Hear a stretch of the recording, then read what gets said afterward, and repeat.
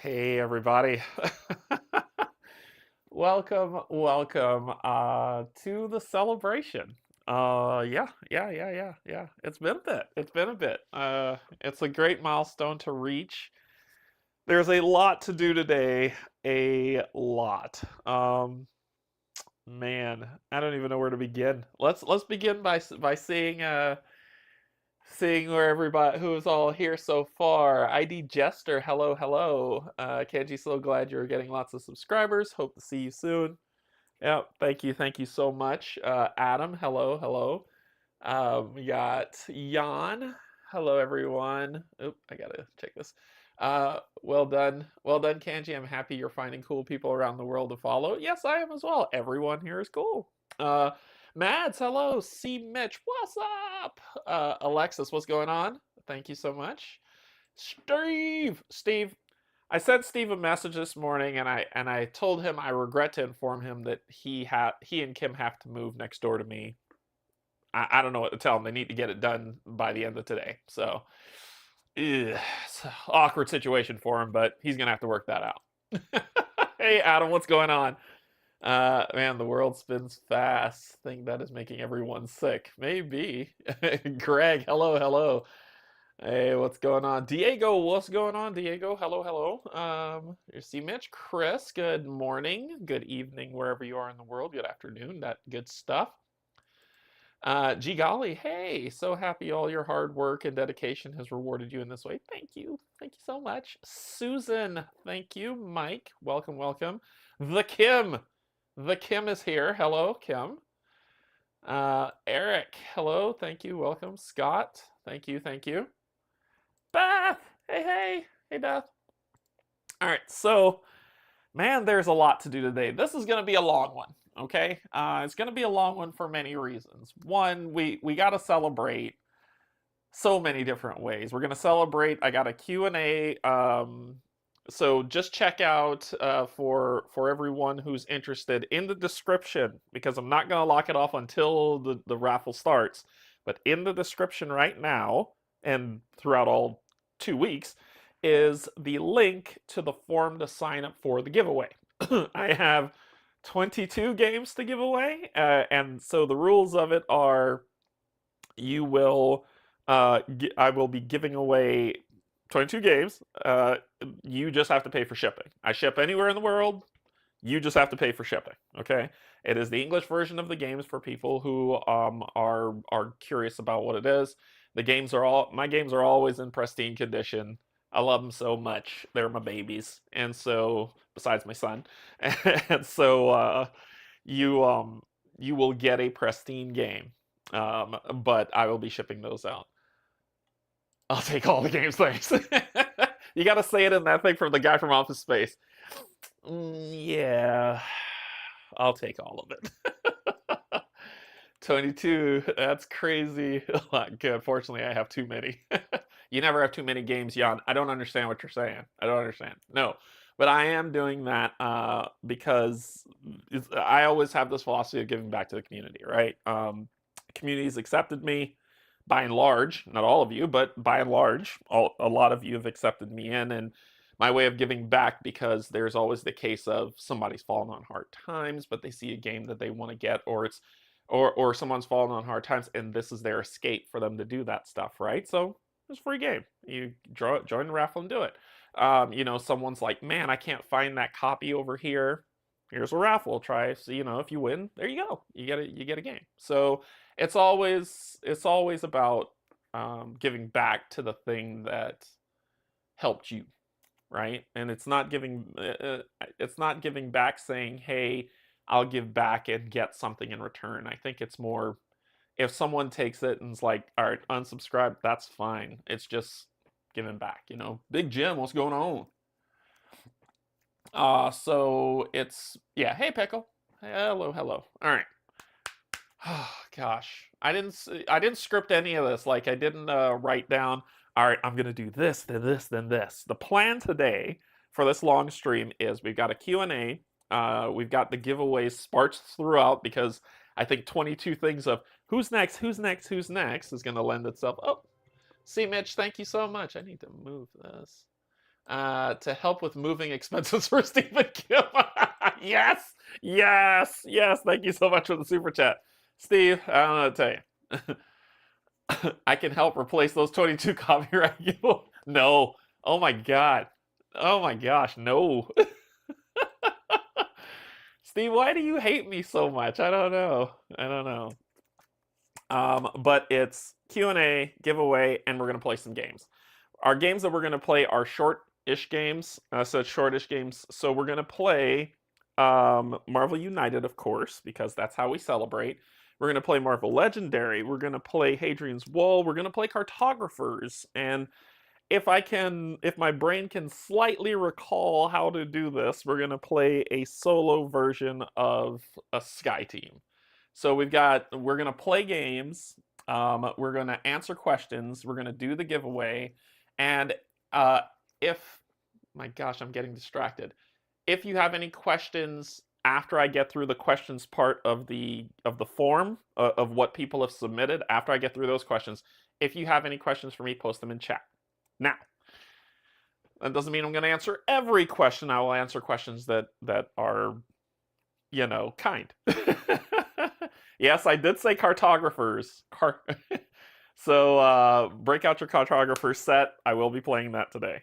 So I have I don't know if you've seen in there's people's mentioning you're seeing a cog by their name.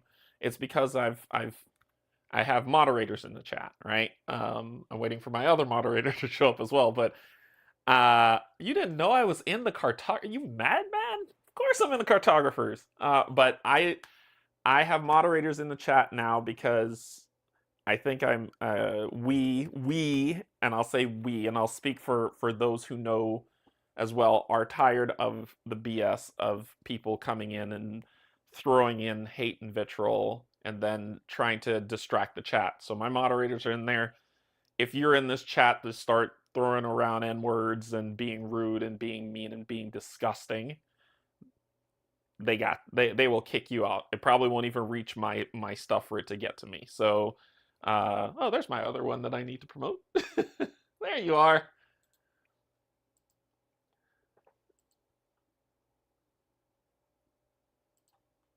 Boom. Hello, Jen. Yeah, so just know that yeah, just know that we don't have space for that. This community that has accepted me for who I am and don't care what I look like, don't care what they just recognize that, hey, we're all struggling, we're all doing the best that we can, we all come here to hang out. I'm not gonna let you sully that, right? We're taking a stand on that nonsense. So we got the moderators in there that's gonna be monitoring and knock that crap out. Okay, so let's get into the reasons why you're here. One, thank you so much for joining. Hey, Cynthia. Thank you so much for joining for this massive celebration of 3,000 subs. I never thought I would get to 3,000 subs, and I think a lot of the channels that are out there now that have more than 3,000, a lot of them have said the same things like, man, I still remember when I was at 1,000 how that felt, and when I got to 3,000 how that felt, and I'm super pumped for you. They've been very supportive, and they haven't forgotten, the ones that I follow, they haven't forgotten about where they came from, where they are, and they're always building up to that. And I want to be that's the type of stuff I like to model as well, where it's I want to model that stuff. I want to make sure I'm modeling that stuff as well, where I'm never like, oh, I'm too good. I'm not. You will never have to worry about that. It is, I'm just a weird, awkward nerd who sometimes is silly and says dumb stuff, who comes and plays board games with you all, and it's great. David, thank you so much. Congrats. I love you. I love you. There's nothing you can do about it. Yeah. Yeah, it's been a fun ride. It's been a fun ride. So you are all curious. There's a couple questions that I want to offer off the bat because I know a lot of you are just kind of coming on now from subscribing or coming in and wondering more about me, right? And haven't watched the the previous sub streams, and it was just fine. You don't have to, but I think it's more one of the questions that I got. Hey Tim, what's going on? One of the questions that I got early on is the name of the channel, Canje Studios. Where does that come from? And what the hell is Canje? And I think briefly someone who's been following me for a while, I can't remember who it was, but they mentioned, hey, it's this, this, this, that. I think it was Matt who said it, but I'm going to talk about it now as well. So Canje Studios is the reason why it's named that instead of Derek's channel is because it's a thing that my brothers and I do, right? My second oldest, I am the last of 7. I'm the youngest of 7 children, and the second oldest sibling of mine does a lot of tech stuff, and he kind of started it. So he does a lot of tech stuff, and he did this thing called Canje Tech, right? And so it was Canje Tech, and he would do tutorials on how to jailbreak this phone, how to do this, like just anything that had to do with cellular technology. He would do a lot of stuff on it, so it would just be Canje Tech. And then I'm not the brat. I'm not the brat. And I always tell people when I say I'm the last child, I always say, you have no idea how hard it is being the last child. Who wants all that attention? Huh? Huh? Who wants all that attention? Nobody wants all that love. They don't want to be smothered by their parents. Hearing 7 really makes my insides hurt. yeah, I'm the last son. Big family, big family. But I always say that in jest, of course. That always makes my my oldest sister look at me like, you know, the side eye with, shut up. But he started doing that, which was Canje Tech. Then I believe my oldest brother started doing some coding and stuff because he's a coder as well, and he used that as well. And so we started kind of doing this Canje thing, and it started permeating throughout the family. And then I just kind of umbrellaed it under Canje Studios. So we're all that's kind of where the name came from. It became the channel name because it was, I think if you look up Canje Tech, you probably might see my brother's videos on YouTube. Maybe. He hasn't done one in years, but I think that he was doing it. He did some YouTube stuff on there. But Canje, where that comes from, let's see. Oops, not sliding. Let me see if I can make this happen. Technology is hard. Where are you? Here, there you are. Okay, so I'll do this, and then I'll do this. Okay, so this is where I'm located over here in North Carolina, somewhere on the sides. Oop. Sorry, somebody did a thingy. Remy, thank you so much for subscribing. So this is the world. This is the world we live in. And these are the hands we're given. But while I live here, I am from here. This is where I was. This is the country of my birth, which is called Guyana. No, it's not Guyana. You have no idea how it drives me crazy when people say that. I had to battle that in school constantly, where the teachers were like, you know, no, you're from that country and we know better than you. No, it's Guyana, right? I'm from here. I was born here in Georgetown. This is the only British colony in South America. The only one, right? So the native language is English. We speak English. There you go. Hey, Barrett, what's going on? Hey, Chris. Hey, Remy. So I'm not going to tell you exactly where I was born, but this is where I'm from. I'm from Georgetown. The national bird of Guyana And we'll go to Guyana, and we'll go to Wikipedia. Wow, really? Go away. So the national bird of Wikipedia, I don't know if they have it in this, of Guyana. Yeah, they don't have it in this article, but I can pull you to it, is the Canje pheasant. In Guyana, we call it the Canje pheasant. It is called by the Ornithological Society as the Hoatzin, right? But we call it the Canje pheasant because that's where we are. And it is the national bird of our country. So Canje, Guyana, me. See the pieces starting to come together? So there you go. Jeffrey, what's going on? Finally get to watch live. Really enjoying watching Legendary. Need to dust mine off. You're in luck. You're going to see a Legendary playthrough today. So this is where, but that's it. That's where the name comes from. My family kind of does a bunch of different Canje-based things and adds Canje at the front, whatever it is at the bottom. Canje Studios is this because this is a studio for recording videos and live streaming videos and videos of sort. So Canje Studios.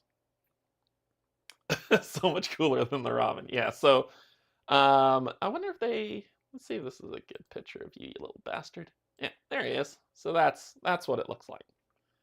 So the logo that you're seeing up here, right? The logo that you see up here is actually that bird. And the colors that you see on the logo is the colors of the flag of Guyana.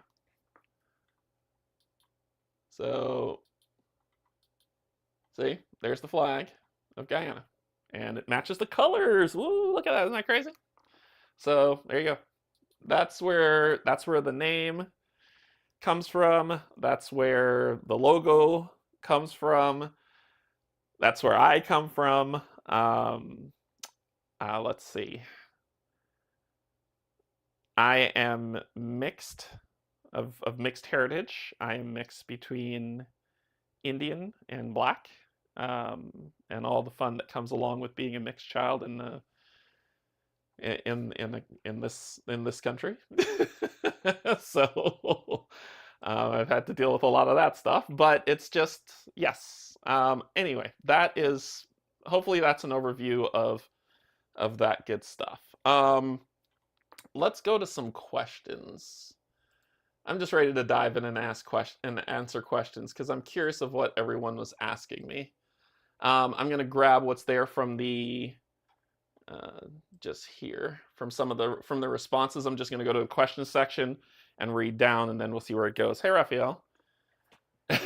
Oh yeah, being mixed was so fun as a child. I get all that sarcasm. Oh yeah, it's fun time. And a lot of people are like, well, I don't understand. What are you talking about?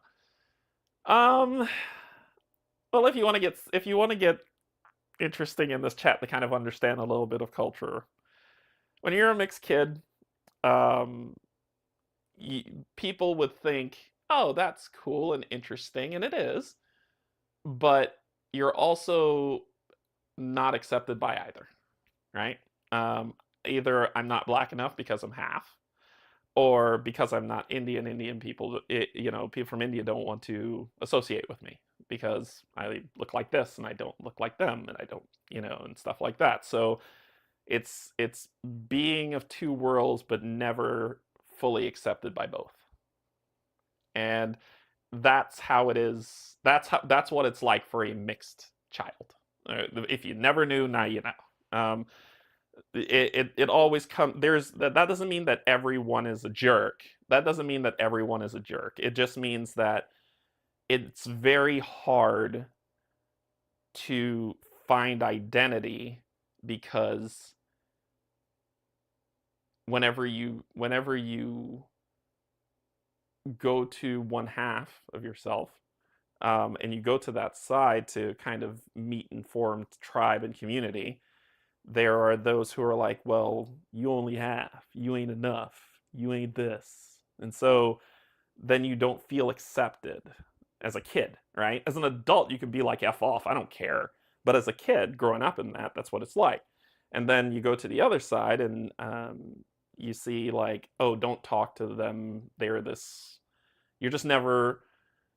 Yeah, formed of both, accepted by none. So you have to kind of carve out who you are, and it can be a mess. It can be a mess if you don't have the proper guidance of it. And I ran into a lot of mess of that before I figured out who I wanted to be.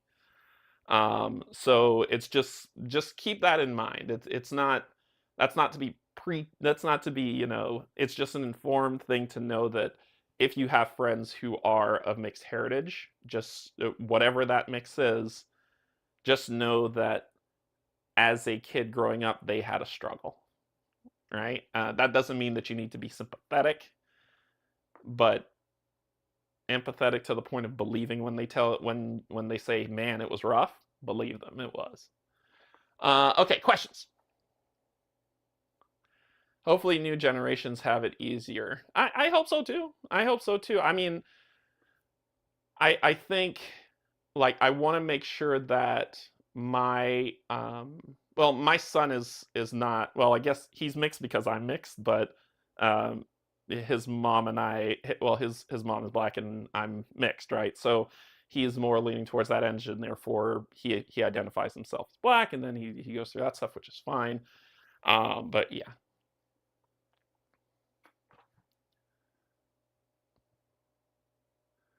Congratulate, yeah. Oh, Dan just came for the cake.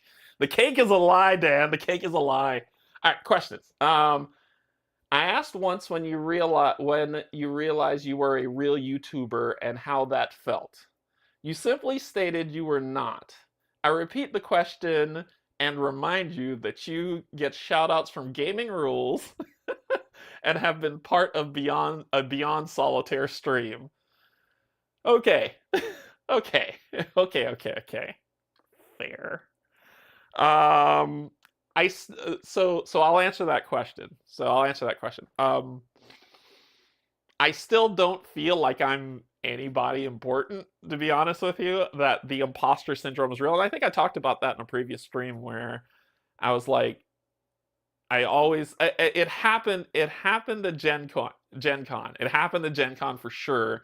And I think Steve, Colin, and Barrett saw it, where the imposter syndrome hit me, and I was just like, Rob from Rob's Gaming Table's here, Colin's here, Barrett's here, Steve's here, and I'm like, what am I doing? What I don't belong.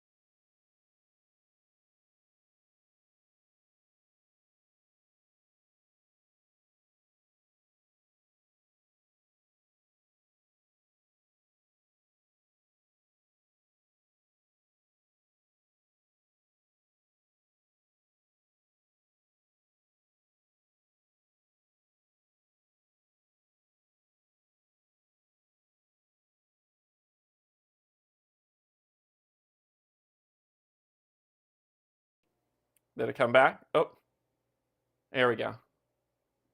What happened there? That was weird. Yeah, I saw the first one, so you went mute, and I was like, ah, no, no, no, no, no, no, no. Okay, yeah, I don't know what, that was weird. Huh. Okay. All right, so oh yes. Let me roll back a little because it looks like it happened. It looks like it happened about a minute ago. Yeah, it looks. Insert battery sponsorship. It looked like it happened a minute ago, so you got most of it. So I'll say at Gen Con we were sitting around the table and they were um Barrett, Colin, and Steve all looked at me and they said, you've done your dues, you've worked this, you've done the hard work, we see you doing stuff. You don't think that you are not a part of this this community. You are. You're a content creator, dude. Accept it. You've done. You've been there. And so um I think that that started settling in for me that yeah, I can start believing that I belong here. I can start believing, and that's kind of what I've been doing. I've been slowly telling myself, all right, I'm a content creator. I'm a content creator. And yes, 3,000 subs is a ton, and it's more than I ever thought that I'd get. So the question is, when you realize you were a real YouTuber, when Colin, Steve, and Barrett looked me dead in my face and told me you paid your dues, you're a content creator. That's when I real that's when it started sinking in. So just so hopefully that answers your question. Yeah, I got to meet Paul, who is amazing. I met him in person when I went to the UK for UK Game Expo. I only got to meet him briefly, but he and I talk a lot because he reached out. He was like, "Hey, I love your content." I was like, "Oh, do you know who you are? You're Paul." You know that thing on Emperor's New Groove? I don't know if y'all remember that scene where it's like the advisor is shaking hands with the king and he's like like looking at the camera like, you know who this is? That's what that experience is like. Hey Dan, a penny for every sub. Keep grinding my whoa, 30. Thank you so much for the super chat. Thank you, thank you. You're my aw, thank you, C Mitch. Aw. Thanks, I appreciate it. So, but that's when I realized I was a YouTuber. I also recognized that, you know, that comes with a responsibility of not, you know, I'm not, or should I say, I try not to be a dick, but you know, it's also the responsibility of cultivating the community, loving the community as they love me, and just making sure everything I'm getting, I'm putting back out into the universe and the community and all that stuff to make sure they're loved. So hopefully that answers your question. Gen Con. So next question. So when did you realize your channel was for real and your content was amongst the best on YouTube? Man, I don't know about the best. I don't know about the best. I see channel we'll also do a thing of the channels that I watch so you can know the channels that I pay attention to. But the channels that I watch, whoa, they are beyond me of stuff. So way beyond me. So I wouldn't say I'm the best of YouTube, but Gen Con was when I realized I was a YouTuber. Congrats on 3,000. What has been a highlight for you since you started? What has been a highlight for me since I started? A highlight? I would have to say, I don't think I have one specific moment. Well, I have funny moments, lots of funny moments, but not one specific moment that calls out as like, oh, the highlight of my entire years on YouTube. I think the stuff that I treasure is whenever I start up a stream. So I don't have like someone who can consistently come sit and play board games with me on the channel that's with me on cross from me, which is what I'm pointing. That's where Pac-Man sits right there. He sits right there.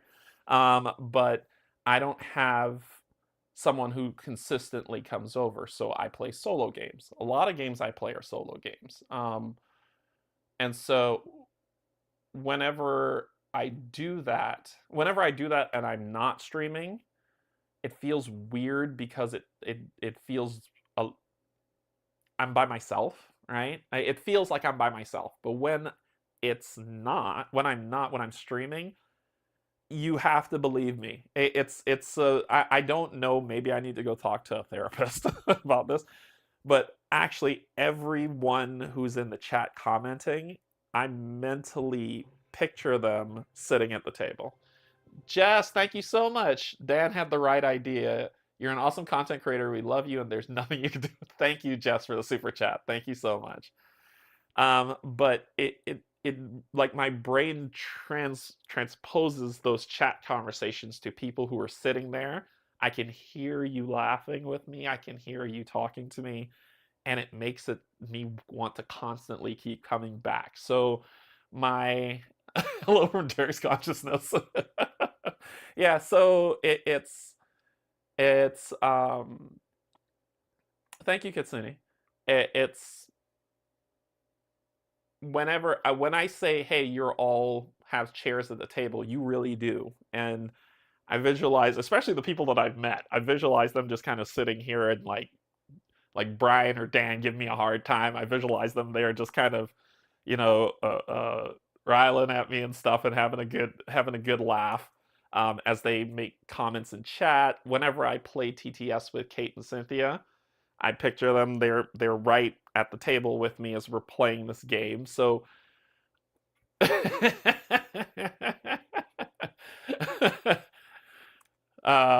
So there's the two. There's Waldorf and Statler right there. Dan and Brian, and one more. There's one more that once he pops in from time to time, he gives me a hard time as well. But it's all in love.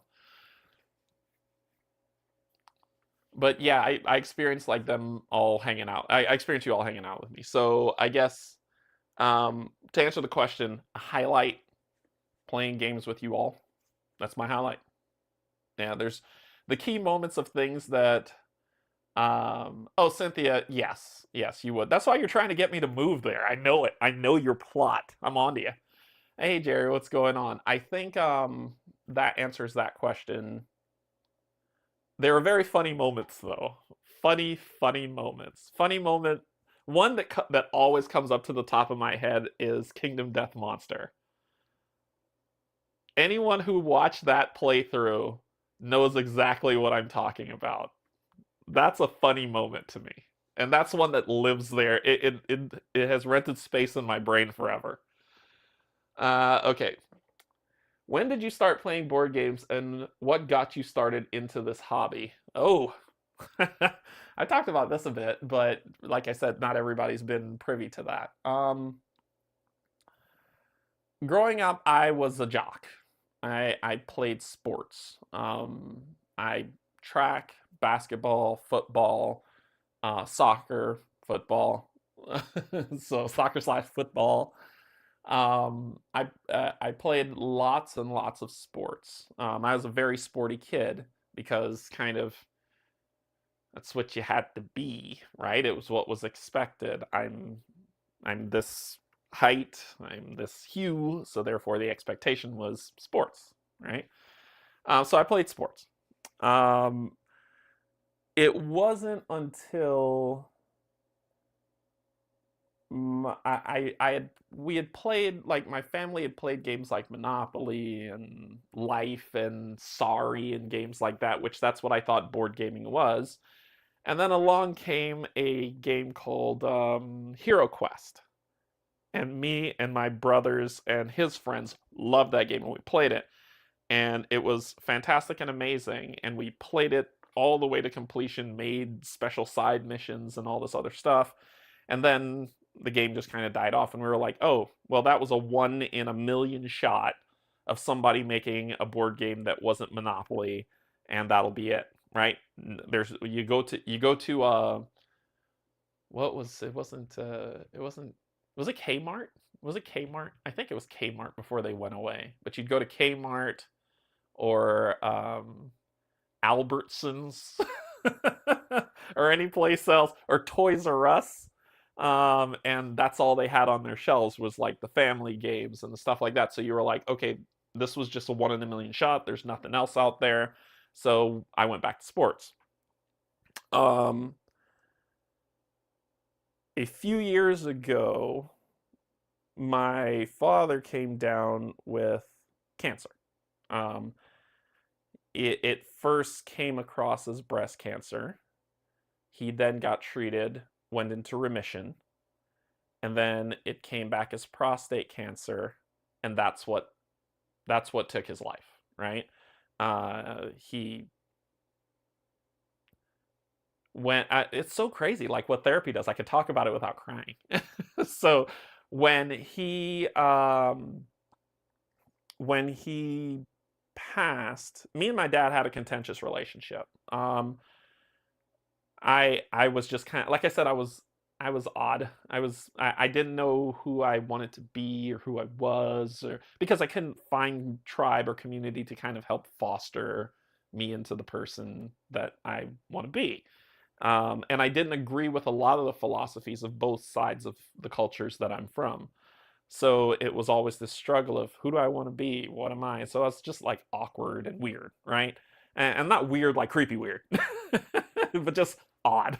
Um, and so, and it led to a lot of depression as a kid. It really did. It led to a lot of depression. It led to um, a lot of troubles as a kid. It led to a lot of trauma as a kid. But I think throughout all that time, he was there because he and I didn't get along when we lived in the same house, right? Because he couldn't figure me out. I thought he was an overbearing jerk, and so and so we always butted heads. We always had an issue, right? We always argued. We always got angry with each other. And as soon as I turned 18, I moved out. And as soon as I moved out, this dude became like my best friend, man. He was like, I was like, I get it. I see what you're trying. I was just a stupid kid. I get it. I get it. And so he and I grew very close. And then follow years down the line, um, he caught it and it went in remission, and then he caught it again, and it took his life. And so he it I didn't realize until he passed that he was my hero. Like I didn't even know it. To me, it was just anyone would ask me who's your hero. I'd be like, I don't have one. Heroes are dumb because I don't like putting my faith in someone who's going to eventually let me down. Like that was my mentality, and he was and when he passed, like as at the funeral, boom, it hit me. I was like, this guy was my hero. And because that realization hit, the depression got worse. I didn't care. I didn't care about. I grew distant from my son. I was still a father. It wasn't like I abandoned him. He still stays with me when the split time between me and his mom. But me and him going out to like go on a walk, me and him going out to play sports, me and him bonding over a board game, me and him talking, all that just right, and it just became I'm operating on autopilot for to make sure that he's okay, he's fed, he's clothed, he's nourished, he's going to school, he's getting good grades, he's not getting in any trouble. But building bonding, that part of it just kind of slowed down to a trickle because I couldn't get out of things. I couldn't get out of this depressive state that I'm in. And if you ever watch that show, what's it called? What's it called? It's the show about it's not the movie, but it's a Netflix show about emotions. I can't remember what it's called. They have like the anxiety mosquito, and they have the it's like the anxiety mosquito. It's there's anyway, so many different emotions that they have. One of the emotions they had was a cat that was depression. And all it does is it sits on you. It's a big, huge cat, and it just sits on you. And when I saw that, I was like, that's how it felt. It just felt oppressed and pushed down.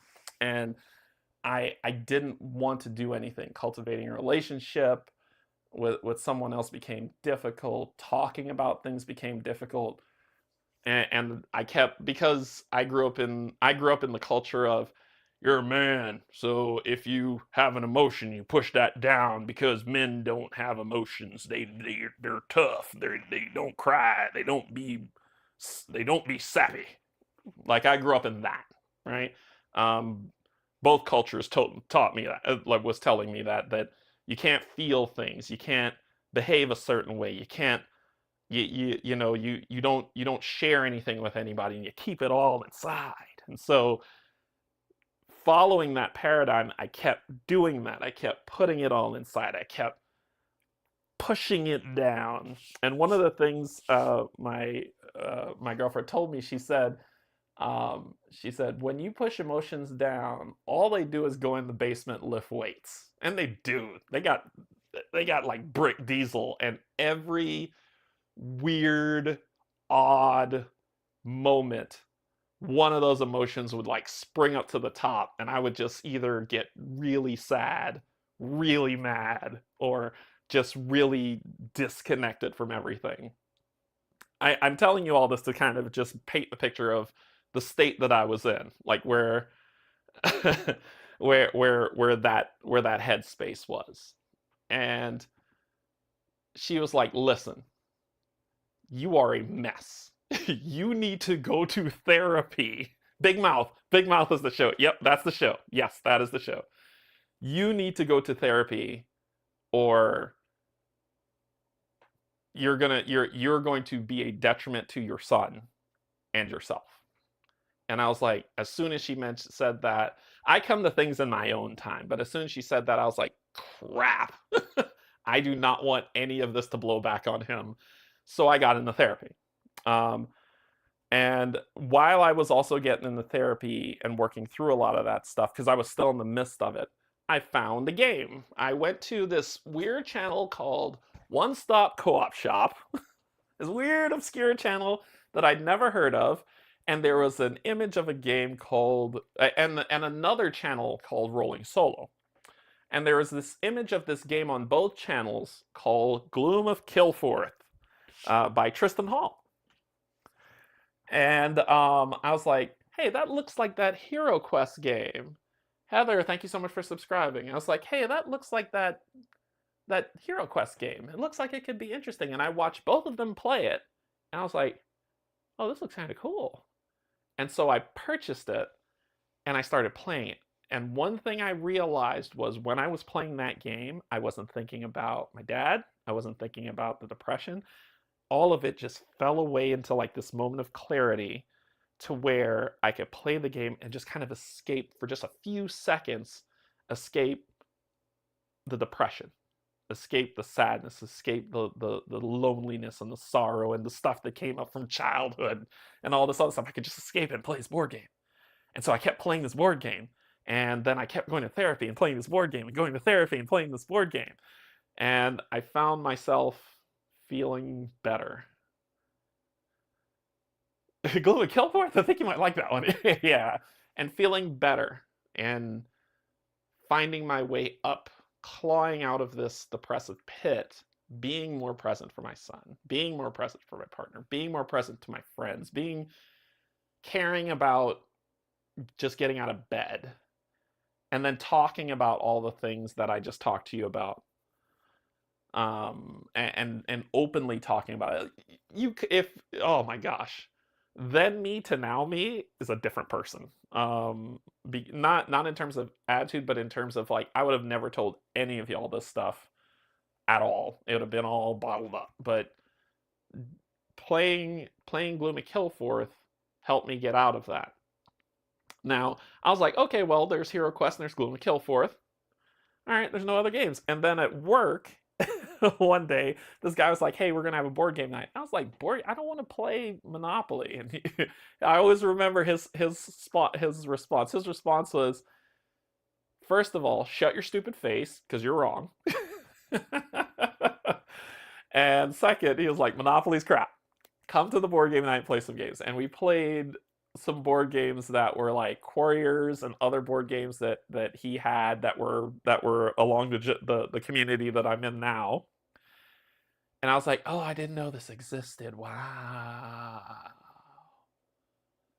So then I found Kickstarter, and the rest is history. And the rest is history. Yeah. So let me see. Anyway, I'm sorry I'm taking too long with these questions. I just want to make sure I answer them. Let's see. But that's what got me started in the hobby was depression, Gloom of Kilforth, and therapy. My friend Chris E, you know who you are. Thank you for getting me into the hobby. And Kickstarter. That's what got me.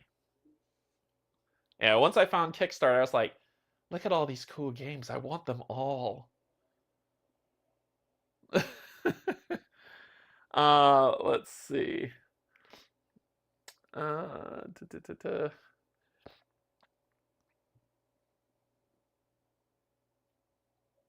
Yeah. I feel that too, Jan. I feel that too.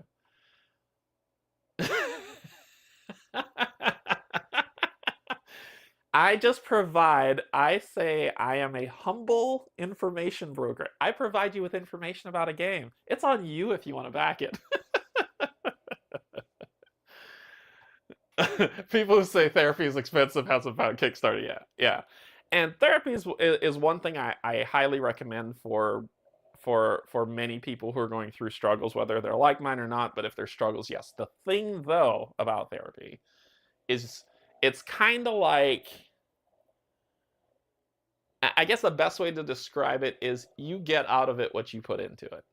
If you say, I'm going to go to therapy so this person can fix my problems, you're already off to a bad start. I think you have to go into it with the mindset of, I'm having a hard time, I'm doing the best I can, and I need help. Like you go in with that, it'll be wonders.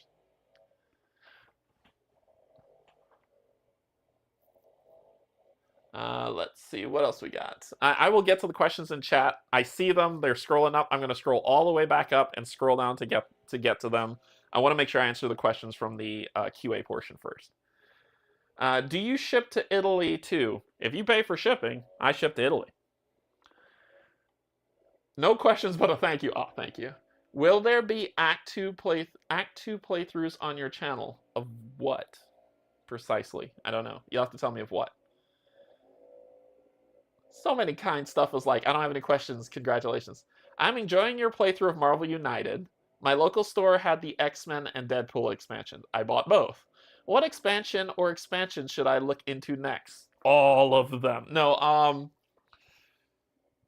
thank you so much for enjoying the Marvel United. The crossover campaign I did with Co-op Guild is that's just one of those other moments in my mind, right? We did a whole year playthrough of playing that game every week. But we plan to do it again once Steve and my season 3 deliver. We are on the East Coast, so we're not going to get our season 3 stuff sent until probably November, maybe mid to late November. And when Dom finishes his campaign, his re-up of the campaign of season 3 add-ons, we're gonna start that whole thing anew. Oh, the Act 2 question. Okay, look at that. The Act 2 question is Elder Scrolls for Act 2 when Elder Scrolls delivers. I only wanted to showcase the provinces for Elder Scrolls so people can see mechanics as best as I could play them, right? Mechanics, provinces, and some class variants so they can make an informed decision on what they want to purchase. But yeah, I would probably say for Marvel United, to answer this question, if you're just going with I want to feel and just get the things I want, find the Sinister Six expansion, find the Maximum Carnage expansion for season 3. So Sinister Six is season 1, Maximum Carnage is season 3. Put them together and have a blast. That's the thing I would recommend next. So that would be the next thing I say you look into. Find those two. You should be able to find those two retail. They should be easily found retail. If your favorite local game store in your area carries them. If not, look online, see if you can find them. And if you can't find them and you're willing to pay for shipping and the cost of the game, I could buy it here and ship it to you. But not everybody. Don't inundate me with that because I'll get overwhelmed and then crawl into a hole and start shaking. If you could play a board game for the first time again, what would it be and why? Gloom and Killforth. Gloom and Killforth because it's my favorite game. It helped get me out of my depressive funk, and it is my #1 game of all time. It will never change from being that because it helped at a pivotal moment in my life. Are there other games with mechanics that are better? Yes. Are there other games that play better than Gloom and Kill Forth? Yes. Are there other games that would everyone say Gloom and Kill Forth is the greatest game ever? No. It's not going to appeal to so many people, but it was pivotal in my life, so therefore it's number one. And never changing. Let's see. I will answer all those. I'll answer all those. Let me go through these. Let's see. No question. However, thank you for making this very open and caring place possible. It's desperately all. Thank you. You all make it possible. How am I doing? Ooh, loaded question. Okay. All right. Huh. I'm not going to answer that one just yet. I'm not going to answer that one just yet because I don't have enough information. I have some health issue stuff going on. I don't have enough information yet. When I do, I will let people know. Then I'll let you all know. Let's see. What board game moment sticks with you? Marvel United crossover campaign with Co-op Guild. Playing Hadrian's Wall with Danny Cha from Danny Cha's board game channel. Playing Potion Explosion with Jen from Gen Cam plays board games, and she destroying me every time we play. Playing Kingdom Death Monster with Steve, not Steve, the other Steve. Excusitis and Barrett, and playing games with Pac-Man. All that stuff is how it goes. Hey Allie, how's it going? All that stuff goes there. Let's see. So multiple board game moments. I can't pick one. The intimacy checks on Kingdom Death Monster. That was it. That was the piece. What's a mechanic you dislike? Stealth. Or would change about your favorite game or a game you love? It's always healthy to criticize games we enjoy. I dislike stealth mechanic. If I have to roll for stealth, I'm gonna fail at it, and then I'm gonna get pissed, and then I don't care. So that's how that goes. So stealth mechanic in any game. Let's see what else we got. No questions, just happy you're part of the community. Thank you, that's great. Which games spark your love for the hobby? Gloom and Kill Forth. What are your thoughts on board games that require apps to play?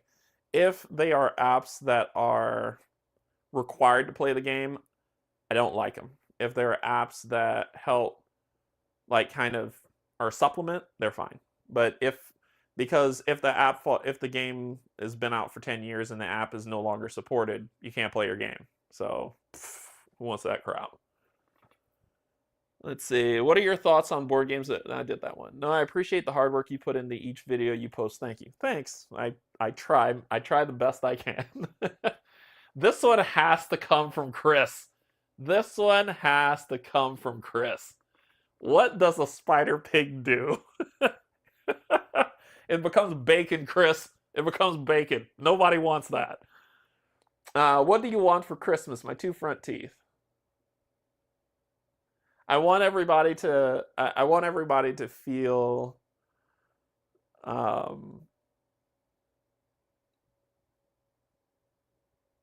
want everybody to have peace in their life, man. I think that's the big thing that I look for. I want people to just have peace in their life. There's so much crap going on. Lots of crap going on in the world, not just in the US, but around the world, and everybody just needs some peace. Like, just to have that moment where they could just take that armor off and just be in a space where someone could say, man, I'm having a crap day. Things are hard. Things are rough. And I just want to be able to talk about it. I just want to be able to look at you and say, listen, I'm going through some hard stuff right now. I'm doing the best I can. and the best I can is what looks like this, and I need that to be okay until and people can empathize, not sympathize. Sympathy's crap.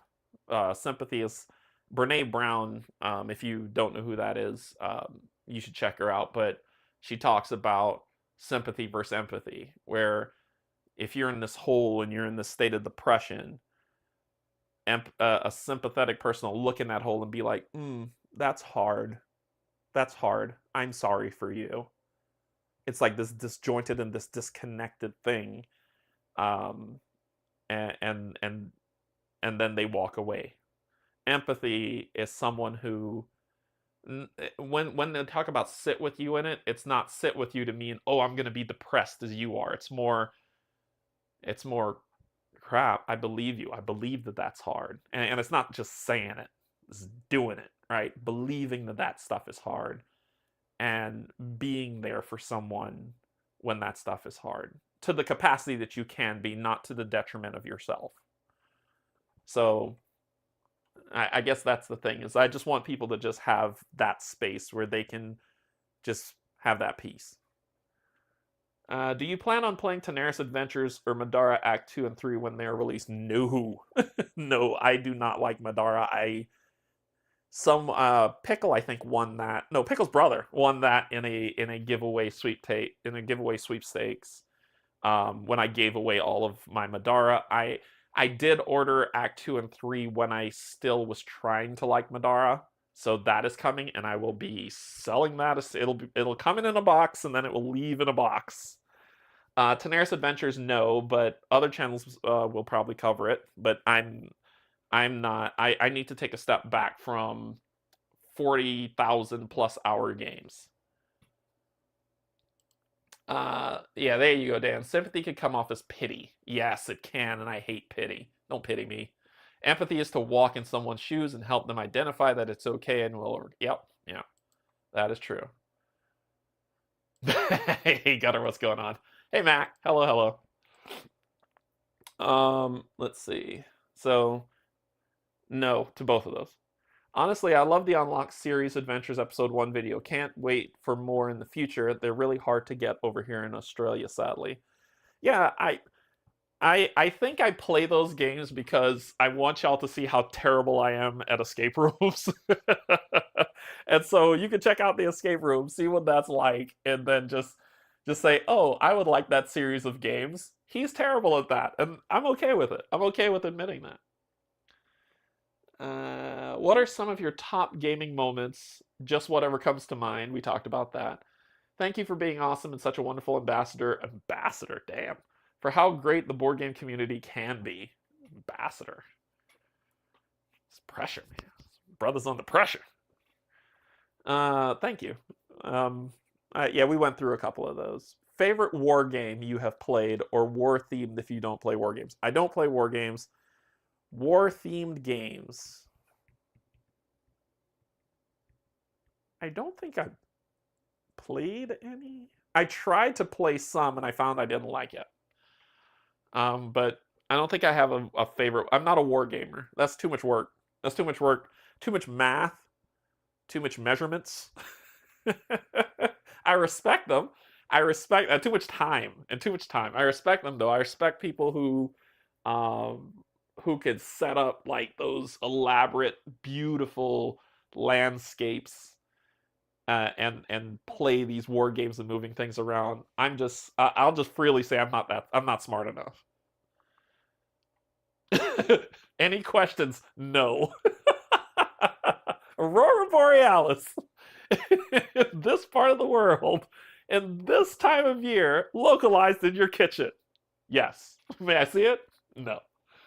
What was it like streaming live when you had no live audience yet? Did you just pretend people were watching live? Ooh, that's a good question.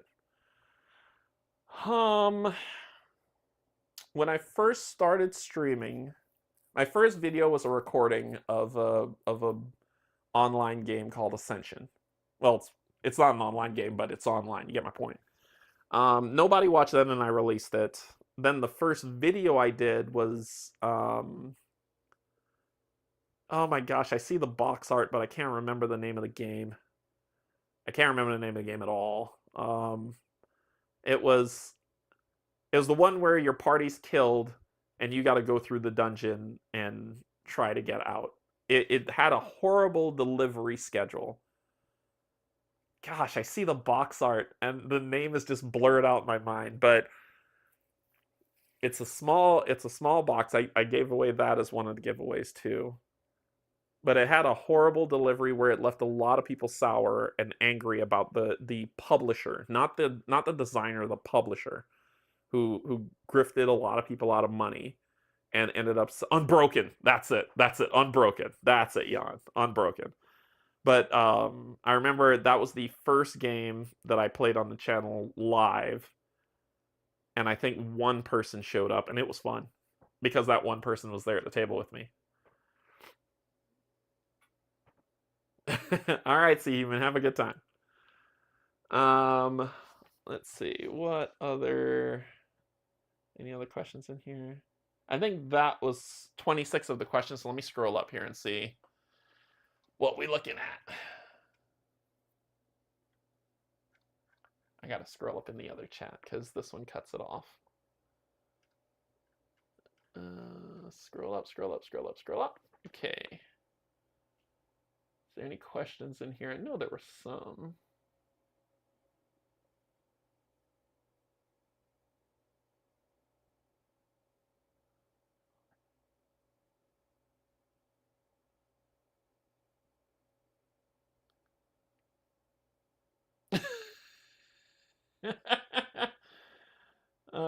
Let's see. So y'all are silly.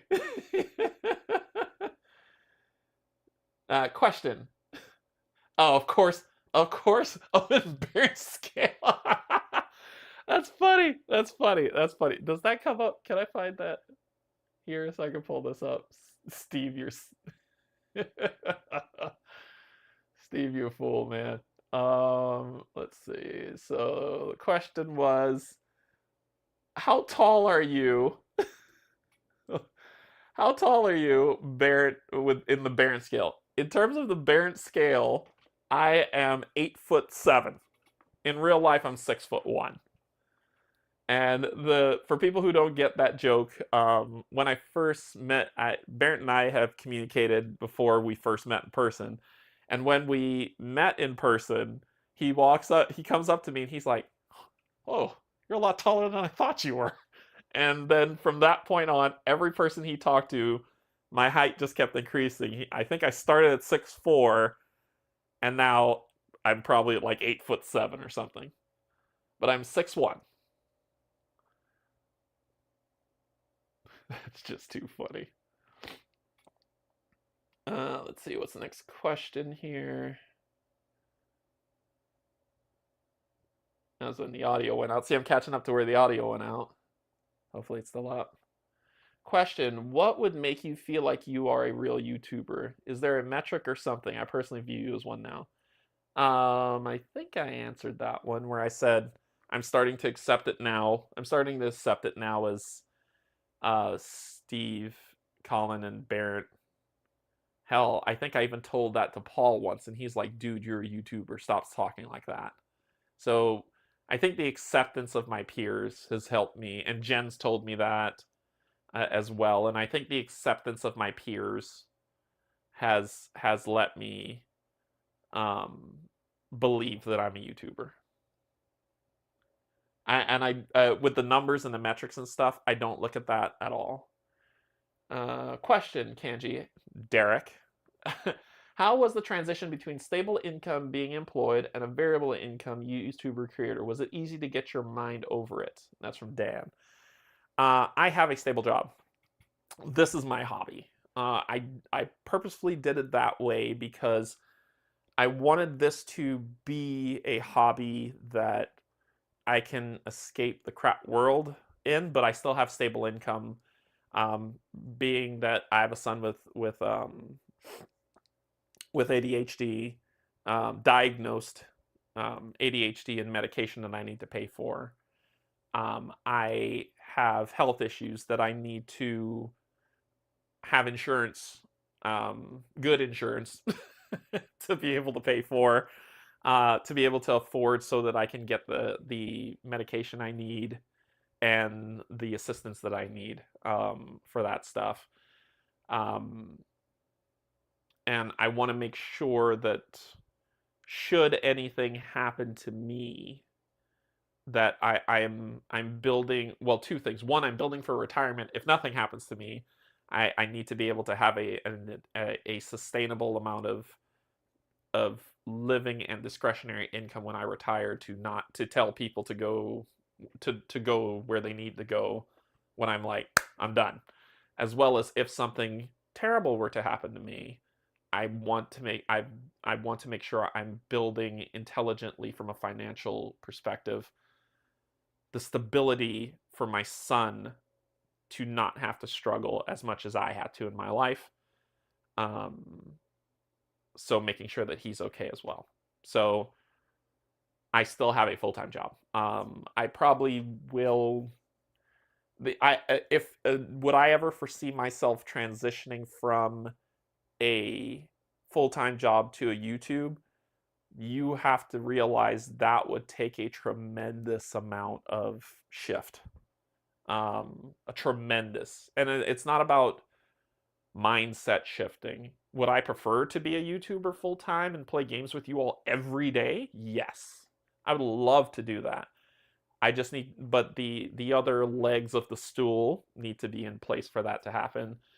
It's moving along at the expectation that I want. Well, it was moving along at the expectation I wanted it to move, but with a setback, now I'm rebuilding to build that up to that level, to where I can retire before the U.S. retirement age, well before it, and live comfortably. So I have not transitioned onto from an outside career of content creation to a career of content creation. I don't think that I could sustain that presently, one-to-one, honestly. So not right. I'm not doing that right now. Let's see.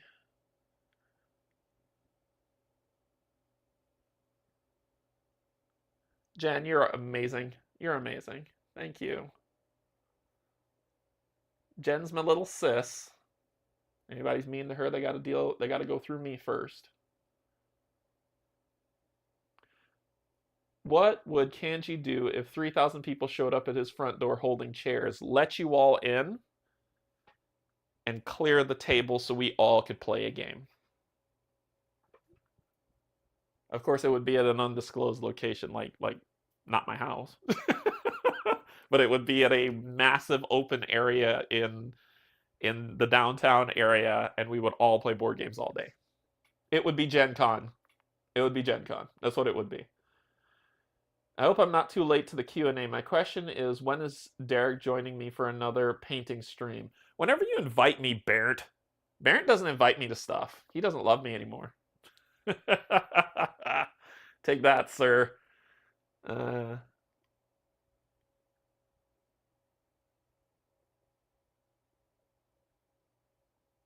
Yeah, oh, there you go, Dan. Yeah, get him, Dan. Get him.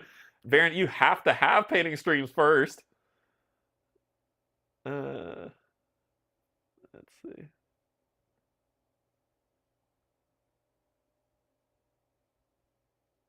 I just got to the kill fourth comment.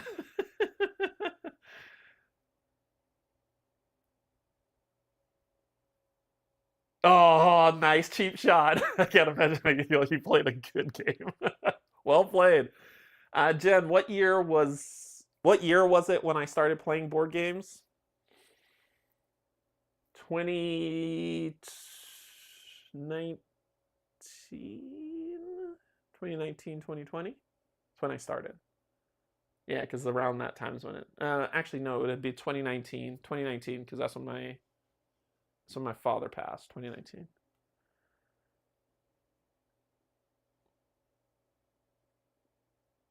Just see if there's any other questions I'm missing. We're gonna do the raffle. I know y'all are waiting for that. A lot of you are here waiting for that. So, what program do you use to pop up the chats on your screen?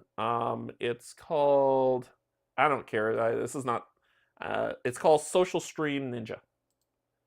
Social Stream Ninja. I don't care who knows that. Like, to me, this content creator stuff, I did a lot of research on my own because a lot of established, and I won't say on my own, Steve, I'm gonna give you credit where credit's due, but a lot of content creators, when I joined the space, it was interesting, and we had a conversation about this.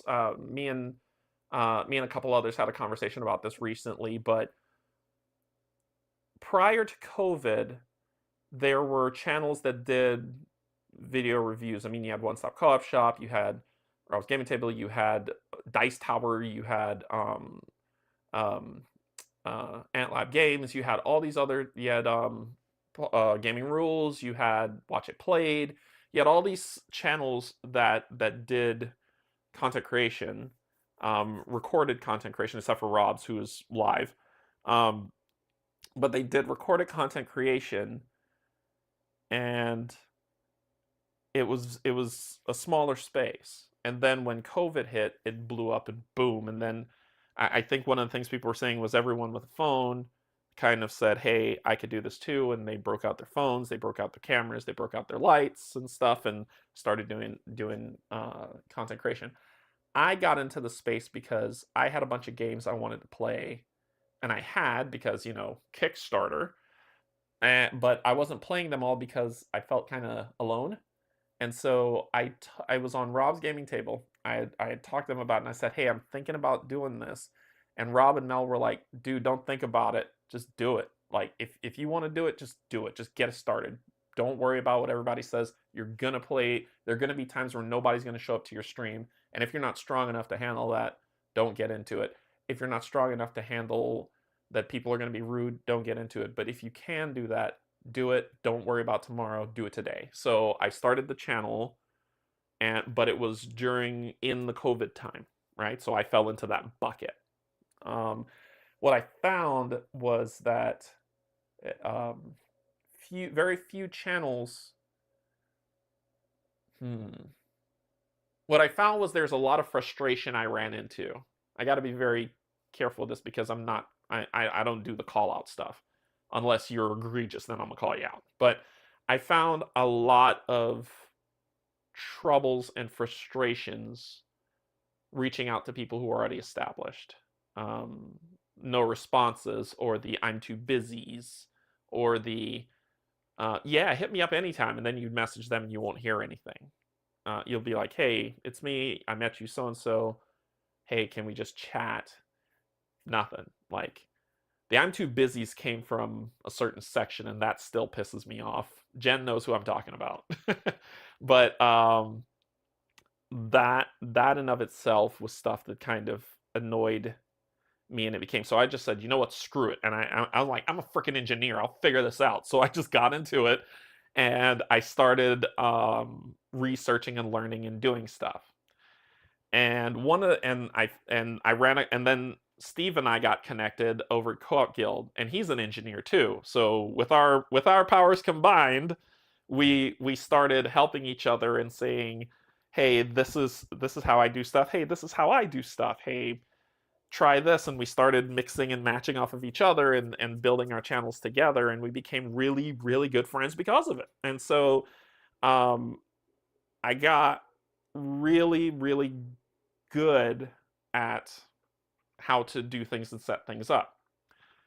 In my, I'm gonna put a period there, switch to something, and then I'm gonna come back. In my experience, I'm a coder, right? I'm a coder. I'm a full stack developer. I go full stack, SQL servers all the way to the presentation layer, full stack developer. When I got into my career, the mentality was sink or swim. Here's a bunch of code. If you can't figure it out, you're fired. That was the mentality of coding I got into. So either I got good or I got another job. right? Or I didn't have food to eat. So I figured it out. And I became good at figuring it out and doing that. But what it also taught me was that mentality is stupid. It's dumb. And I will say, if you disagree with me, that's perfectly fine too. But I think it's dumb. I think it's dumb to say, I had to struggle all my life. All my life I had to fight. I had to struggle all my life. So you have to struggle all your life. That's dumb. So my thing is, if someone says they want to get into content creation and they're like, hey, what's your camera? This is the camera I use. Hey, what's your lights? These are the lights I use. Hey, what program do you use for this? These are the programs I use. And so I will provide you the information. I'm not going to sit there and code it for you. That's where you making your channel unique is on you, right? But I'm not going to do that for you. What I will do is I will help you by telling you these are the equipment things that I use. These are the equipment things that I've found. Here are the troubles I ran into. Here is the issues that I've come across that could be helpful. Here is the places and the links that I went to do my research to build things out. I will provide you an abundance of information, and then it's on you to figure out what you want to do with it. So I don't believe in sink or swim mentality. I think it's dumb. I believe in build up mentality. That's pretty much what I got to say about that. So when someone asks me, hey, what's that camera you use? Hey, what's that program you use? Here's the program I use. If you want more information, let me know. Message me. I'm in Discord.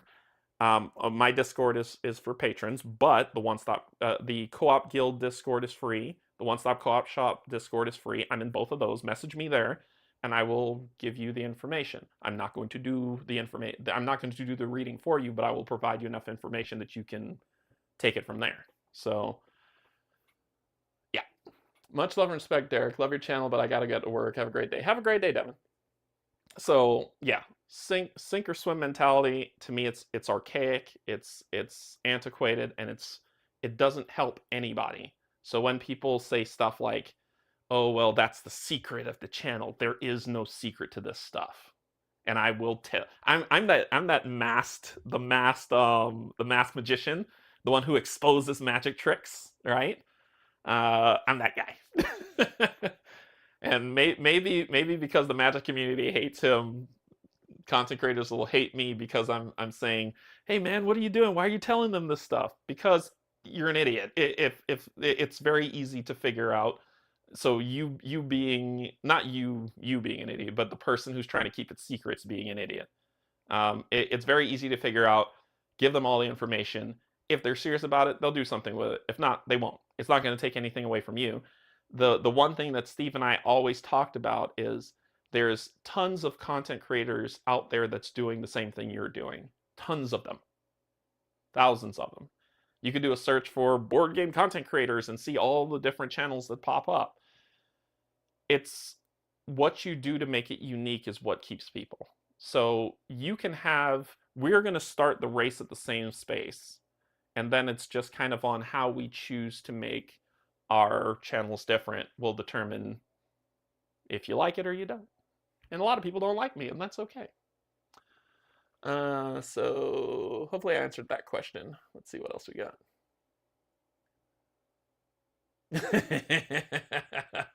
That's funny. Let's see. How does your family night gaming differ from this channel's gaming? Well, we're not at this table, we're at the dining room table. I lose a lot. No, that doesn't differ from here. I lose a lot here too.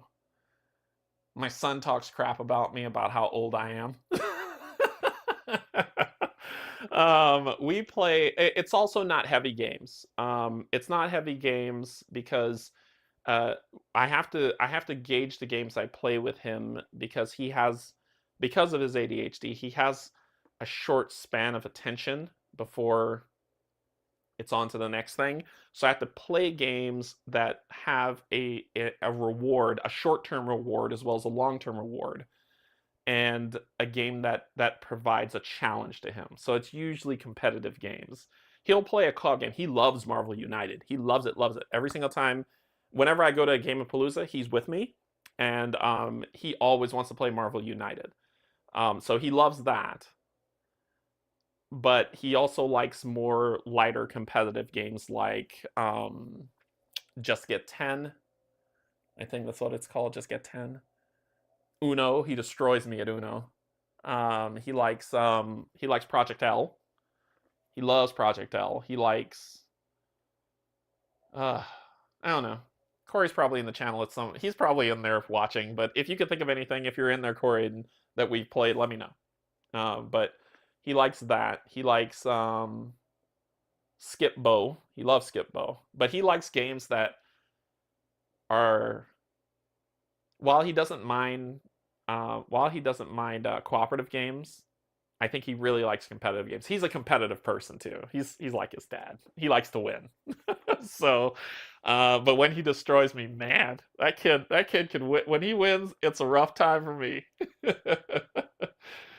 Let's see. Yeah, that's how that goes. I've never played. We only have those games.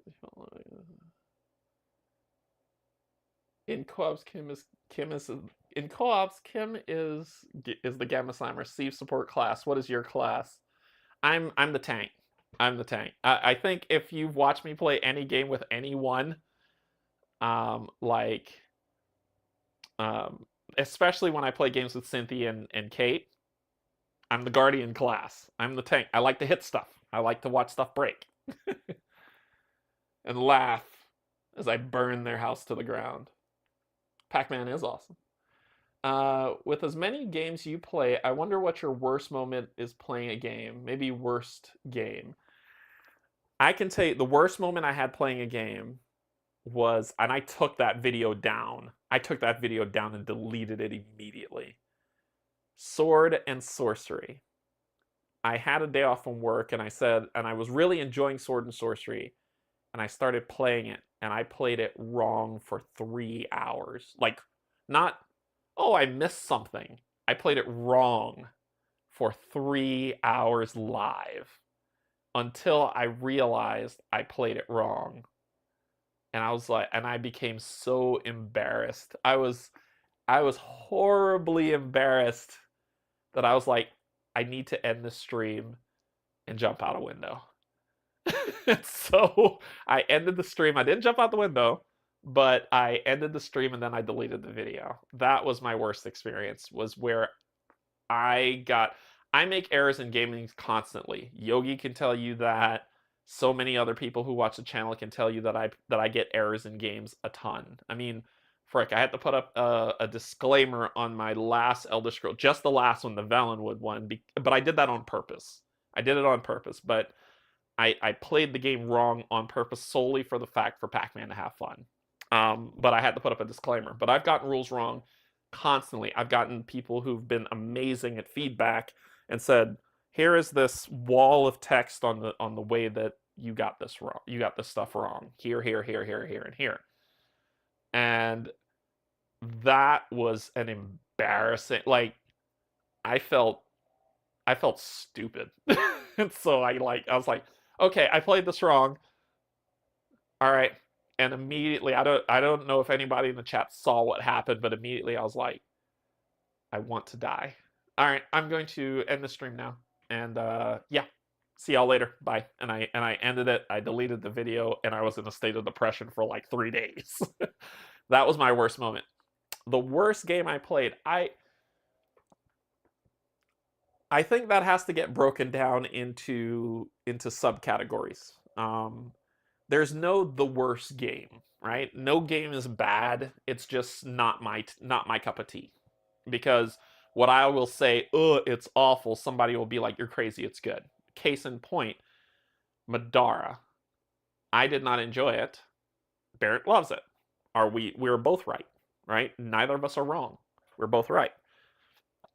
I think it's what's your cup of tea. So the games that I was super hyped about, pumped, like, this is going to be it. This is going to be the game. This is going to be the thing that does it. This is what's going to sink in and be the greatest game and is going to take hours of my life.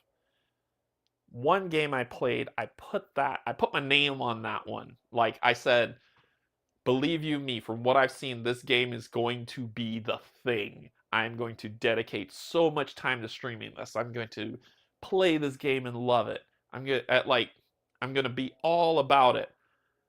And I played it, and it was fun because that hype was still in my head. And I played it again, and it was less fun. And I played it again, and it was less fun. And when I got to far enough away to be able to make an intelligently informed decision, I was like, this game is not for me.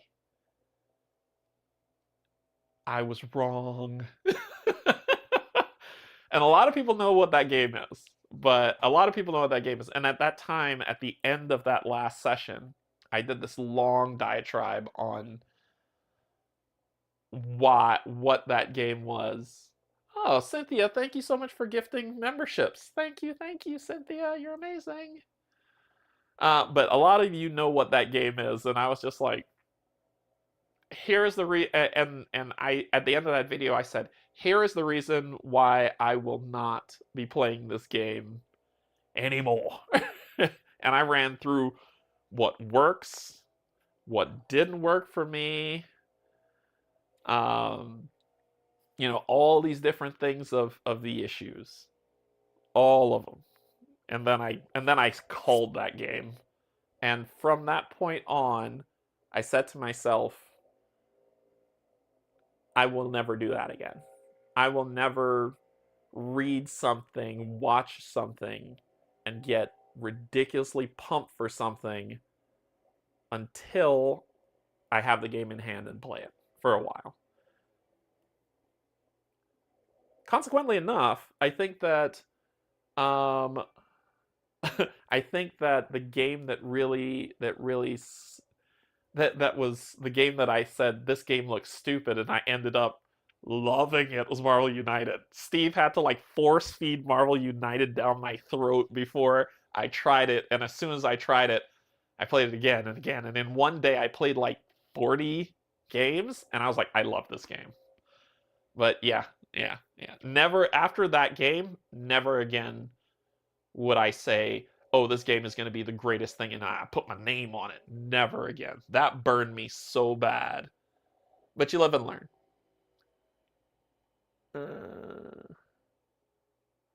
To be fair, you were out to kill when you played Earth on my stream.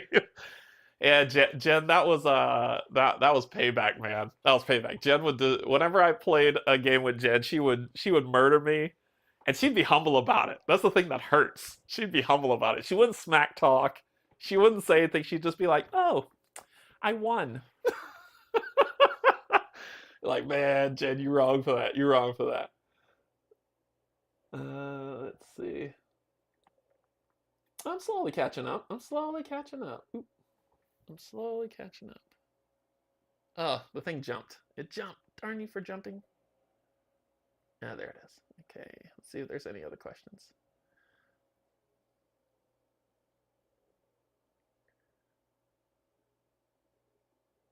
And I was Devin heading out. I'm getting closer to the bottom here.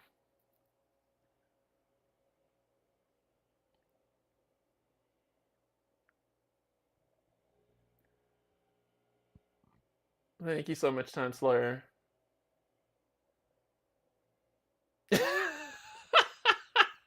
Jeffrey. Ah, Jeffrey. Now, if only you could code a way to get better dice rolls. The universe wouldn't allow that code. The unit tests would fail. Let's see. Well, I was just told it is farmers market time. I'll review the stream later. Have a great day. All right, Mark. Take care. Did you get Roth to play with your son? No. The only game that is in my, well, two games. The only two games that are in my house from Chit Theory Games are right now Elder Scrolls and 20 Strong. And I haven't played 20 Strong yet, but I have played Elder Scrolls. Thank you, Brian. Thank you. Right there with you, Derek Guardian Power. I don't think I've ever played a game without getting rules wrong. Yeah, I get them wrong all the time. If you're not getting rules wrong, then you're not playing games. Question. What are games that surprise you positively? You didn't think you would enjoy them, but indeed you love them. Marvel United. Perfect one. I think that's the only game that took me by surprise. Marvel United. Another game I didn't think I would love, Aeon's End. I didn't think I'd love it. Pac-Man introduced me to Aeon's End. He has everything, and now I do because thank you, Steve. But I saw all the cards, and I was like, nah, nah. But when I played it, I loved it. Terraforming Mars is another one that surprised me. So that's all good surprises. Just double down. You aren't getting rules wrong. You're house ruling. Brian, knock it. Keeping it sexy. Knock it off. You've. All right. I'm slowly catching up. You've hatched my egg, but you have to get excited. There'll be feelings, but you have to get excited. There'll be feelings for games. Oh yes, I'll be excited about a game, but I'm just not gonna be like, this is the game. I learned my lesson. Hadrian's Wall. Yep, Hadrian's Wall. We're gonna play that too. No. I always say GG, which you like to play. What would you like to play next? Right, but your GG's like, good game. I won. And I respect you for it. I respect you for it. I love it. It makes me want to defeat you that much stronger. There are lots of Dyson 20 strong, risky choice. I have 20 strong. I don't know how to play it. Heck, if after we play the other games, if the chat's still booming and you all say you want to teach me 20 strong, I got it over there. I'll pull out and we'll play some games. I know you answered if you played a word game, but you answered it if it was a miniature game. How about, oh, you mean a war game? How about a GMT style game, coin, hex, encounter board game? Ooh, that's a lot of words I don't know. If you're talking about a game like Undaunted, I haven't played that. I have Undaunted Callisto coming, so I'll be able to try that out. Name some games, Mike. Name some games along the genre that you're talking about, and I'll let you know. I'll let you know along the genre. I want to answer your question. Just name some games. How did you come to your catchphrase? Um, George Wallace. George Wallace. I'm a huge fan of the TV show Scrubs. I think it's one of the greatest TV shows ever created. Scrubs was a silly comedy, but it had very serious moments that felt for me in times, and I loved every character was unique and every character was fantastic. One of the episodes on there, and it happened in like a split second. It happened very quickly. One of the episodes on there was being kind to each other. And George Wallace was the pastor of a church. For people who don't know who George Wallace is, he's a comedian. He's a comedian, but he was the pastor of a church, and he was saying, "Hey, go out, be kind to everybody. Just turn to your neighbor and shake hands." And then at the end of the session, he said, "Everybody have a blessed Sunday. I love you, and there's absolutely nothing you can do about it. Have a good day." And that's all he said, and that was it. And that statement kind of lodged itself into my brain, and it's always been there, even when I was saying insert comment or slogan here because I didn't have one. It was always in my head. But I think when I was when my son and I went on a trip for Christmas, a father-son trip for Christmas, it came up again, and then I was like, that yep, that's the thing. That's the thing for me to say, and that's where the catchphrase came from.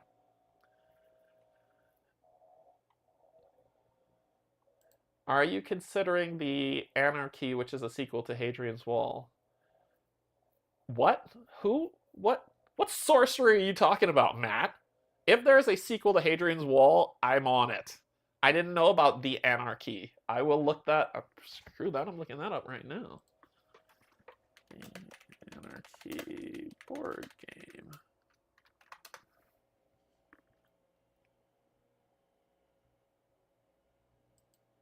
Oh, bless my biscuits. Look at that. It's coming out next year. Yeah. Yeah, yep. I'm picking that up. It's by Bobby Hill. Damn it, Bobby. My local store only had X-Men and Deadpool for United. Do you have a recommendation for what expansion to look for? Buy. If your local board game store only has get the X-Men core. It's better than the Season 1 core. Deadpool's okay. Deadpool's chaotic, and a lot of people don't like the Deadpool expansion because it's chaotic. Me personally, I think it's too chaotic for what it is, but it's Deadpool. So I would probably say if you can get the X-Men one, that should be good. But if you can find Sinister Six, snag that. If you can't, there's, and you only have Season 1 and Season 2 to pick from. Gosh, there's so many. There's so many. I've mixed them all so much now. I don't know what's what.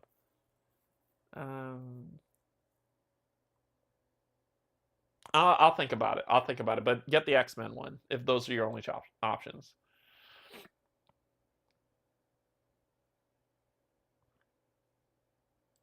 That's a lot of words I don't know. Oh, Scrubs was by far like it was just great. It says Scrubs is the most medically correct hospital show on TV because all of the effort is put into the drama. Yeah.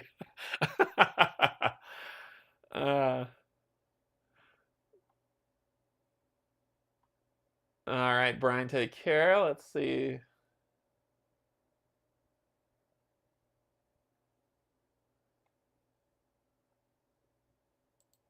What is it about pets? It makes you so iffy about them. Oh no. There is a pet in this household. His name is Max. He is a mix between a Rhodesian Ridgeback and a red blood coonhound. He is a basket of energy that has no. He's like that battery that stays full. Like it doesn't have down. It doesn't slow down. Max would probably, if you had excitement with this dog, he would probably like run until he could, like, even if he's like I can't run anymore, he'll keep running. That's Max. No, I love pets. I love animals. So it's not that I don't like animals. I think the thing that came up for me for pets for Marvel United was I was like, there's so many other things you could do. Why are you doing this? Well, because everybody wants a Crypto the Super Dog. No, no, they don't. I don't want Bat Dog. Anyway. Bless My Biscuits is a sequel to the Anarchy. Considering I had to almost force you to play Hadrian's Wall. Yeah, that's true. So, funny story on that. When I went to UK Games Expo, Cynthia brought Hadrian's Wall, and I was like, this looks like trigonometry. Actually, this looks like discrete math. That's probably a better way to put it. And I'm like, eh. But she is like, sit down, we're going to play, and I ended up loving that game. So Hadrian's Wall is one of the ones that surprised me too. So Cynthia's right. All right, Matt, take care.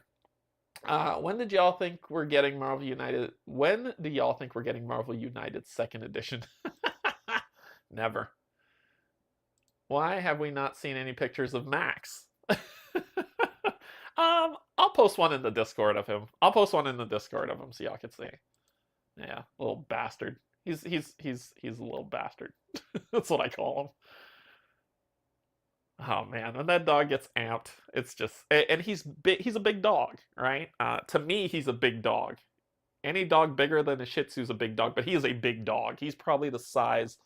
I know someone will say that I'm over exaggerating, but I think he's the size of a German Shepherd. Like he's a big dog, and not only he's a big dog that likes to bounce off of you, so he'll jump up, push off you, and then jump around. He's very not aware of where he lands his feet and he steps and he walks. So he's a clumsy dog who just likes to step on you and little bastard. I love him though. I do love him. All right, happy day, Mads. I'm guessing a 9 foot tall person makes a Rhodesian Ridgeback look like a person. Oh my god. If you had to choose new game or bling for old game, which excites you more? Bling for old game always excites me more because it brings new life to an older game. Okay. All right, we're here to do some giveaway stuff, right? That's what y'all are here for. So I've given you ample time to enter the giveaway. It is in the description below. I'm doing these Q&As because I'm giving everyone a chance to enter for the giveaway. Ooh, some new questions came in. Who are your top 5 most influential to your band, singers, and why?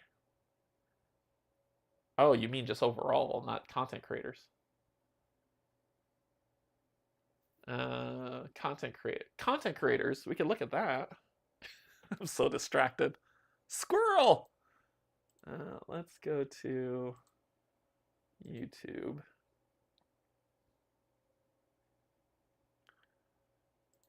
All right.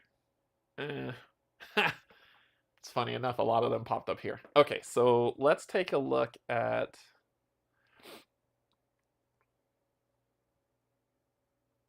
Oh, you're moving Cyber... Oh, that's right, you're moving Cyber Mage. Yeah, let me know how it goes. Let me know how it goes. So let's... Man, I've been doing a lot of talking. And I need to go to move this. Oh, it's going to click back. I need to grab... I don't want to move to Patreon widget. Anyway, these are the order of things that of content creators that I watch. Let me see if I can shrink this in a little bit. And then I can move it over. Ah, I'm awesome. I'm awesome and less smart. We could do this. And then I could grab that guy and move him over. Okay. So, content creators I watch pretty consistently. I watch Paul. I am subscribed to his channel. He's live now. So that's probably like, hey, that's Paul playing live right now. Raptor, who's a video gamer. I just love, he's witty. He's like Dan witty. Dan Roberts witty. So I watch him. Medchem, thank you so much for becoming a supporter. Thank you. Pickle, thank you for being a member for 1 month. Derek, you truly are an ambassador to the hobby. Thank you for being an amazing person and friend to the community. Thank you. So, Jen's in here too. She just hasn't posted a lot, but she's here. So, Paul Grogan, Rob's Gaming Table, Meet Me at the Table, Co-op Guild. I have the Cave of Chronicles. Y'all should check that out. That's really good stuff. Ooh, Alexis, thank you for being a supporter enthusiast for a month. One Stop Co-op Shop, I watch. This one I'm bouncing off of slowly. Like, I'm bouncing off of this one slowly. I probably won't be part of his channel soon. Tom from Slicker Drips, I watch. Totally Tabled, amazing work. Danny Chaw's channel. Meeple Monkey, Rolling Solo. Look at all these channels I watch. I watch all this stuff. All this stuff. Neon Gorilla. All this stuff I watch. These are all the content creators that I follow on my list. This is my niece, but she's trying to be a content creator as well. Yeah, Jen, yours will bump up the more videos you start as you're posting. It'll bump up as well. But I just don't watch I just don't watch board gaming all the time. I'm also a huge fan of home reno. I think I probably used to be a carpenter in another life or something, but Van Wise, I love them. They're amazing. Roaming Wild with Rosie, I love hers as well. Maya, she like her renovation work I watch, so I subscribe to her channel. So those are like the home reno stuff I go crazy for, so I watch their content. But yeah, my interests are home renovation, world travel in terms of like watching. I look at world travel not to be like, oh, that's a pretty place. It's no, this is a place I would like to visit. I need to research it because engineer. Research it. What's the cost of living? Where are the best places to go? Where are the best places to go that are off the beaten path? What are the things that you need to see? What's the crime rate like? What's the food like? Are there things that can help with any of the food allergies that I have that I need to be careful of? It's so many things that I keep my eye on for travel stuff. Yeah, home reno, board gaming, travel stuff, and a lot of but that's on my Instagram feed. A lot of like Brene Brown stuff and all that is what I go with.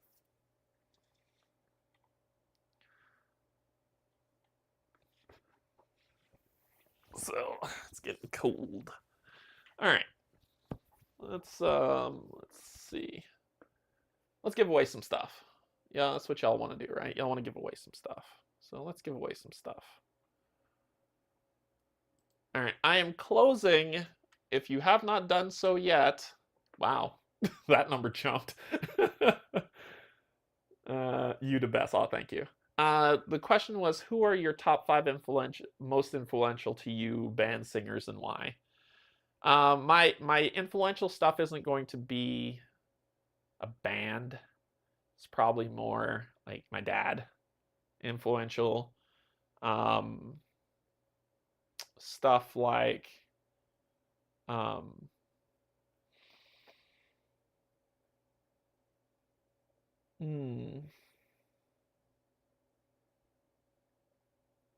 a lot of speakers. A lot of speakers are influential to me. So, all right, here we go. Here we go. Here we go. Here we go.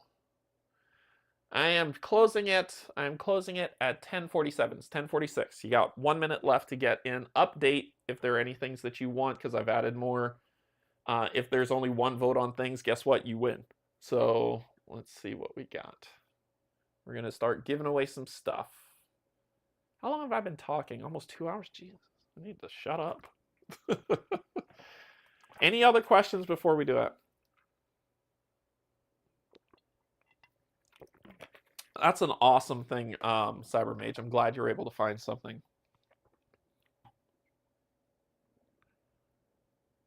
You're very selective. Not a problem. All right. Shutting it down. Shutting it down right now. Boop. It's over. It's done. Fini. Fin. 9. Nunca. All right, let's pull up. Great.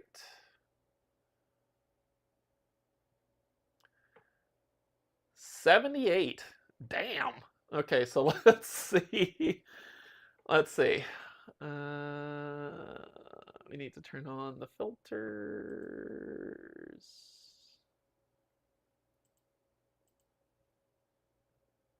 Yeah, we need to turn on the filters. Okay.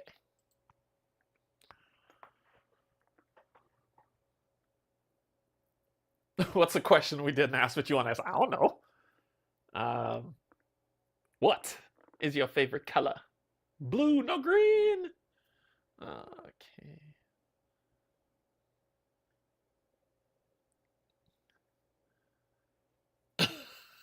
Jeez, missed it. Yeah, yeah. I talk for like 2 hours to give people a chance. Okay, so let's do this one. Ooh, only one person signed up? No way. Really? No, it said 33 people signed up for it. Don't you lie to me. Clear. Select all. Okay. What are you doing? Select all 37. Okay. Ah, there we go. Okay. So we are going to go with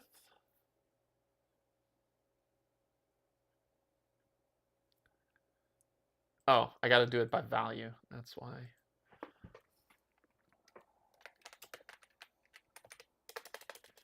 I'm smart. I swear.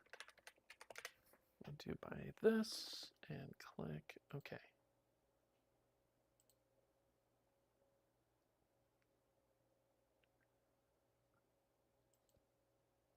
I don't know how this works.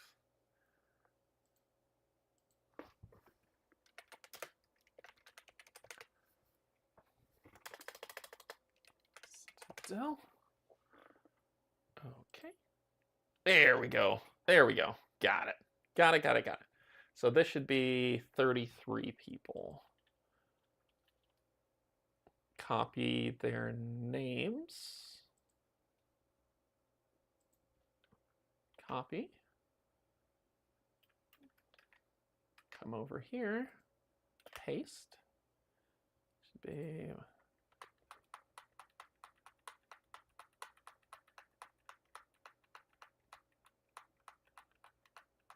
Yep, that's it. Okay. Let's hide you.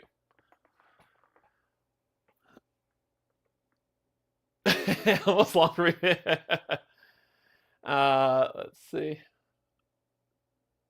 I feel there's some high-level engineering going on here. High-level is. Yeah, check out.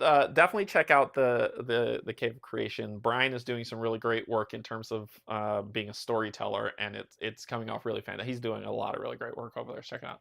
Thank you for opening up to us this morning. I learned lots, and it just validates why I continue. Oh, thank you, Jess. Jess, so awesome. Okay. All right. So this game that I will be giving away, this is for 7th Citadel. 7th Citadel. Cynthia. This is for 7th Citadel. The reason why I'm donating this one is because I think the game is incredible. I think it's amazing. I don't have time to play it. I don't have time to play it. I found that because of COVID and lockdown and delays in games delivery, as you all have seen, because of delays, that the games that are coming out are... You're getting... silence and then massive waves of board games coming in from 5 years ago, and then silence, then massive wave of board games. The massive wave of board games that are coming in are kind of pushing these games out, and if it's not a game that I'm like completely sold on, like Primal, I'm sold on it. If it's not a game like that, then I'm moving it along, right? And I want to get it into the hands of people who enjoy that type of game. So just to keep that in mind, so 7th Citadel hit that chopping block. Fun game, very well defined, very tight, very, very fun, good time. Don't have time to play it. So let's donate it to someone who will give it the love that it deserves. And it's in pristine condition. So first thing we're going to do is shuffle the names up to make it fair. 33 people went in on 7th Citadel. And good luck. Good luck. Good. Dwight! Congratulations, Dwight. So here's how this thing's running, because so let's grab Dwight's email. When you have to do this stuff by yourself, it's not fun, right? So Dwight grabs 7th Citadel. So that's Dwight's email. So Control-C. That's Dwight's email. This is Dwight's name. Okay. So there is going to be... I'm rolling twice. One is for the winner. According to the rules in the description, if you didn't read, that's on you. You have 7 days to respond with, yes, I want my prize, your address, and pay for shipping. 7 days. If you do not do that in 7 days, it's going to fall to the other person. So the runner-up that I'm going to be spinning for, so we're going to remove Dwight's name. Shuffle, shuffle, shuffle, shuffle, shuffle. And the runner-up will be, if Dwight does not want this game, or does not respond,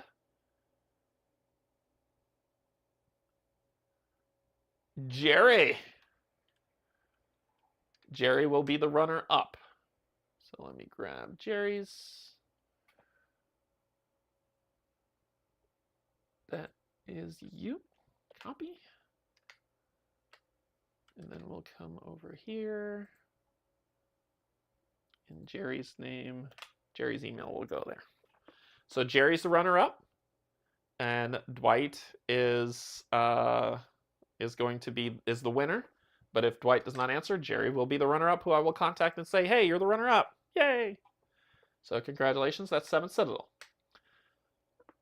The next game up for bid on the Showcase Showdown. Let's see, what do we got?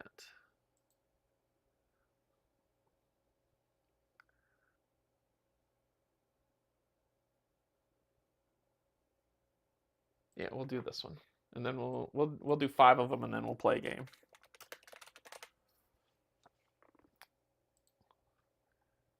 And just making sure the numbers match. 17 people went in for this one. Oop, names, not emails. Names. Let's. Damn it, Jerry.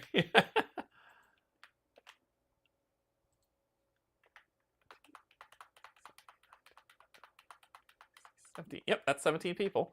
So 17 people went in for Shovel Knight. And Shovel Knight will be the next one that's on there. So this Shovel Knight is not only the board game version, but it's also the minis that are coming with it. So it's 2 shipments that are anxiously waiting my Isophian Guard update pack. Oh, Isophian Guard. I can't wait to get back to it. Uncle George, hello. Hey, Archmage. All right, so this one is for Shovel Knight.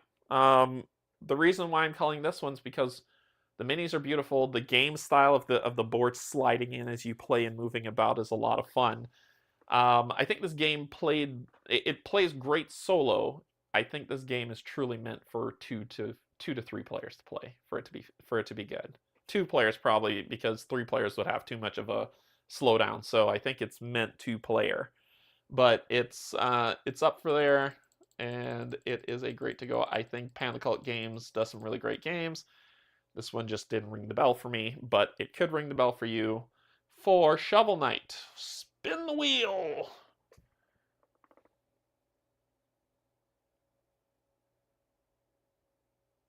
Ooh, that's close. There we go. Mike Young.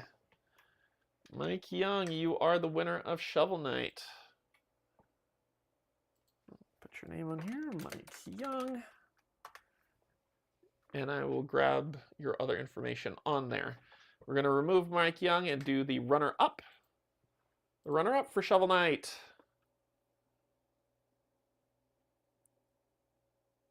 Oh, look at... Jess! Jess! You go ahead, girl.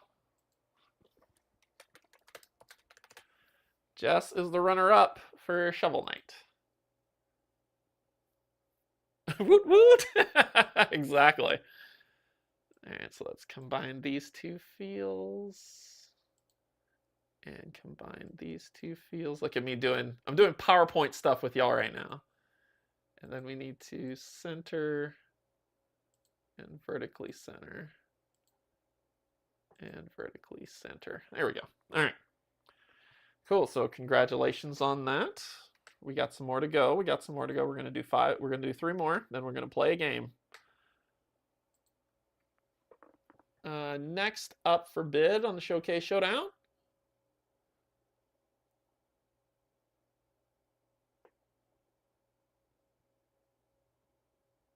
Good Lord. Yeah, we'll do that one. Why not? Why the heck not? Let's do that one. See, I have no order to this. I know someone else would probably order these in a way to keep suspense for everyone. I'm just going down the list.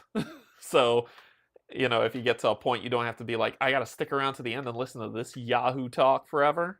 Nope. It's just however it shakes out. This lovely long list of 36 people who wanted Hexplore It Fall of the Ancients with the Kickstarter stretch goals. I put this up for, I actually purchased this off of, I can't remember, was it you, Chris? I think Chris saw it. Someone in my patron Discord got it, but then they were like, I don't want it anymore, so I paid for it from them, and I got it. And so I was like, I'm gonna do that and then send it off to a good home. I have Fall of the Ancients. It ain't going anywhere. It's not leaving my collection. It's something that I really enjoy. And I will be getting it to the table after I play Clicks Madness, which I plan to do. This is the reason why I'm culling games, so I could get to these games. But with that version that I got, which is still in shrink wrap, it's still in shrink wrap. All of the stretch goals that came with it comes in the box. It's still in the box that came from Quartermaster Logistics. That will be just sealed up and shipped off to you. And I hope you enjoy it. So let's... All right. Hexplore, Fall of the Ancients. Pow!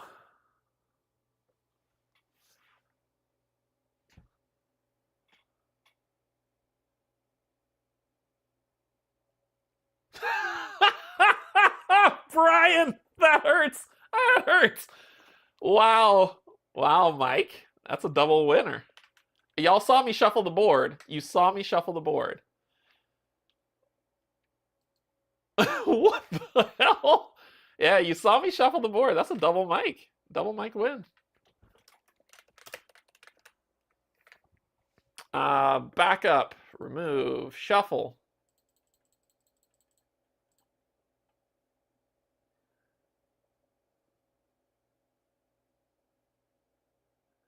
I think the universe wants Brian to win it. I think the universe wanted Brian to win that one. They're like, oh man, we got him. We got him. We need to do right by him.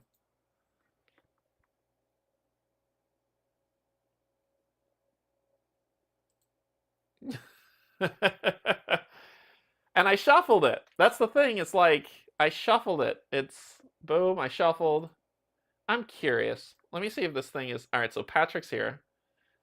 This is not rolling for anything. This is me just checking the validity of this. Where's Patrick? He's over here now. And if I spin it again... Where's Patrick? Just to make sure the random number generator is doing right. He's up here now. Okay. It is randoming. It's just this is just the luck of the draw. I'll just try one more for fun's sake. See where it ends up. Where is he? He's up here. It went to Steven again. Let's try it one more time.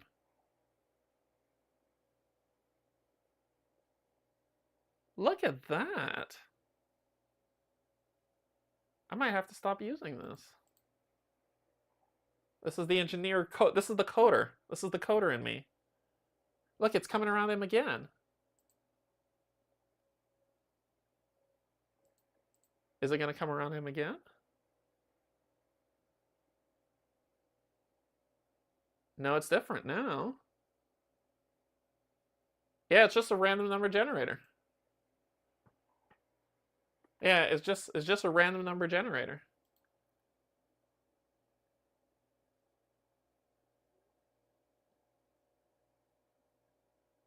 Huh. Yeah, all these should be a number in an array in a collection that's randomized. That I know how to truly random number, and I probably might have to code my own. I'll code my own, but we'll go with this for now. I'm gonna shuffle. What we're gonna do? I got an idea. I got an idea how to solve this. Hold on. All right, so we're gonna go to. That's 1, 2, 3. We got one more. We got two more. Let's do.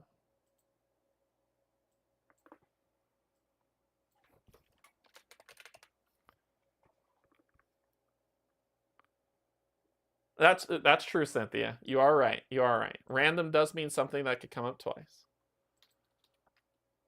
You are correct. Something that could come up multiple times. It's just more if there are...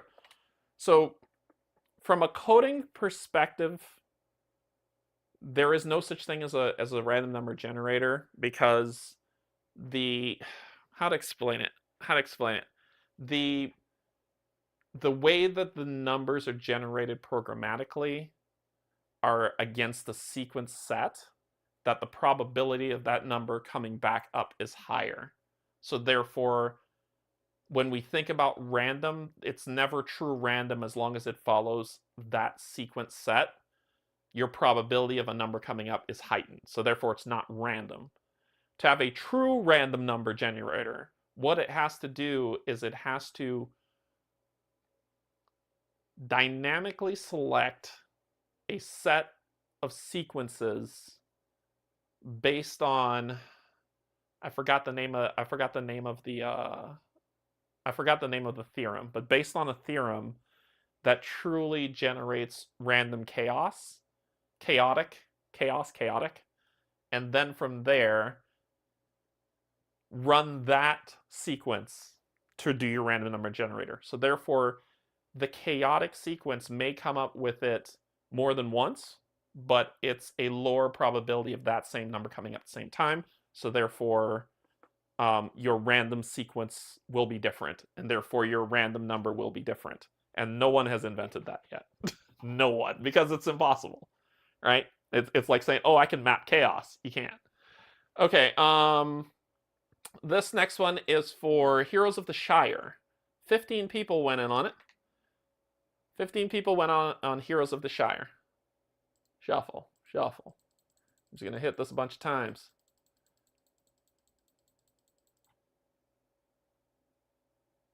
One more time. All right. Heroes of the Shire, good people.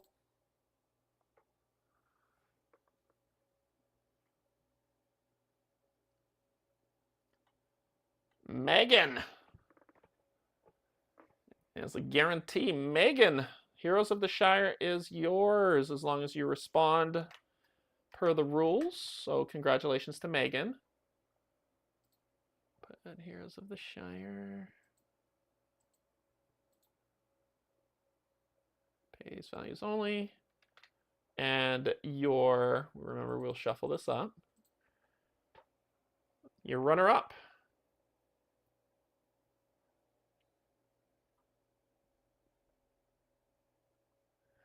Chen Gong.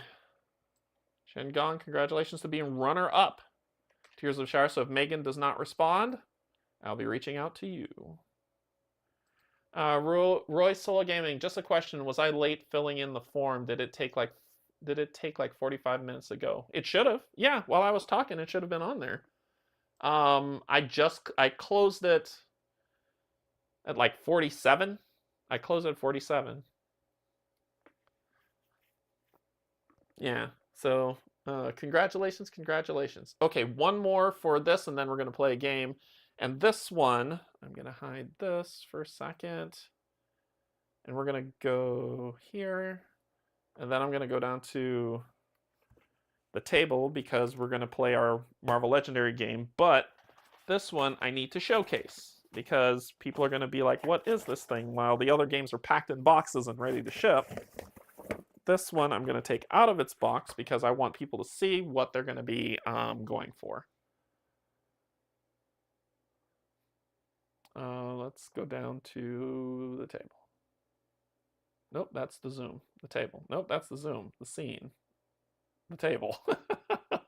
There we go. So we're going to be playing Marvel Legendary, but we're going to be going. Someone's going to be going to win this Wormwood one here.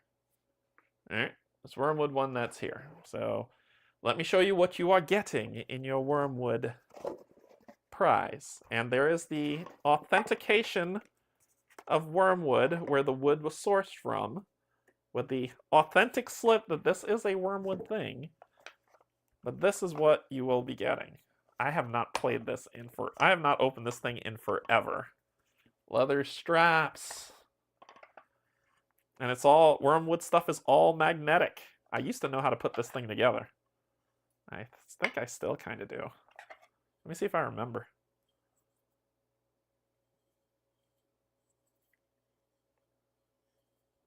I think I remember how to do this. This is 3 on here. So, we'll figure it out. We'll figure it out. Has the wormwood symbol and all that good stuff. Oh, listen to that click together.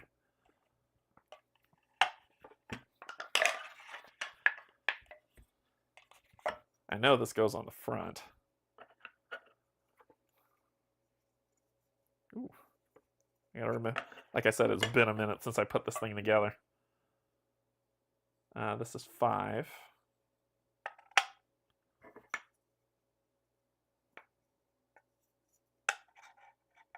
Nope, you wouldn't go there. It's been forever since I put this together. I used to be able to put this together in no time flat. You are what? 7. 1, 2, 3, 4. You're 1 for sure. 2, 3, 4. Oh, here. I think you're here. Yep, there we go. Now we're snapping stuff into place.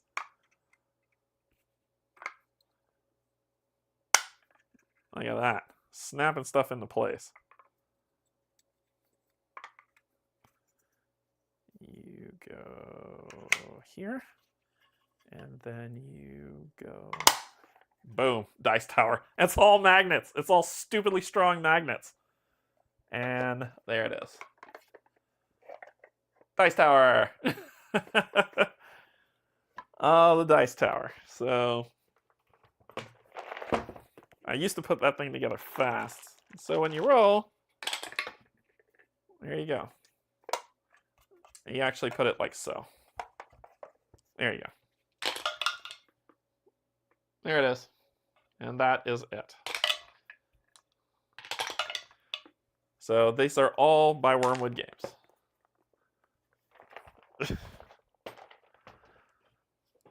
And it's all heavy magnets that built this out. It's very sturdy. As you can see, I'm banging on it, hitting on it. They're not falling apart. I'm shaking it. They're not falling apart, right? So it's very sturdy magnets. And I bought this at, I actually bought this at Dragon Con in Atlanta, Georgia, like 5 years ago. And it's still stupid strong. It's still stupid beautiful. So, and then you just pop them out when you're done. Boom. That's the game. That's ball game. Yeah. This face down. And this needs to go here, and then everything kind of piles in on top of it. I'll pack it back. I'll pack it back properly. Y'all don't want me doing this. This thing's a mess. And then boom. Boom, boom. Boom. Boom. Bada. Bing! There you go.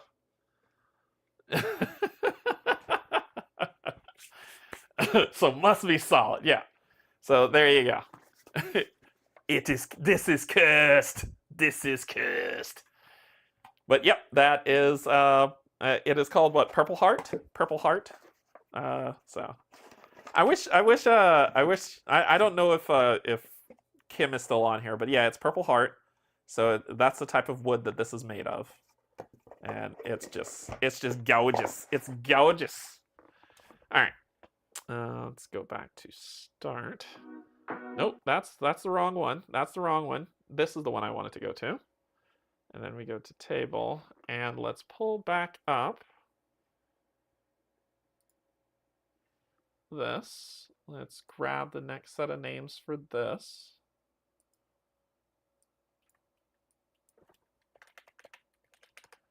Wormwood. Wow, a lot of people wanted this thing. Wormwood, wormwood. Wormwood. Come over here, close. Just to make sure the numbers were right. Wormwood one. 36 people, damn. All right, 36 people wanted this. So 36 people wanted this lovely, lovely thing. All right, Jess. Take care. Take care. You're not late. I've been running my mouth. I've been running my mouth this whole time. So 36 people wanted this. We're going to shuffle this up. What's the advanced on this? What does this thing do? Are you sure you want to switch to advanced mode? Advanced mode provides more customization, but you cannot paste in several entries at a time. You can always switch back. Yeah, I don't know what that would do.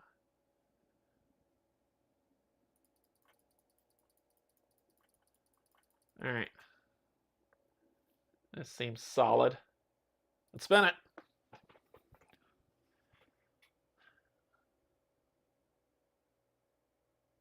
Oh, oh, Brian.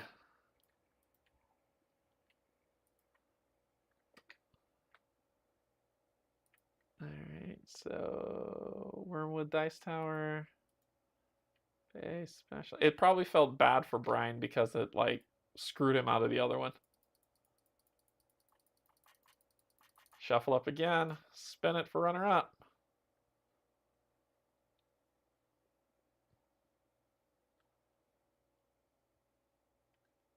Chris Human. There you go. Runner up is. That's runner up. Okay, so that's 5 we did. Let's go ahead and get down to the table and play a game. How about that? Would you like to play a game? So, congratulations.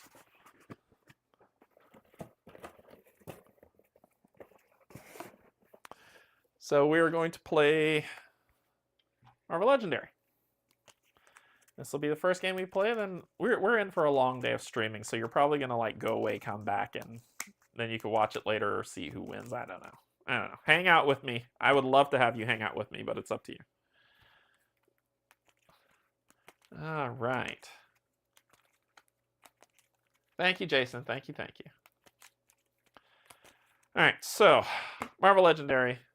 We don't need to dive too deep into the how-tos for people who've never played. I played it, yes. I played it on Thursday. And I didn't take it off of the table, and that's why it was set up first, because I had to go deal with some medical stuff. So it stayed on the table, and then I just switched the scheme and the villain decks and the mastermind and the heroes to what it's going to be. So very nice of you to take the time to give your games. No worries, man. I'm just giving back. It's not, you know, it's just, I'm thankful for you all to come hang out with me to watch me play some games. So let's play some Legendary, then we'll give away 5 more. We'll play Marvel United, give away 5 more. Then we'll play, as long as you want to stick around, I'm playing games, right? So we're going up against Organized Crime. So we're playing solo, right? 8 twists. Include 10 Maga Goons, Magia. No, we're not doing that on this channel. Magia Goons as one of the henchman groups. Because you could only have one henchman group in here, because this scheme needs all cards, I put all of the henchmen in. Special rules. Goons also have one ability, Ambush. Play another card from the villain deck. So as soon as they come out, we play another card. If we play a twist card, each goon in the city escapes. Shuffle all goons from players' victory piles into the villain deck, and we lose the game if 5 goons escapes. On solo, this is super hard. Super hard to do on solo. Will there be a list of winners posted somewhere, or do we need to search through the stream? I can post the list. Med, you don't need, I'm not going to subject you to that. Have a good day. Thanks so much for coming and hanging out. I will post the list of the winners in the description after the stream ends. So all you have to do is just come back and go into the description and scroll down, and you will see all the winners that are there. I promise you, I will not make you scrub through this. This is going to be a long day. So, yeah. I still have your old copy of Dark Rituals, Derek. I'm ashamed that I've not played it yet. No worries, Marcel. No worries. We're going to be here a while, Pickle. This is going to be a long day of streaming. We're going to be there a while, so buckle up. That's why I was like, people can pop in and out.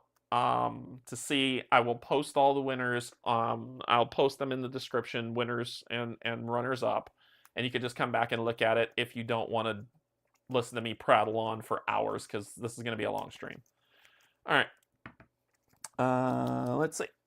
So 2. Okay. Yeah. So if 5 goons escape, we lose. That be that. Mafia. Thank you. No, I'm sorry. I didn't mean to make it mafia. Rhymes with machia. I say it 3 times just to make sure I got it. Machia. Okay. Yeah. Sorry if I got that wrong.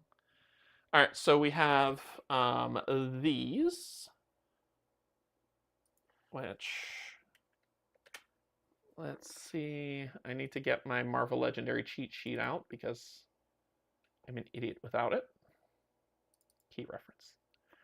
Okay, so bribe. Use attack and or recruit to fight the villain. So to fight him, I can use attack or recruit for bribe. Always leads with Streets of New York, which I did include, but you don't have to in solo mode. And when a Master Strike comes up, each player reveals a Marvel Knights hero or discards their hand and draws 5 cards only. And it's 13, so 13 health with that. It's like Beetlejuice. I didn't even put that together, but yeah, it is. Machia. Love it. Okay. I've shuffled in. This is a lot of decks, so people who are going to play this game is going to see it's a lot. I'm playing True Hero, the Steve Co-op Guild variant. Steve created the True Hero variant. I do need to put 2 of the goons out.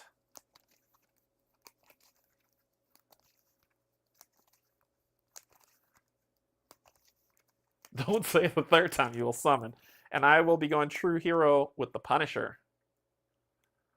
I've shuffled in the Defenders because there's Jessica Jones, Luke Cage, which is 1 deck.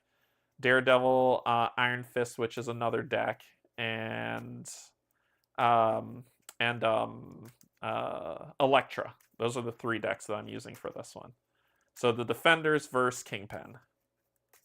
Shuffle these up pretty good. Let's build up the market. So we've got Luke, Elektra, and Daredevil. All right, the villain deck, I need to shuffle because we don't do shenanigans around here. Yeah, I love the theme scenarios of this game. It's very modular, very modular. So first things first, I need to pull out before I shuffle, because it's the the 2 henchmen that come out first. Yes, 2 henchmen. So 2 of the Machia goons. Machia.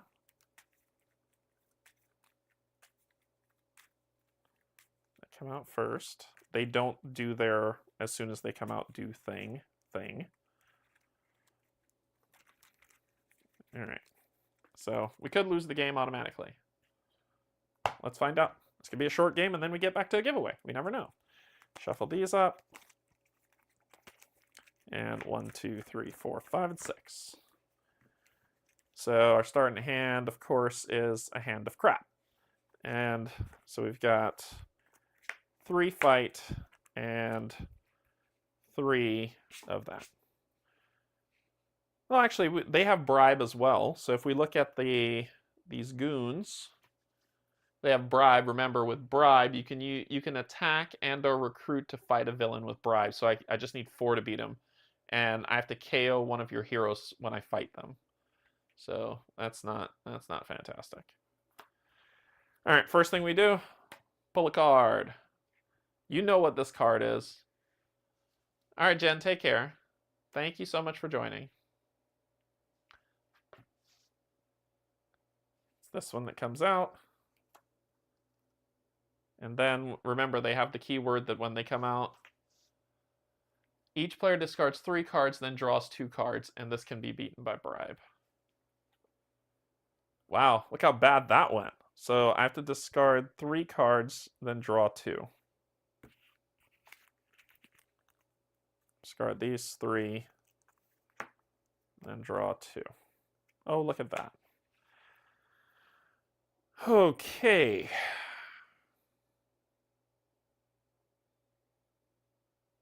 This is bad. It's halfway to losing. Hey, Hans. That's just bad. I did have enough to beat them before. But now we're going to... biscuits. I'm going to have to use these 4 to beat this one and KO a hero. And that's all I could do because that screwed me up. 1, 2, 3, 4. 5, 6. Oops. It's my hand. Yeah, 3, 4. Okay. I gotta start buying stuff. This is getting nuts. Here we go. We got bribe. When he escapes, this bad stuff happens, but it's Tombstone. Coming out. And then it's my turn. All right, I need to be able to buy something for 2.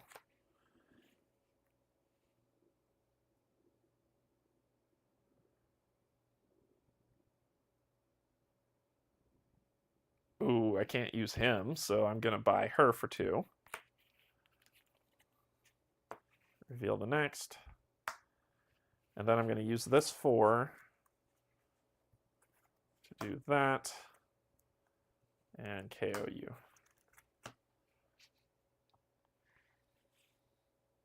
I wish 10K is around the corner. I wish. Y'all are hopeful on me. That's good vibes, and I love it all. 2, 3, 4, 5. 6. I'm probably not going to have a hand soon enough. And remember, they get this surge. Oh my gosh. So if I pull another one of those, they escape the city.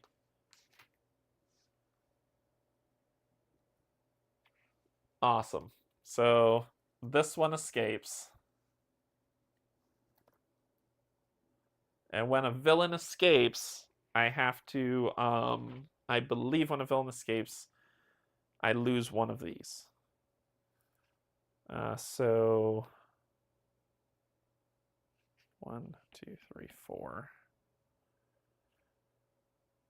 It's a good 3 fighter. That's a nice one to get. I'll get rid of this one. Yep, I'll get rid of that one. Or they actually get KO'd, I think. They actually get KO'd. Okay, so this is bad. 1, 2, 3, 4. Yeah, I'm going to be pulling something terrible soon, so let me spend these 2 and this one to do this. KO you. And then I need to spend something that's going to get me something to buy. Actually, instead of KOing you, let me KO this fight. And you would go there, and I still got 2. I'll spend 1 for you. Damn it. That one will go there. Okay. 1, 2, 3, 4, 5. 6. Yikes. Here. It's around this time where this game's going to screw me. You ready? You ready? Oh my gosh. It's like the same cards over and over again. This is bad. So I have to KO something. Let's KO you. Okay, so Play this card, I draw a card. Play this card because it has that symbol, which is covert. Again, +2 to this, so that's +2 by. This just has +1 fight. It says if this is the first card you played this turn, I need these to be together. So sadly, I can't do that. So 2 fight, 3 by. Sorry, 2 by. So that's 2, 3, 4, 5, and 3 fight.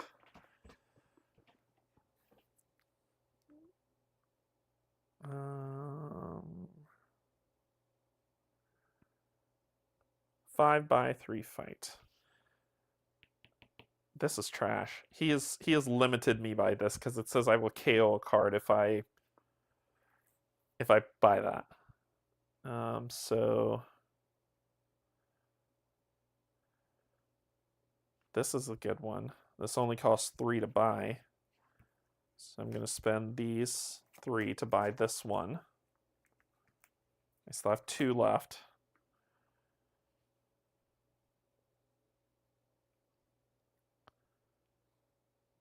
I'll spend 2, 3, 4, 5.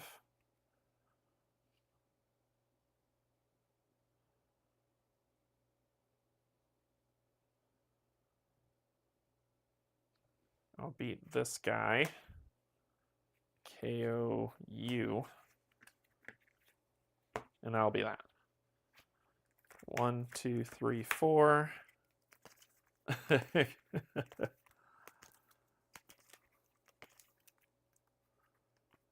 5, 6.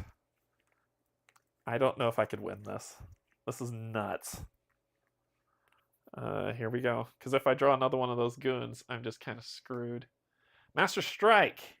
Each player reveals a MK hero, discard their hand. Boom, baby. Right there. Marvel Knight. Suck it. Take that, Master Strike. All right, so I got 1, 2, 3, 4, and that's all I got. This is 0 for me. So I got 4 plus 1 fight.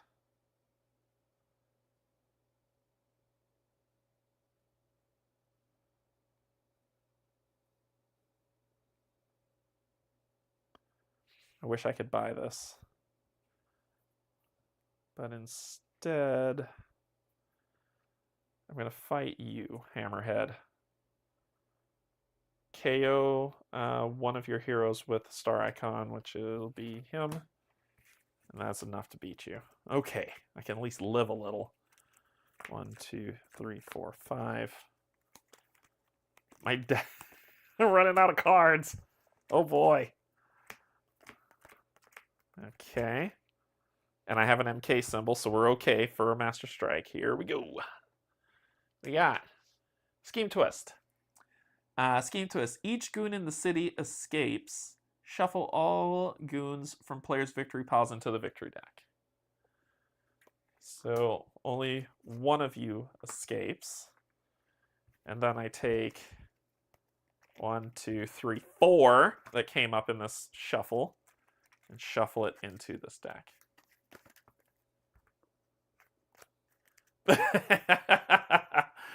Yeah, the thumbnail for the stream was done by Kate. It was done by Kate, and it's the whole Marvel United Pets thing. There we go. Shuffle it in. Okay, and you escape, which means I have to KO something. It'll be you. And boom. Okay, so I think we can start breathing a little here. If this is the first card you played, which it will be, I'll get 2 fight. I will use the Jessica Jones one will give me a wound. Do I want a wound? No, the deck is too light, so I'll use the Luke Cage side of this, which will give me, so that's 4, 5, and 3 by power. I could do 8 and get rid of one of them. But I need to start building up this deck, right? So that's 5 fight and 3. So if it's 3, I'm going to buy another one of these with this 3. And then I can't really do anything with the fight.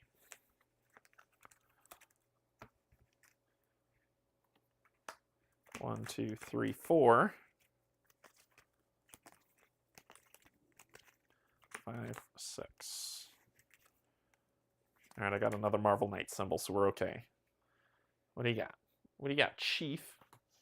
Scheme twist. Nothing happens there because there's no Magia goons to escape. And there's none in my victory display, so wasted. Okay, so let's see.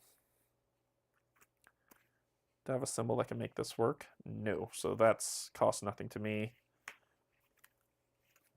3. I got 3 buy power. I need to get rid of this, so I'm actually gonna... This card sucks. This is the worst card. Why did I pick the Punisher? This is 2, 3, and then 3 buy power. I'm actually gonna buy a sidekick. Oh, it's a special sidekick for 2.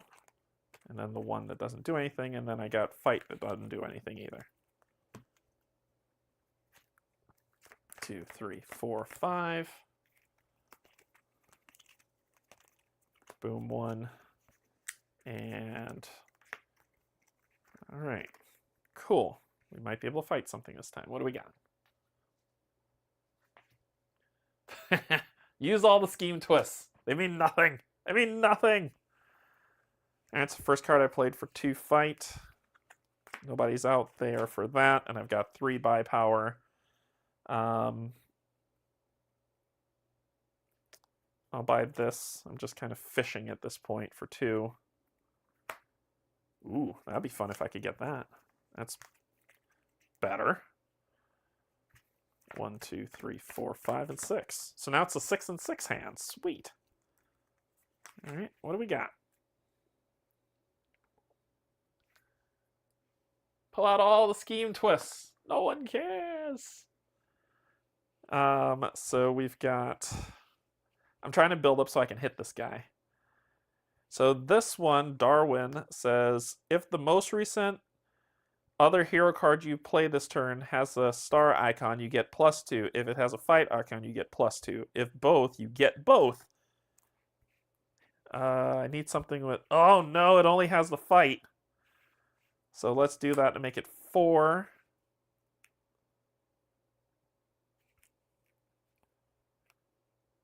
Five. And then just 2. So for the 2, I'll buy a sidekick.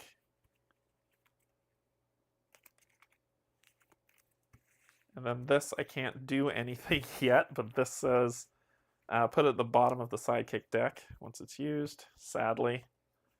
Why is this upside down? I don't know why that was upside down. 2, 4, 6.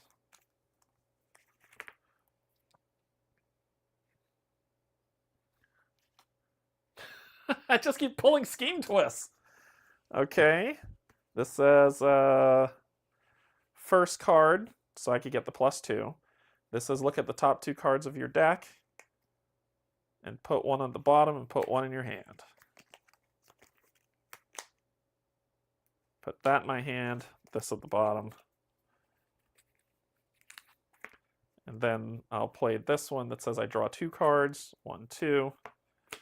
Return this to the bottom of the deck. Then this card, which would have been great to play first, I didn't, so nothing. So it's 4 fight and 4 buy. Total of 8. We're going to do that to knock you out the box, Luke. There you go. Then discard 1, 2, 3, 4. 5, 6. All right, here we go. Master Strike. I do have an MK hero, so you can kick rocks. I love that I've shut that down. All right, we've cleared the city a little bit. How much do we have here? We've got 2 that have escaped so far. 2 of 5 for our loss. First one, so that is 2, 3, 4, 5, 6, 7, 8. Or I can make it 3, 6, 7, 8, 9, 10, 11. Not enough to get to you, but it's 8 is enough to knock you out. And you are beaten. We've cleared the city. 2, 3, 4, 5, 6. All right, I got an MK hero on here just in case. Shuffle this. Put that back as our deck. And here we go. I'm lucking out. I'm lucking out. Getting rid of all those now for me losing the game. Okay, so look at the top 2 cards of your deck. Pick one, put the other at the bottom. Then do this. Then I could do this. So that'll be 2, 3, 4, 5, 6, and 1 fight. Yoink. Oops. Drop that card. Buying that. Looks like I'm building an Electra deck. 1, 2, 3, 4, 5, 6. Oh, somebody might get punched this round. What do we got? Hey, Trevor, wanted to pop in and say thank you. Just finished your Elder Scrolls playthrough. It was awesome. Thank you. I'm glad you enjoyed it. So the Mashia Goon comes out. Draw another card. Bullseye. KO one of your heroes with the star icon and one of your heroes with the fight icon. Yikes.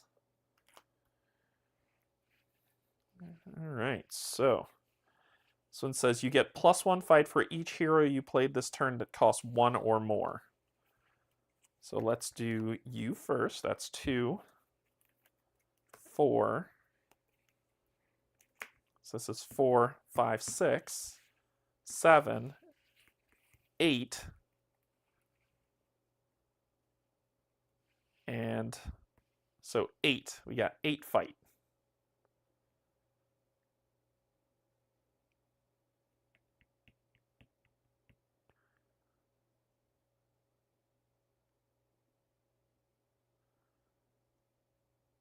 Still not getting at that 13. If I make it 3, 6, 10, 11, 12, 13. Yep, we're going to do that. Gain 2 wounds. Ooh, a grievous wound too. So I can punch him once.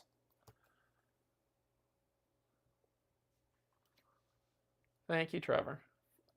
So if this is not the final tactic, reveal the top 3 cards of the villain deck. Play all the villains you revealed, put the rest back in random order. Oh, 1, 2, 3. So this is going back in a random order.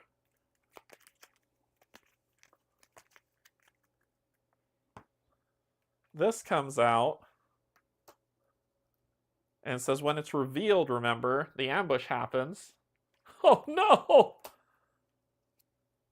Oh my god, I think we lost. I think we lost. We lost the game. We lost the game. We just lost the game. And then a Master Strike, which says each player without an MK, which I had, would have to discard their hand.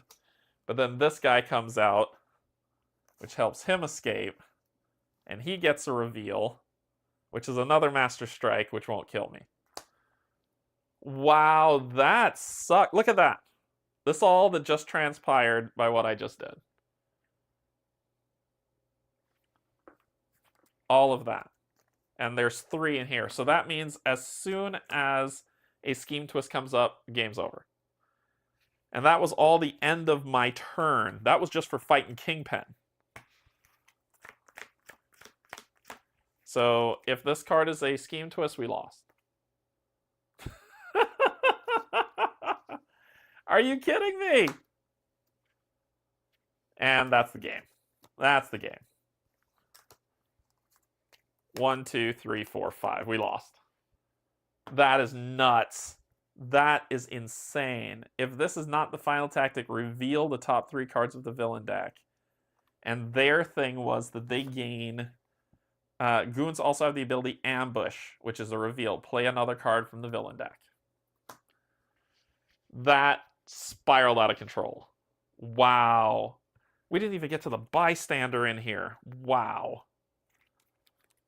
Anyway, there you go. Marvel Legendary. We lost. All right. We're getting to a giveaway, right? Let's go to scenes, intro.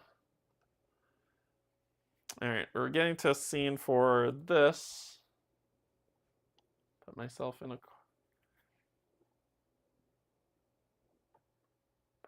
corner. And let's give away 5 more things, then we'll set up the next game. That spiraled hard. Give away another 5. Let's see. What's the next set on my list?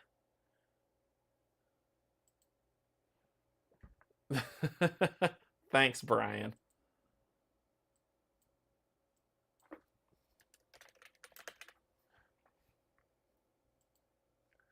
All right, just a few on this one.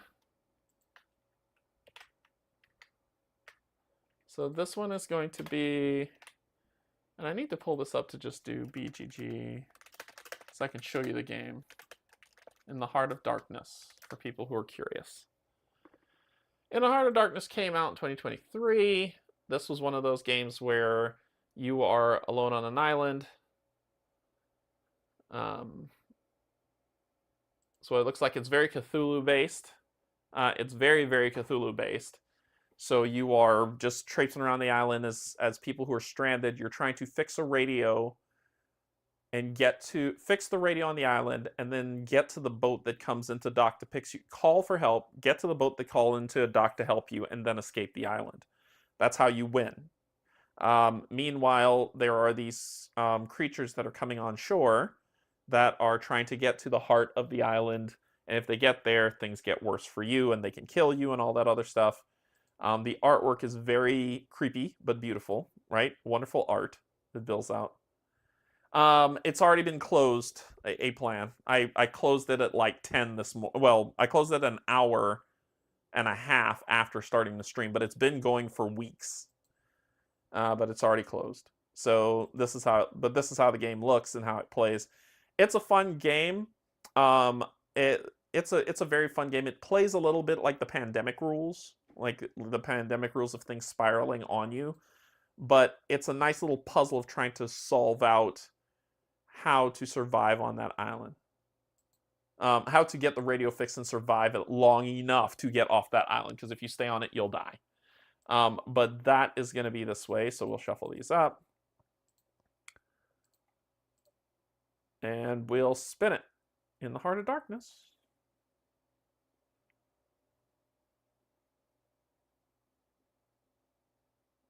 Dash Anderson. Dash Anderson, you are a winner.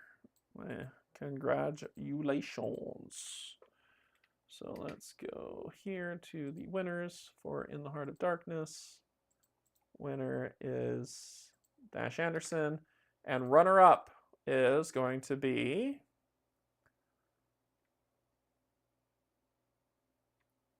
looks like Elaine is going to be runner-up. Elaine, congrats as runner-up. So if Dan does not, if Dash doesn't respond, then I will be contacting you.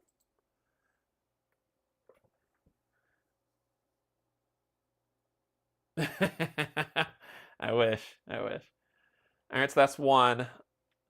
Next one. This one is the biggest one. Like I said, I'm not doing the let's keep the big huge one for the end. Nope. The big one's happening right now. This is the one that almost everyone put in on. Almost everyone put in on. Look at those names. Isn't that crazy? Slay the Spire. 46 people put in for this game. 46 people put in for Slay the Spire. So...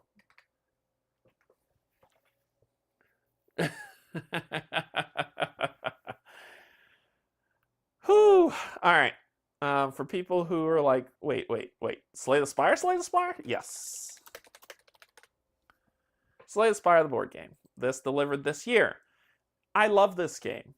I love this game a ton. I think this game is fantastic. I think it's great. I think it's amazing. When Pac-Man played it, he loved it. When Steve plays it, he raves about it. Colin raves about it. It is in the running for one of the games of the year. I'm calling it. Why am I calling it? Do I hate it? Nope, I don't hate it. I love the game. I think it's great. I don't have time to play that game. And by and large, it's taking up space on my shelf until either a random Thursday where Pac-Man says he wants to play it, or not at all. No, it's more, I'm gonna have, because Steve has it, I don't need it. That's what it is. That's exactly what it boils down to.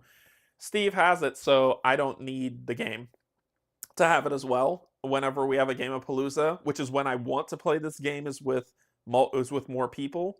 Since he has the game, I'm gonna cull it for myself so that he can, so that someone else can enjoy this, and I can play it over at his house.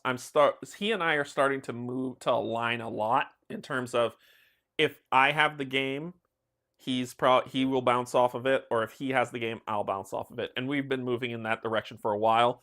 This is just another thing of that, another consequence of that, where it's, I'd rather somebody else enjoy this game. So, yeah. Look how much people went in for this. This is going to be nuts. This is going to be insane. Good luck. This is going to be insane.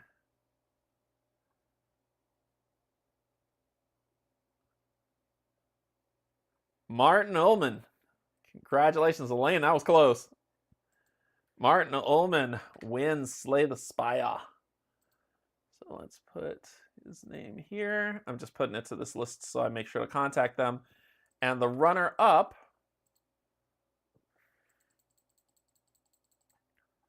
will be... So if Martin doesn't respond, the runner-up will be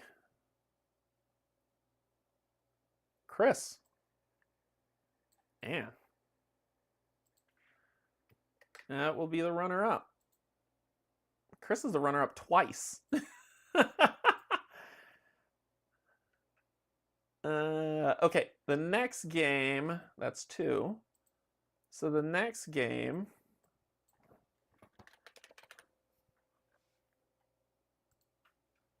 not a lot of people put in for this, but we did have people who did. And this is for Summit. The 2023. That's the Sanity one. It's an expansion for Summit, the board game. This game, Summit. So Summit is basically a game where you're a bunch of climbers, and it can be done competitively, it can be done cooperatively, and it can also be played solo. But basically, you're a set of climbers, and you're climbing to the top of the mountain, and then climbing back down, and you have to build these paths with these triangular shaped pieces and odd shaped pieces as you chart your way up the mountain, right? So, and the dual layer boards, the dual layer boards on here are really, really nice. They're very nice.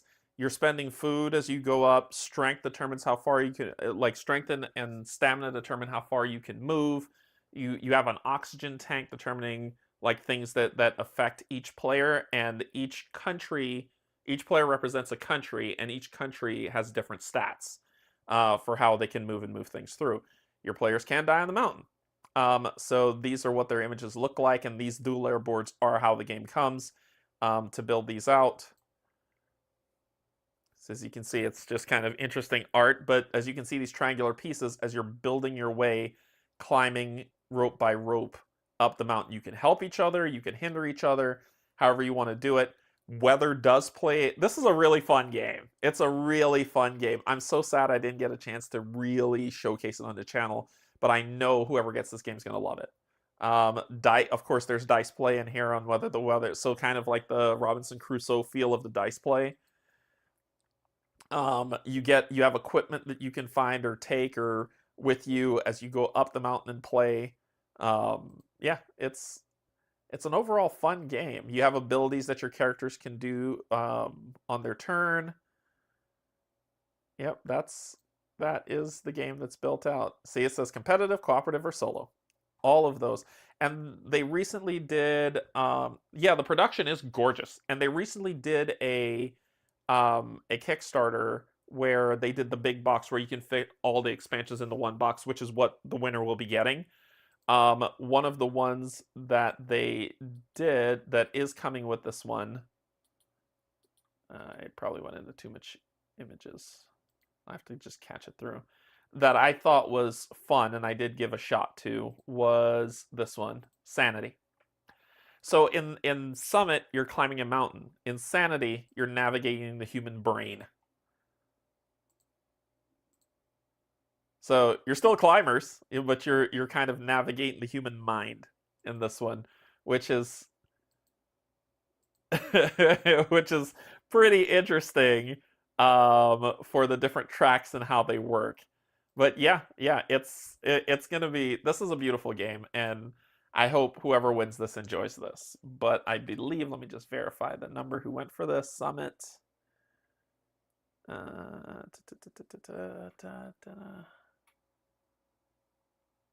Here it is, 13 people. So 13 people went out for this, just to make sure. 11, 12. Yeah, 13 people. So 13 people went out for Summit. Whoever wins it will really enjoy it. Spin it.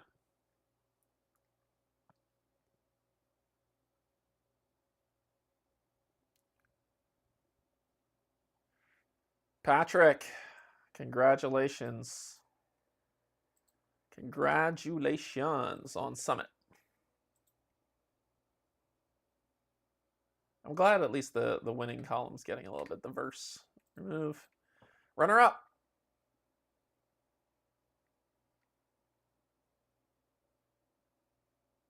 Susan Pollock. Susan Pollock, you are runner up. So if Patrick does not respond within 7 days, Susan, I will be reaching out to you and saying, hey, you won. So I've done Slay the Spire. I've done In the Heart of Darkness. I did this one. So I got 2 more to go. All right, the next one we're going to be putting up.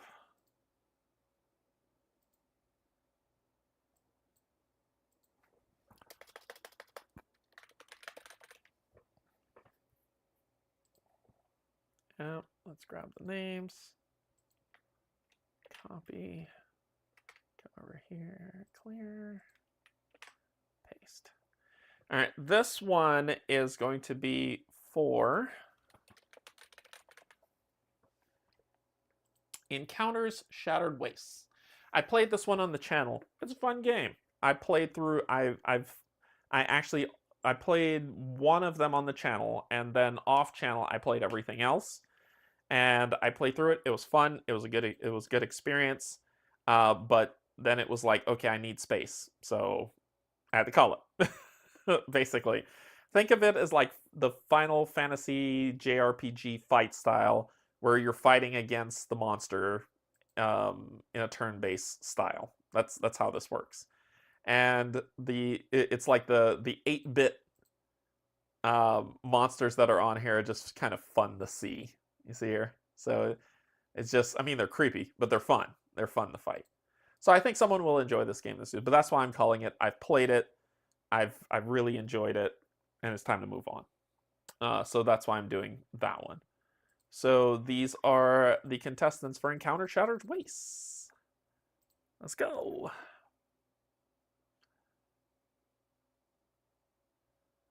Susan, the gods have looked down on you. You have won. Congratulations, Susan. So copy, Susan, let's get you over here in the winner circle and remove, shuffle, and spin for the runner-up. So close. Oh, Ryan. Pickle.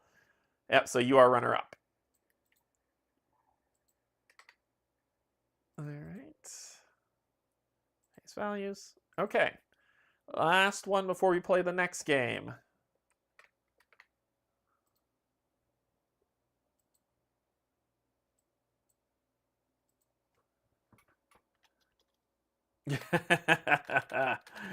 I'm not listening to that, C-Mitch. I'm not listening to that at all. Don't you put that evil on me, Ricky Bobby. All right, so this one. How many people did for this one? This is for Fate Forge, Chronicles of Khan. 30 people put in for this one. So we'll go over here and we'll go to Fate Forge. And this has the Clash of the Immortals expansion. It is the Kickstarter version that's on here. So Fate Forge is a fun game. You need an app. If you don't have the app, you can't play the game. So since I've been moving in that direction of moving away from app-dependent games, I still don't mind apps and games, but I'm moving away from app-dependent games because if 5 years down the line, can I play this game? 10 years down the line, can I play this game? So if the app ever falls into disrepair or the devs, for whatever reason, win the lottery and abandon the game, I got a game I can't play. So I'm moving away from app-dependent games. Not app games, but app-dependent games. And Fate Forge fell into that bucket. I did a playthrough of this game. I played it with Colin, Colin, Barrett, and Steve at Gen Con. And Colin has a playthrough of this game over on Meet Me at the Table for you to check out. So check that out. I know Mike has one up on One Stop Co-op Shop. So check the game out if it's something that is relevant to your interests. But for this sake, we had 30 people enter for this game. And we're going to spin it.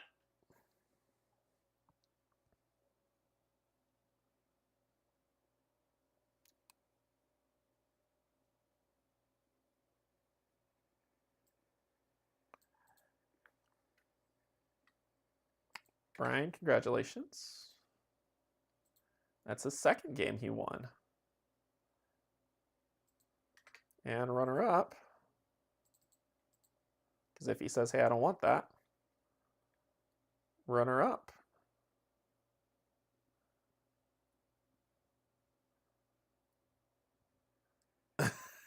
He'll be Chen Gong. I'm changing my name to Brian. That's the second one he won. It's the second.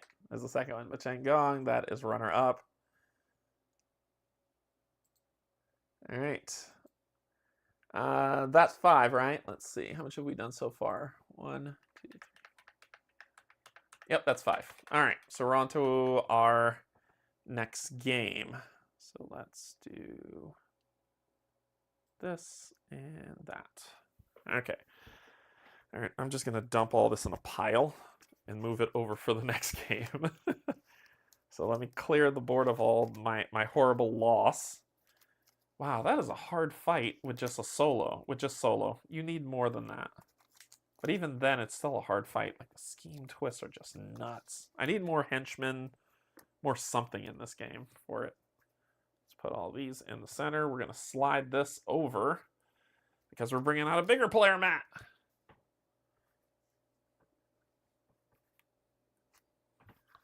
Slide. Come on.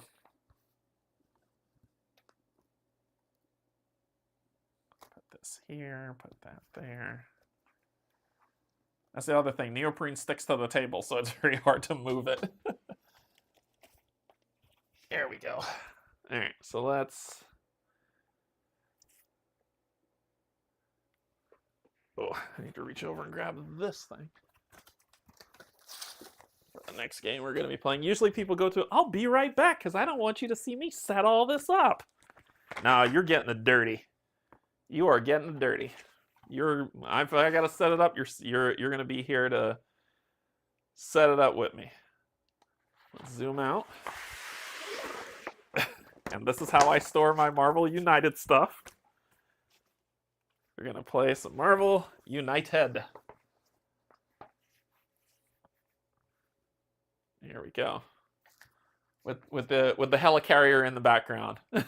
So we'll pull it over here as far as it can go. And we're going to play some Marvel United. And then we'll give away 5 more games. Then we'll play another game, and then we'll give away 5 more games. So we're going to be playing Multiverse. No, I did not get mine. I bought this at Gen Con, just the core box. So if you're like, oh, you got your game? No, I did not. And I'm keeping these kind of like this because I'm going to give this away when my pledge comes in. So that's why it's like this. We are going to play against... You saw me beat Maestro, I think, when I played. Let's play against Emperor Doom. That sounds fun. That sounds like a winning endeavor.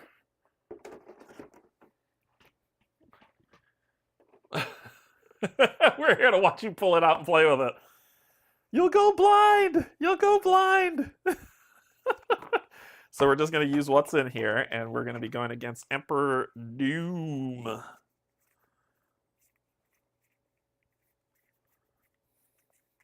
So Emperor Doom. Boom, and I think I put Maestro down there, so.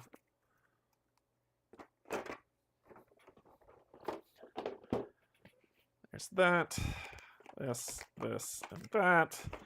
And we will play with, I think I played with these 3 last time. So let's grab Captain Carter. Let's grab Loki, and let's grab you. And you will be the one I have not played with yet. I haven't played with you yet. We're going to use some equipment, right? Your shield, losing a double wild. Baby Thanos, that's just funny.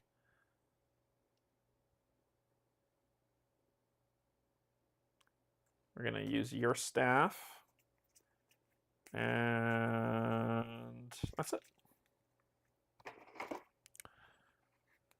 And put those back. We're going to grab Imp Doom, Loki, Captain Carter, and Spider Dude.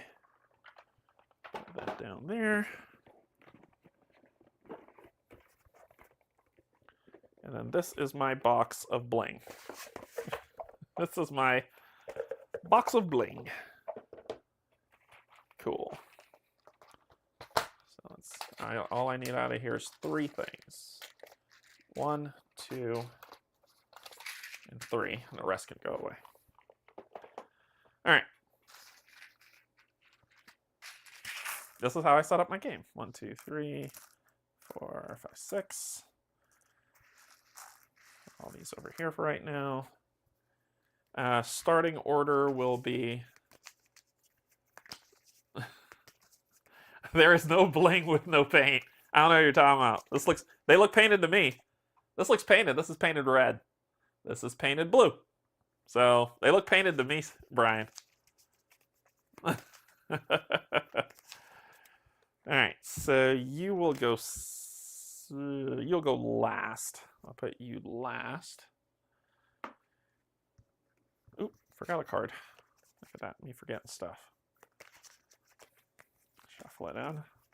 You don't have equipment, so I don't have to get rid of your double wild. You do, so double wild, be gone. Double wild, be gone. Shuffle you up. You'll go second with your equipment. You're going to whip it out. And then you have equipment, so your double wild, be gone too.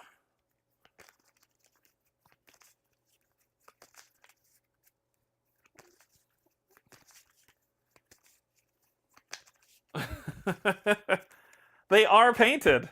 They are technically painted. So I'm not wrong. They're painted Red and blue. Double wilds are out. Locations will be we'll do Niflheim, TVA headquarters, London. Kind of makes sense. United Nations, why not?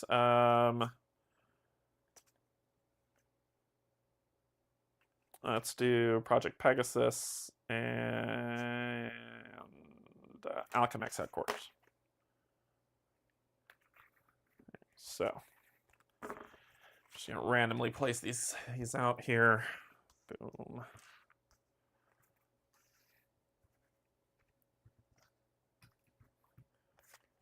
Three, 4, 5, and 6. Cool.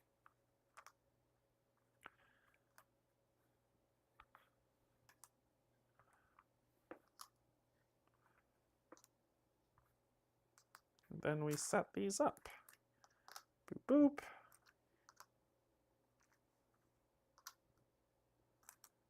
Doop. Doop. Boop, boop. This guy. This. And that. All right. Throw all these back in here so I can actually get a good view of my death.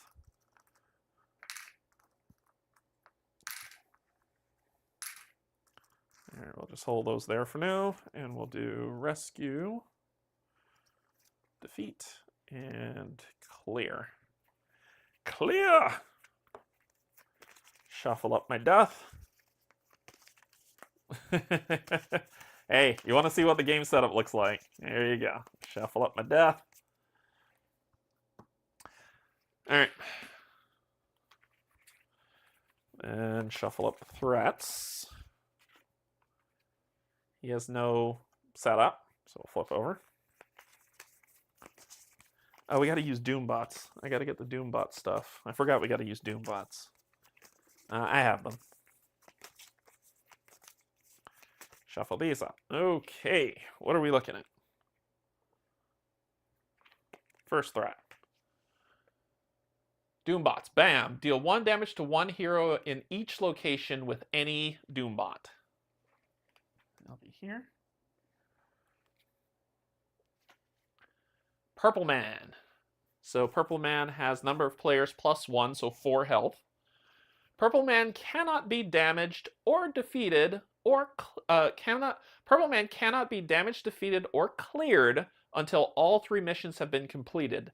Then, if he takes less damage than his full health in a hero turn, he ignores all damage. So I can't damage him, I can't defeat him, and I can't clear him until all 3 missions are clear. Got it. Then I have to hit him for 4 damage, or else he doesn't take any damage. Yikes. Yikes. We'll put him over. Where do I want to put him? I'll put him over here. Let's just go in order. Why not? Let's just go in order. Next up. Namor. 5 health. Bam. Deal 2 damage to 1 hero in this location and both adjacent ones. Damn. That's just hard. Okay. Next up. Doombots. More Doombots.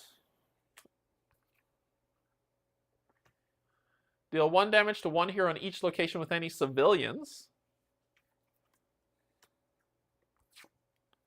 And then the same card again. Loyal subjects of Doom. Come on, everybody, say it with me. Doom. All right, so let's go back to the card cam. So we're playing with 3-player. He has 10 health. That's just dumb. So let's do counter. Counter slide out. I know I have it as Maestro. Get over it. And we'll give him 10 health. So he has 10 health. Emperor Doom. So special rules. Doom bots with a crisis token on them require 2 damage to be defeated. Doombots are treated as thugs for all game effects. When the Doombot is defeated, discard it and place a thug on the defeated thug's mission. When a hero's KO'd, Emperor Doom doesn't activate his BAM. Instead, add one Doombot to that hero's location who was KO'd. Alright, his BAM effect. If Emperor Doom is not under pressure, accelerate the next villain turn by 1 card, which means he's basically under pressure. So if he's not under pressure, he's under pressure. Cool. If Emperor Doom is under pressure, deal 1 damage to each hero in Emperor Doom's location and add 1 Doombot there. Then delay the next villain turn by 1. So we need to think about it thematically as we're depowering him. So he's already Emperor Doom, and when he bans, it's like he's under pressure, so he's already all-powerful. And we're trying to get rid of this. Overflow. If 1 or more Thug, Civilian, or Doombot tokens can't be added to a location, add 1 Doombot in the next clockwise location with an empty slot instead. The next location with an empty slot. Villainous plot. The heroes lose if a Doombot cannot be added to any locations. So if there's an overflow and we got to place it and we can't place it anywhere, we lose the game. Heroic goal. Heroes win by defeating Doom or clearing Purple Man. I don't know why this. I don't get that. Maybe that it's breaking Purple Man's power and just breaking the spell people have that he has over everybody. But defeating Doom makes sense. But this is kind of, he's powerful. We're depowering him, basically. So yeah, this is gonna be a good time. Good time. I got a feeling that tonight's gonna be a good night. All right, so where do we want to start you?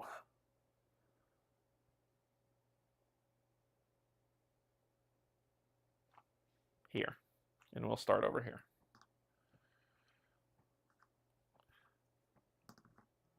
And I just gotta get my Doombots. My blinged out Doombots. Which is here. Alright, I got my blinged out Doombots when I need them. Okay. Alright. I gotta draw my starting hand. So, I don't know, I can't remember if I shuffled or not. And then we'll do 1, 2, 3. Captain Carter. Inspiring Leadership. Give 1 wild token from the pool to another hero, then draw 1 card. It's wild. Resourceful. Gain 1 move, heroic, or punch token from the pool to another hero. And then a move and a punch. So that is her starting hand. Her weapon of choice is Captain Carter's shield. Use on your turn, punch in an adjacent location, or use on a villain turn, ignore 1 damage dealt to any hero in your location, then turn this face down. When you turn it face down, it says at the beginning of your turn, discard 1 action token to turn it face up. It's like picking up your shield. So you're throwing it or blocking with it. Lokio.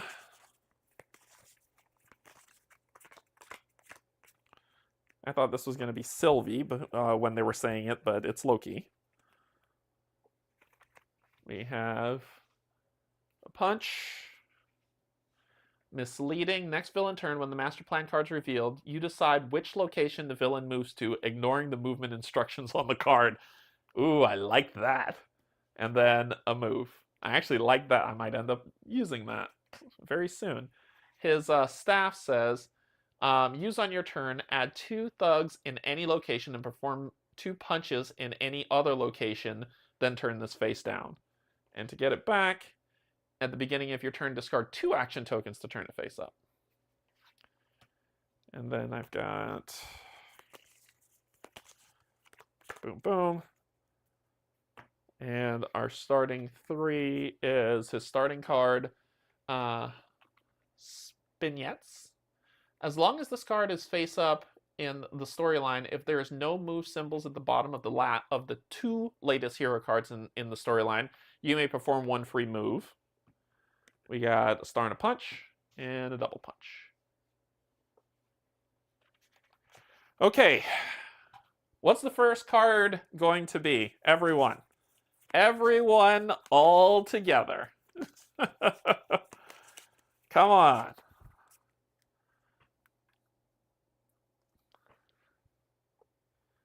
Everyone together now. Huh. Close. Very close. So, 4 and a bam. Ending poverty. Add one civilian to each location with any civilians. How's that ending poverty? Sure. So 1, 2, 3, 4, bam. So bam says if Emperor Doom is not under pressure, accelerate his turn. So I'm just going to put this on here. Actually, let me put it in the storyline. So it'll be 1, 2, his turn, basically. So that is his bam. We accelerate him because he's stupid powerful. Then we go around the board. Bam. Deal 2 damage to one hero in this and both adjacent locations. Nobody's there. Deal 1 damage to 1 hero in each location with any Doom bots. Deal 1 damage to 1 hero in each location with any civilians. So you are in a location with a civilian. So you'll take a damage. Deal 1 damage to 1 hero in each location with any civilians. So once again, you're getting punched another time.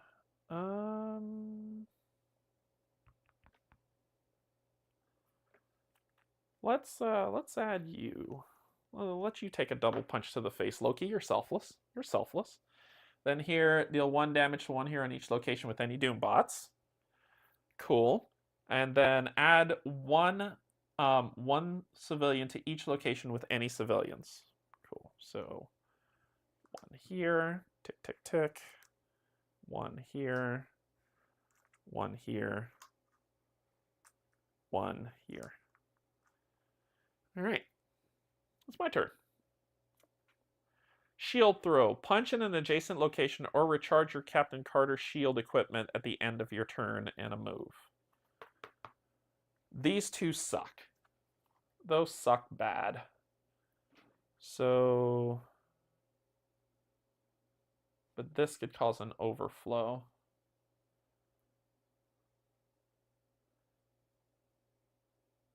At the end of my turn, I could play this.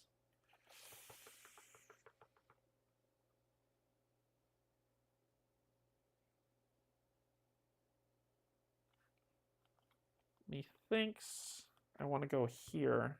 I want to free that, then go here.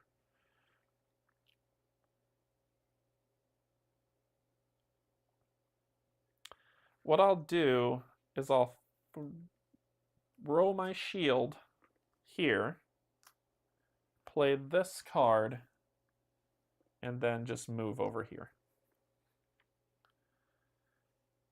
Then your turn, and at the end of my turn when I played it, I get to recharge my shield, so I pick it up. I got a star and a punch.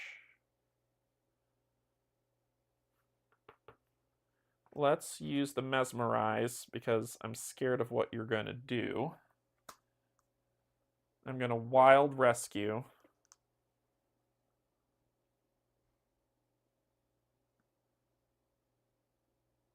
Move over here. Then it's Doom's turn. Because he is accelerated. 0. Rapid escape plan. Until the next villain turn, if any heroes enter Emperor Doom's location, immediately move Emperor Doom to the opposite location. He doesn't bam, and he's dropping some Doom bots. So, no move, no bam, no landing. And then he's going to drop... Uh-oh. Doombot, overflow. Move it to the next clockwise location. Uh-oh. Doombot, overflow. Oh, no. Doombot. Oh, boy. Oh, boy. All right. Your turn. Oh, that is not good. All right. So you got to take care of this. We're going to punch a Doombot. We're going to move. You will move away. Then we will, so that was the wild. We did the move. We're doing the punch of the other Doombot.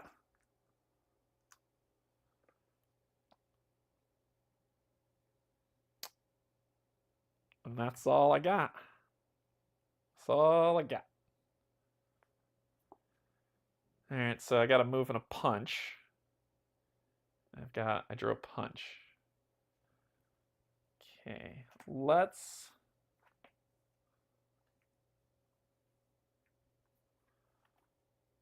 do this.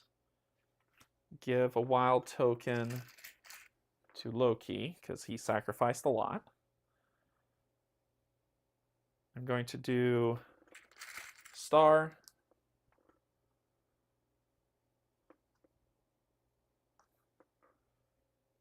Shield. Move. Punch. Oh, barf. Okay, Loki's turn. So we've got star. Yeah, let's clear that. So we're going to do this and this to clear this. It says you may cover with a crisis token a symbol at the bottom of the latest hero card in the storyline to gain 1 wild token. Symbols covered with a crisis token are ignored. So that's 1, 2, 3. Doom.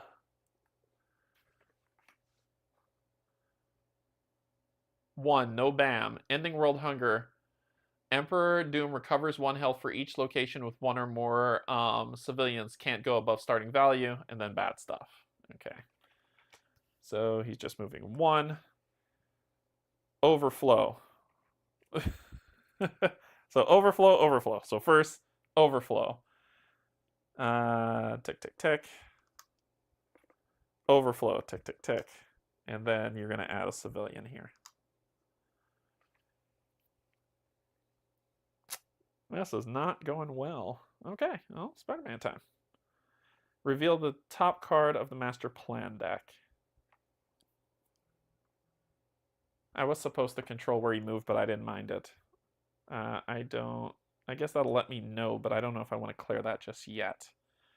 So what do we want to do? What do you want to do? I think we do this and get a double wild. This will hurt. He will kill me. And I can't hit Purple Man just yet.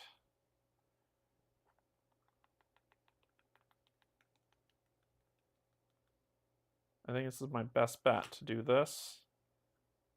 Clear these 2.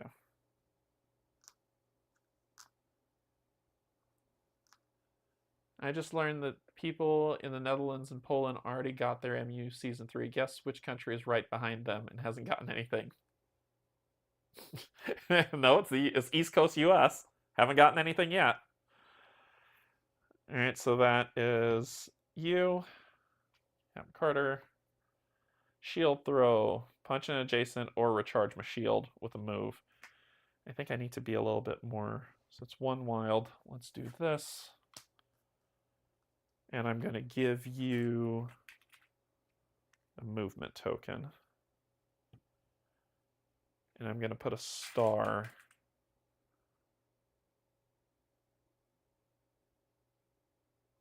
right here. Yep. Yep, that's what I'm thinking. Then Loki's turn. I'm going to need this one. I'm going to do use the move token to move. Star, star, clear. Let's get rid of the death spiral. And then I got a punch for a Doombot. Okay, so you may gain a punch token. I can then use my staff, add 2 thugs to 1 location, here and here, and punch twice in another location. Here in here.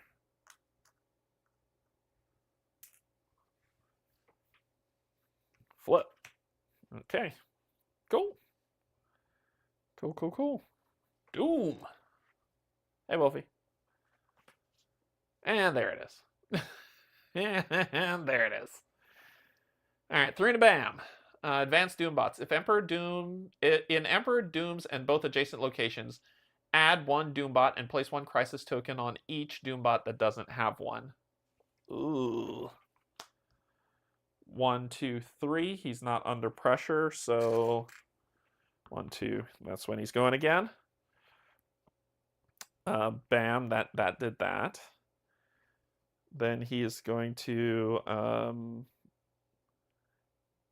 go around the board. Deal 1 damage to 1 hero in each location with any Doom bots. Damn it. Captain Carter's going to take that hit.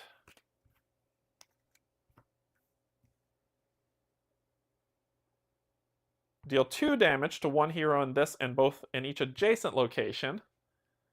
Ow. Ow. Deal 1 damage to 1 hero in each location with any Doom bots. Oh boy, this is going swell. Actually, let me do shield. No, I'll do that.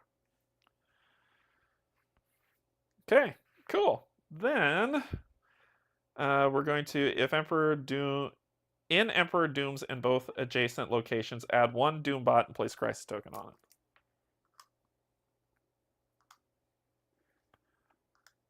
So much fun.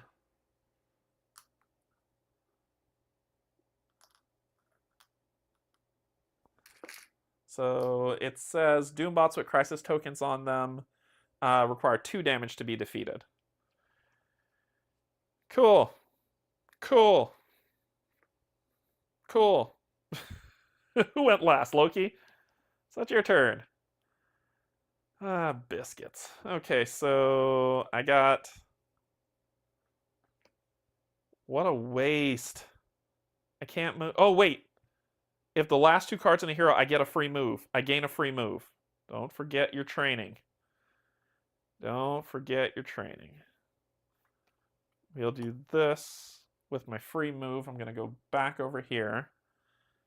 I'm going to rescue... no, I got rid of those 2 cards, so I don't need to do that. I'm going to do star, star, and sadly, I need 2 punches instead of 1. Oh, I could have done this instead. I'm an idiot. I'm an idiot. Sorry, retcon. And then I'll hit the Doombot. No, I don't want to hit the Doombot. Do I want to hit the... No, I'm going to hit the Doombot.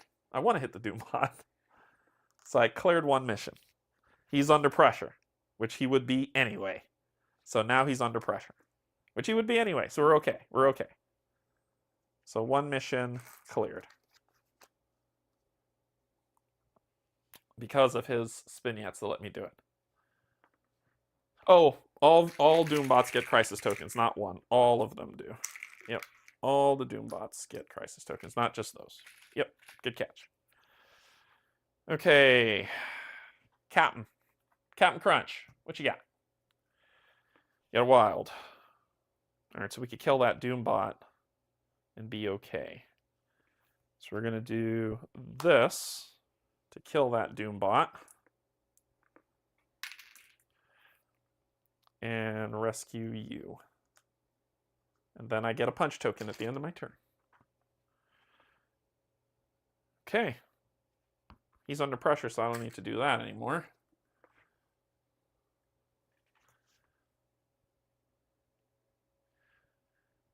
Alright, we're gonna have some problems. Emperor Doom recovers 1 health for each. Yeah, but he can't go above starting, and it's good to get that card out of there. So he's gonna move 1. He will then there's no BAM, but he will drop a civilian here, here, overflow, Doombot. Okay, so it is your turn. Moving a star is what we got. And we have a wild to play with.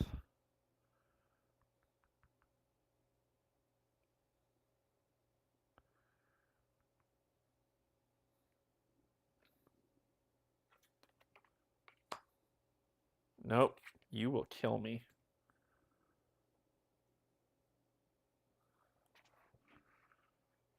You need a star to be able... Well, I can have the star to do it. I need to kill this Doombot. I have to. I have to. So I will move... Punch... Star... Sorry. Nope. Star... and wild.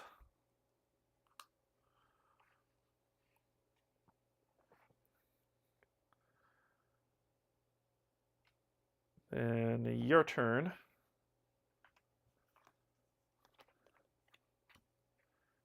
Clear you.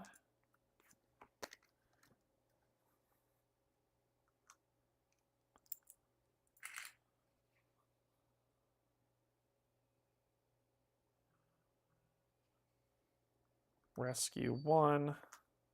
And I'm not moving. You may swap 2 of any of your face-up cards in the storyline.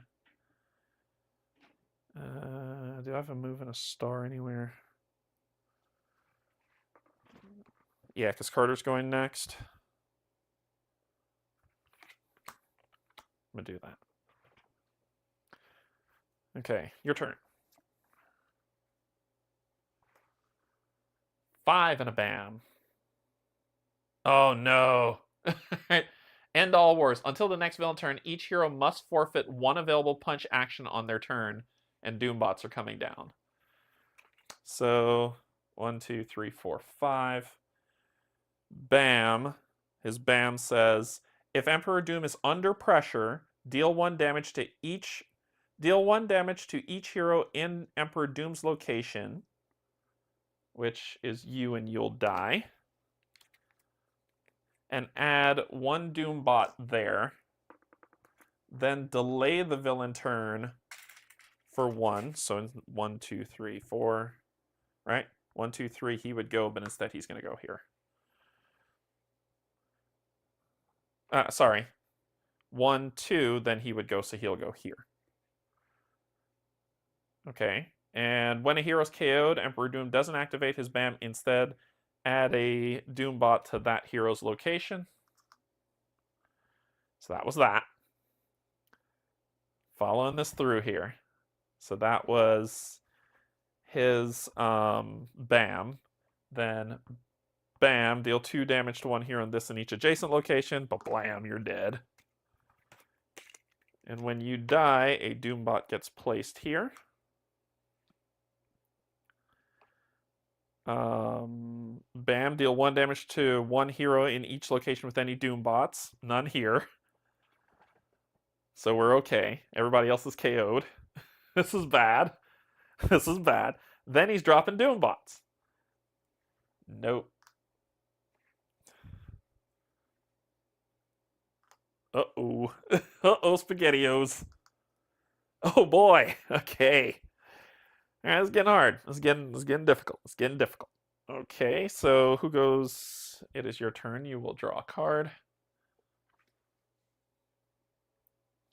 All right, well, I'm doing this for this reason. I have to forfeit a punch, so I'm just going to move here and clear this to finish, to clear the threats. He is available for face punching.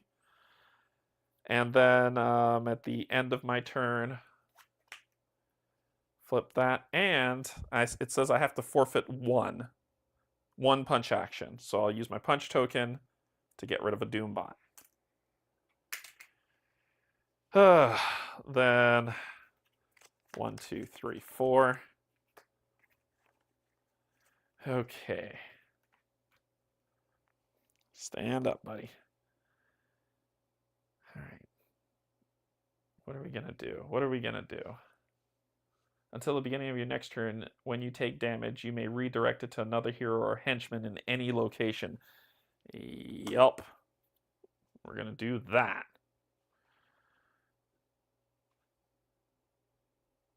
And I'm going to move here. Actually, no, I'm going to stay here. Punch that guy. You may move a henchman to this location and deal 1 damage to it. And that'll be 1 damage to you. I gotta use something, so let's represent this as 1 punch to you, and I need 5. Okay.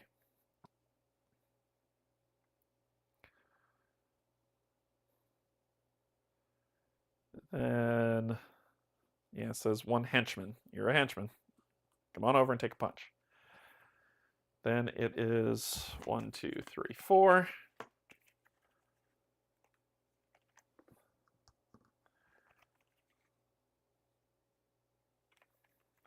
Double wild, though. If he moves, this would be epic for Captain Carter. I gotta do it. I gotta do it. I have no choice. And that'll be 3 punches to Doom. 1, 2, 3. So 7. Take him down to 7 health. It is what it is, man. It is what it is. So that's all 3 I'm going with. And you may swap. Nope, I'm keeping that right where it is. Then it is Doom's turn. 2 and a bam. Oh, first punch ignored. You're right. First punch ignored. So go back to 8. Yep, you're right. You're right. You're right. No, he can't force it on this turn. He can redirect damage. Ooh, he can redirect damage. All right, I got a plan. All right, let's play this. He can redirect damage. So 1, 2, bam. Deal 1 damage to each hero in Emperor Doom's location and add a Doombot there. So nobody's there. So that'll come here. Then bam locations. Deal 2 damage to 1 hero in this location and each adjacent one. But he says, until the beginning of your next turn, when you take damage, you may redirect it to another hero or henchman in any location. So you enjoy that 2 damage, dirtbag. Which he would take and then redirect it back to you. Then no other BAMs are in effect.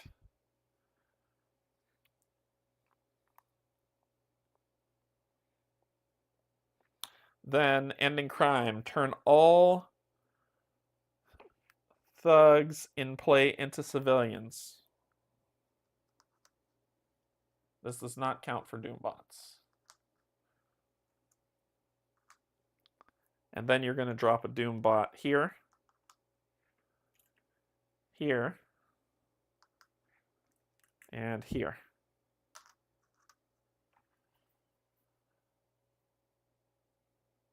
No, it was on the next villain turn. Nope. Next villain turn. It's not an ongoing effect, it's just the next. And I didn't use it because I wanted him to move there. Yep. Alright, that's you.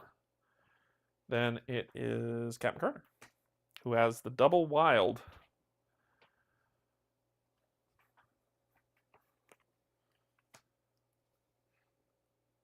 And I got my shield, so I'm going to throw my shield first to hit you for 1. Counter. Then I'm going to use the wild to move, and then punch, down to 5 health. We're going for the KO on you, jerk. All right, then Loki's turn.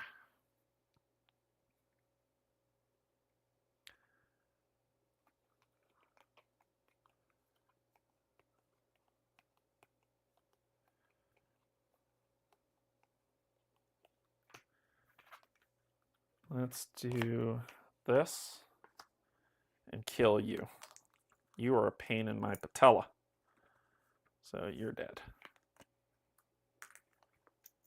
I don't need you causing strife. We're about to lose the game. I just realized that. We're about to lose the game. And my redirect isn't on here, so sadly... Yeah. We might have lost the game with that move. Let's see. Oh no, I think we lost the game. Let's find out. 1, 2, bam. Doombot. Yeah, we lost the game. We lost. Then turn all thugs into civilians, and then he'll place a Doombot here, and it can't be placed anywhere else. We lost. So, boom, we lost. Whoo! Mitigating Doombots. You know what I need for this? I need Yondu. I need Yondu specifically for this scenario. Just spin the board of Doombots. Oh man, this would be insane. Yeah, it wasn't a flip card. Oh, we tried. He's tough.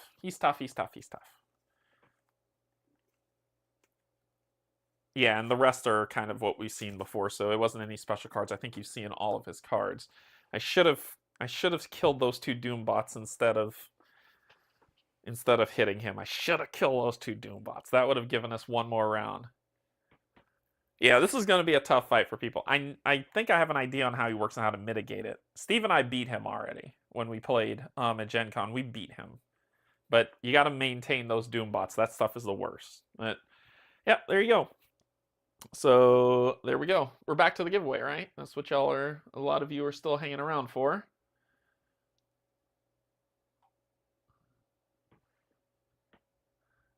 Oh, baby Doom, you got what I need. Oh, baby Doom. Oh my gosh. All right, we're back to the giveaway, right? Let's 5 more stuff. 5 more stuff. Okay, so let's see what's next. Okay, what's next on the giveaway?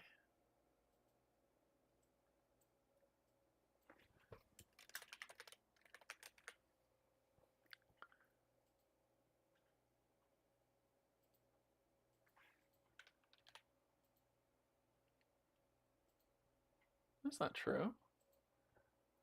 Yeah, 8 people who wanted on that. Did I spell it? Oh, I split it up. That's why. That's why I split up. I didn't make it one word. There we go. There's the 8 people. 8 people. Close. And this one is for Spark Riders. 3,000.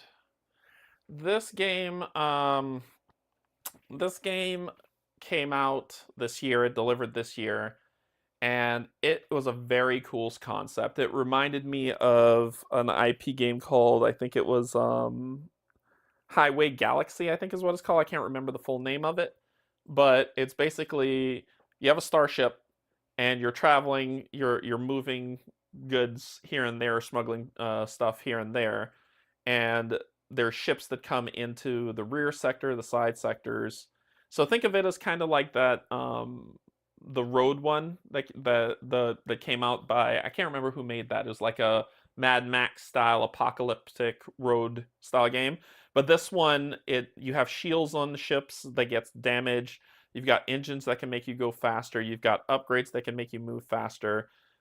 These really cool components that are on here that you can add, like shield generators, gun turrets, stuff like that you can play. Really great minis. The minis are gorgeous. They are very well done. Handy bots that can help. Some people who did a lot of paint jobs of it. This is probably a better view of the table. And when alien ships come in, oh, I did. I'll fix it. Don't worry, I'll fix it. But when alien ships come in, they come in from whichever side they come in on the table, and you have to move around the ship and fix things or have cannons fire. So think of it as a cross between that I can't remember the name of that game, but it was like a Mad Max style game where you're driving on this dirt road and these cars are coming around. Think of it like that game, mixed with the other game just fell right out of my head. But it was a very cool concept, and it played a lot like I did copy emails. You're right. Copy.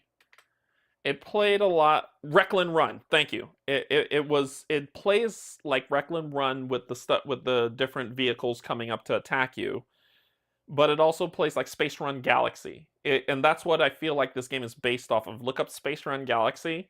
This game feels very much like that. Why am I calling this game? You can't play it without an app. As soon as I saw that, my hopes sank. And not only that, this app that comes with it, while you're like, oh, dang, that's a bummer. The app that comes with this game, you have to talk to it. And that drives me nuts. Like, it's not... I think, like, if they would have done the app... One, this game can... I know this game can be made to play without an app. But they didn't. The company Arcadia Studio, that's their vision, that's their path. Every game they play, you'll have to have an app. The crushing thing for me on this is that you have to talk to it, and that drives me nuts. Like, there are keywords you have to say when doing it. Fire cannon to left side. Crap like that. I can't stand that. So, as soon as I watched a play, like I was excited to see it come in.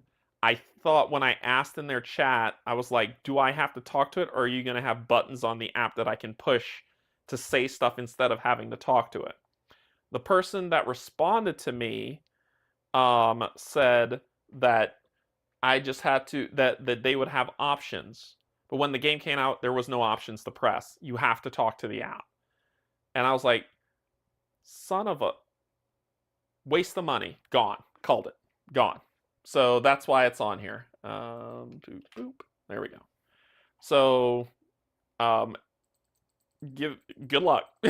That's why it was called.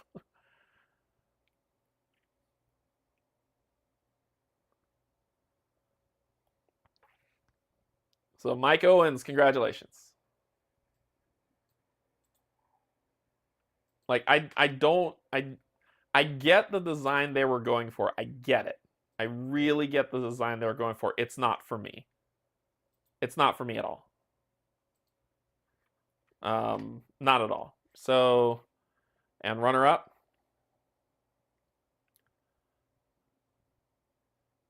Looks like Greg's going to be the runner-up for this one. Yeah, I get what they were going for. I get that there is a group that will enjoy and love that. It is not for me. Like, watch a playthrough of it. It's, you know, there's a thing, there's a ship nav that reads to you, and it reads in like the scrolling text format of conversation, and then you have to speak damage, you have to speak attacks, and ugh. It just pisses me off. Oh, wait a minute. Put this in the wrong location.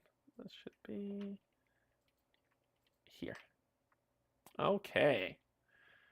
All right. Next one. So that's one.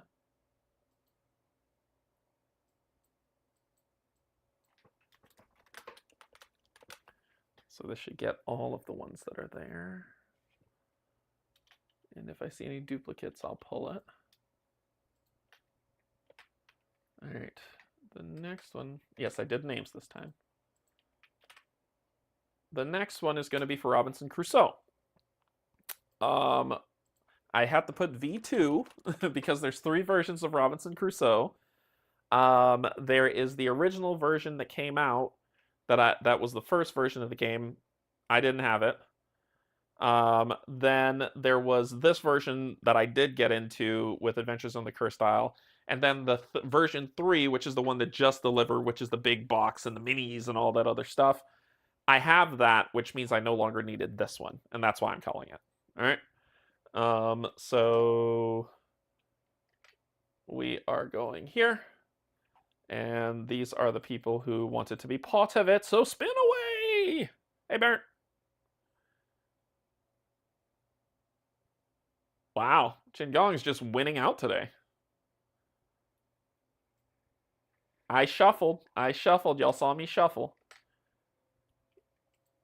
Actually, he was runner-up a lot, so now... Yeah, this is his first win. Actually, this is his first win. He was runner-up a bunch of other times. So, this is first win. First win for Qingong. First win.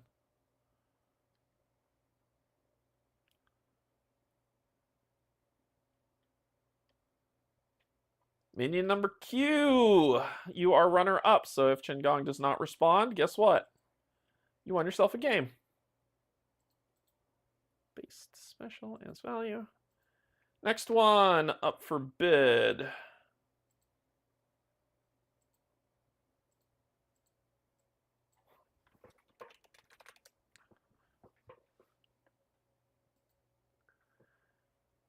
This one not a lot of people went for.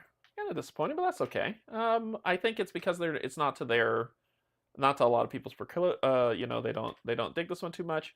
We had a good turnout. I think it's good for this one. 9 people? Yeah, 9 people went for this one. 9 people went for this one, and this is Masters of the Night. Of course, it would be the universe first. Yuck. This one. Masters of the Night. Masters of the Night is a game where you are vampires who have just come into town and you are laying your claim to the districts.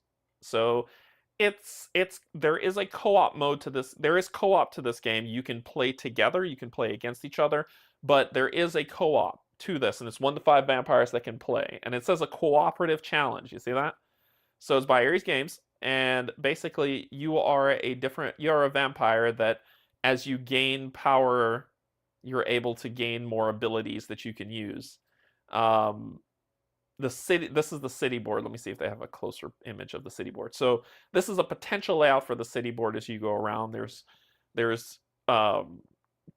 church, you know, people who are trying to move against you, people trying to slow you down, and your job is just to kind of take the town. Your job cooperatively is to take over the town. It's to win.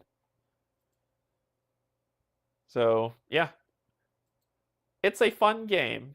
It's a game that I know I won't get to as much as I'd like. Cynthia taught me this game, and I think it's a cool game. It's just, I know I wouldn't get to it, so hence I'm calling it.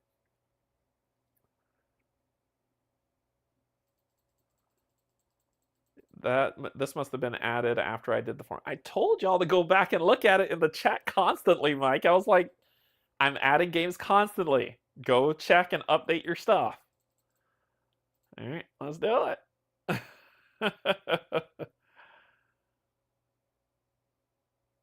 Looks like Susan Pollock's gonna be a big winner. Susan Pollock, congratulations. Congratulations. And paste just the value and the runner up. Shuffle, shuffle, shuffle.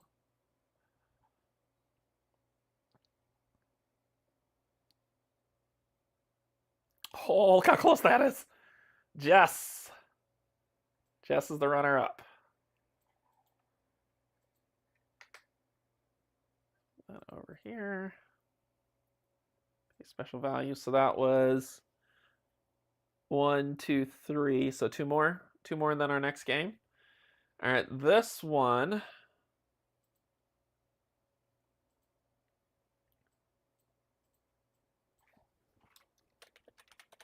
see if I can spell it right. Yeah, this one had a good turnout. This one had a good turnout. A good turnout. Copy. Come over here, close. And this one is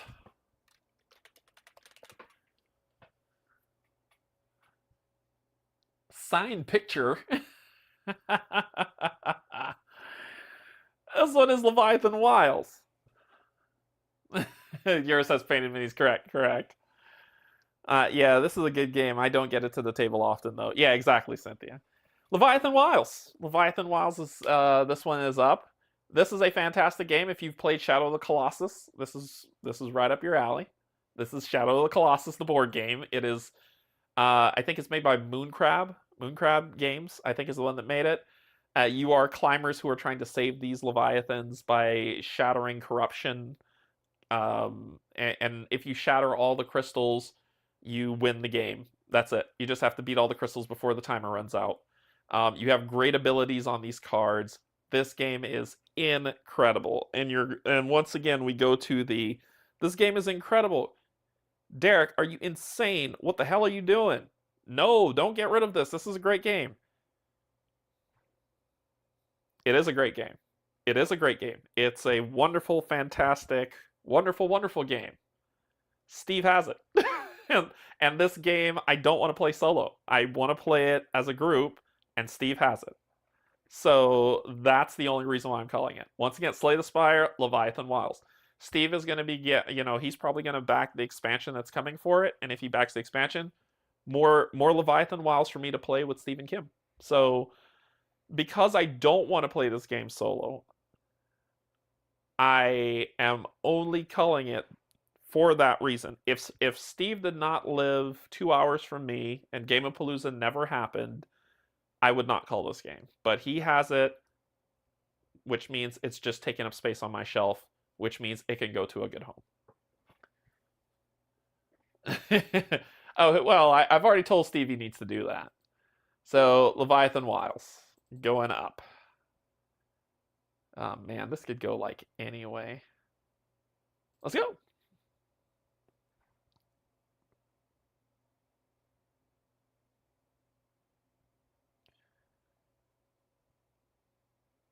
Mike Owens is the winner. Mike Owens is the winner. Let's put that on the win list. Values, remove, shuffle, spin. I'm gonna code a true multi-random number generator. That's insane. Brian Newman.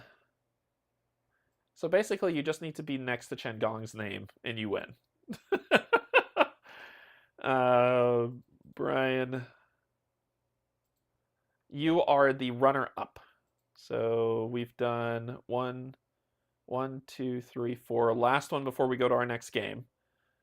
So let me grab this one. I don't think there might be a lot. Somebody might have just outright won that. Nope, there are 11 people that wanted it. Okay.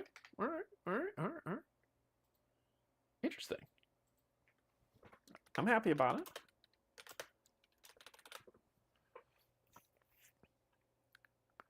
All right, Gunner. See ya. Enjoy the concert.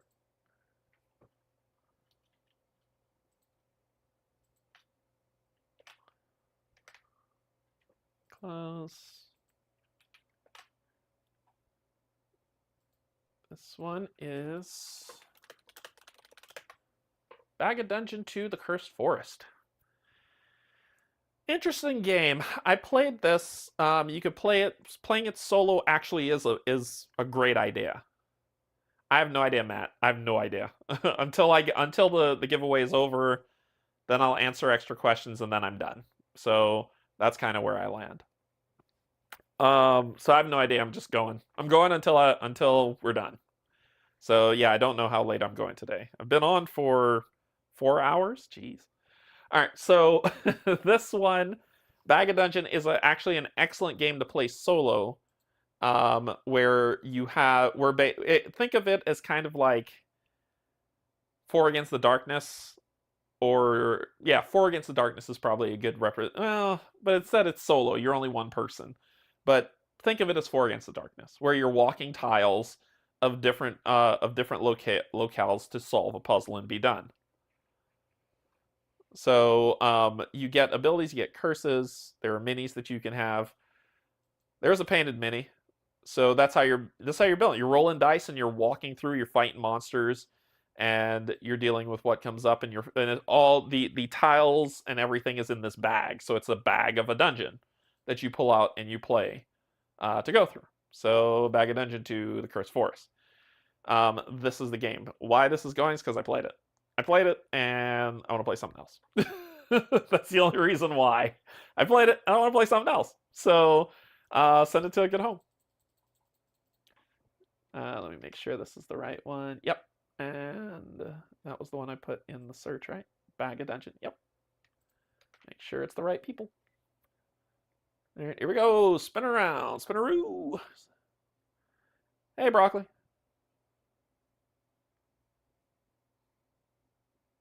Chris is on a roll. And I random the number, so therefore it can't be, oh, he lands on this number and he gets it. It's just Chris has not won. Oh, this is his first win. This is Chris's first win. He's been runner-up on other things, but this is his first ever win. So runner-up. Runner-up. Tristan's. Plural. Tristan's, you are the runner-up, which means if Chris does not claim his prize, you win. So that is 5, right? 1, 2, 3, 4, 5. That's 5. Okay. So let's hide this. Do that. And we're going to get to our next game. So I'm just going to make a mess of board games today so we can get to our next game. And then we'll do 5 more. So we've given away, what, 15 games so far? And we got more to give away. More power. So I'm just going to clump all these together and sort through them later.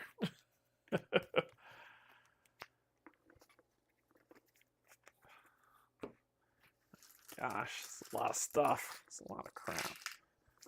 It's a lot of stuff. Meanwhile, do y'all have any questions for me at all, or anything of that matter? Are you all having a good time?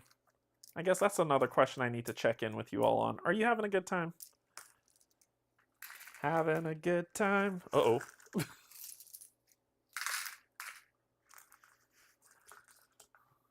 Don't want to get demonetized. Now that song's stuck in my head.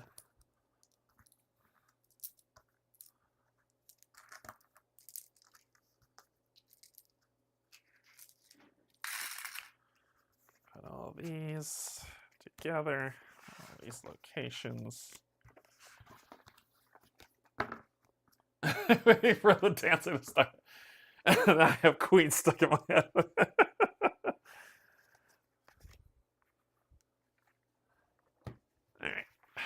Pull this, fold it. Can't fold it that way, but I'm gonna push this off the table though. My game mat. It's going. I'm about to heave it. So y'all are gonna see. Look, game mat. All right, what's next? Let's see.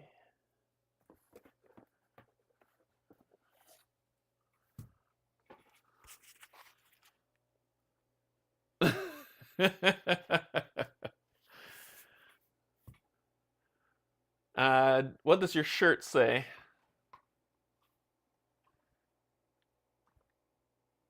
Oh, I'm trying to make this thing stop rolling. If you like it, then you should have put a meeple on it.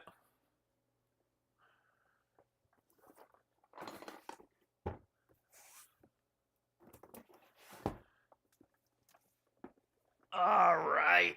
What's next?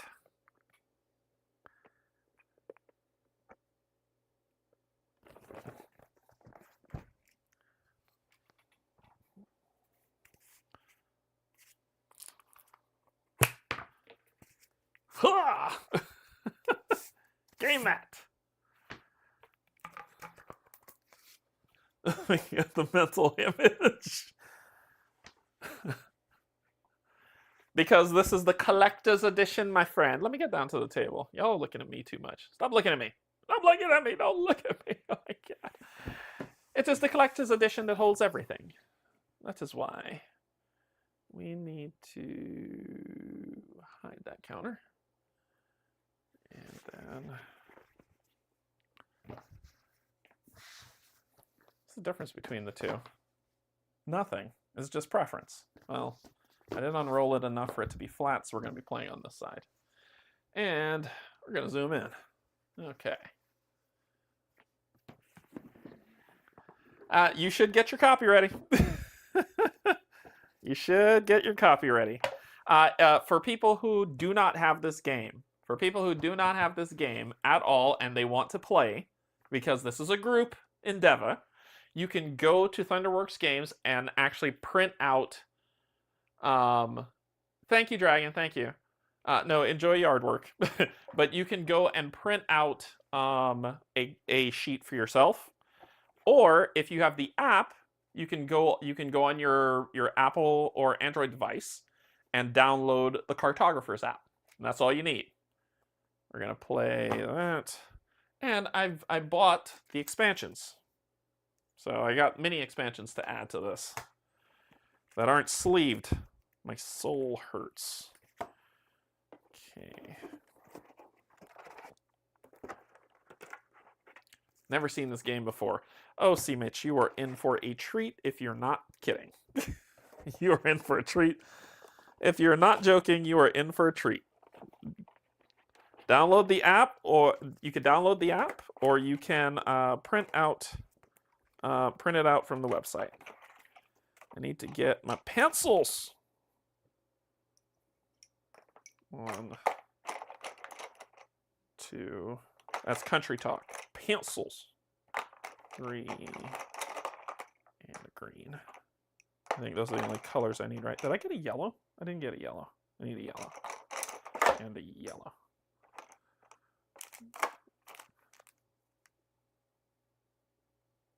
And one of those. Okay.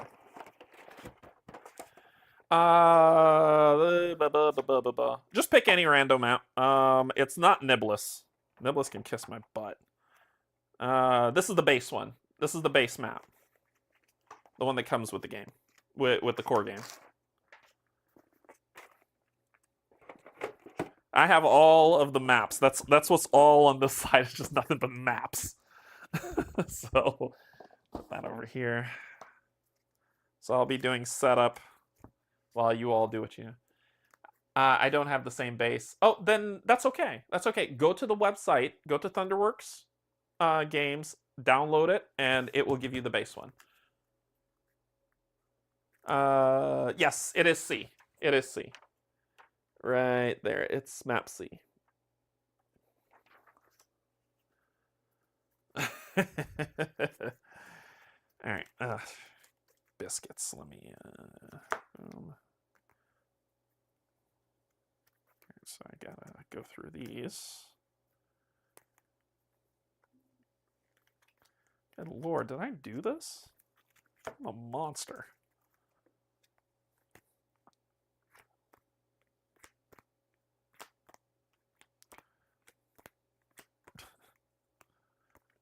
Okay, then these. This fun part is setup, people, of this game. So while you were getting your stuff ready, I will be setting this up. And we'll play with those. Don't need those. We're not doing the item shop. I think that's silly. We're not playing in Niblis. But we can add... Yeah, we could do those too. And let's add in some more ambushes to add. I got my page ready. Nice. Yeah. Let's see. I don't have any sleeves handy. I can't play with them. So we'll just have to play with what's sleeved. But I will be throwing these in the box so I don't forget them. There we go. Expansion 2. Nope. Nope. We're not using skills. We're just going to use what we got. All right. Now. It's been like 10 years. Let me re-up. Let me re-up my setup. All right. Seasons. So 1, give each player a blank sheet. Do you have your exit buddy? All right.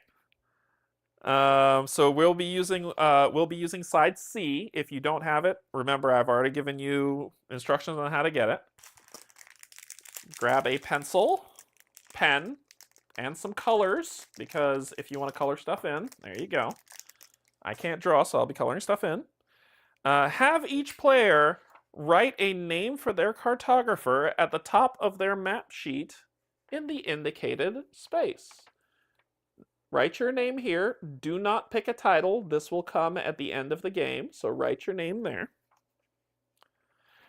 Place the edict cards in a face-up row in the center of the play area.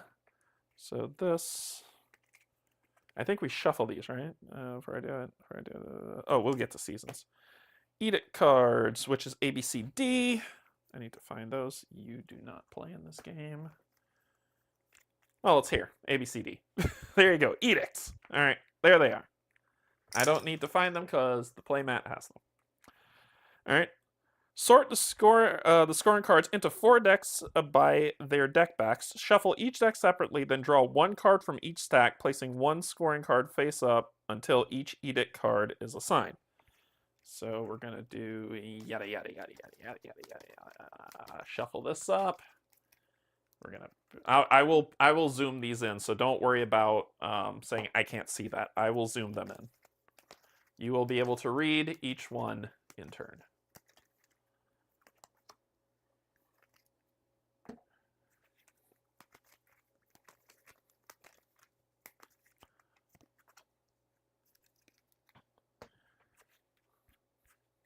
And this one, yes. This is the other one.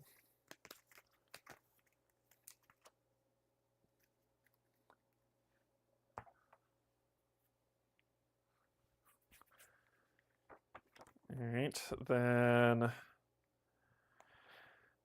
sort scorecards, return the rest to the game box because this is all we'll be playing with. Place the seasons card in a face-up stack. Arrange them in order from top to bottom. Spring, summer, winter, or fall.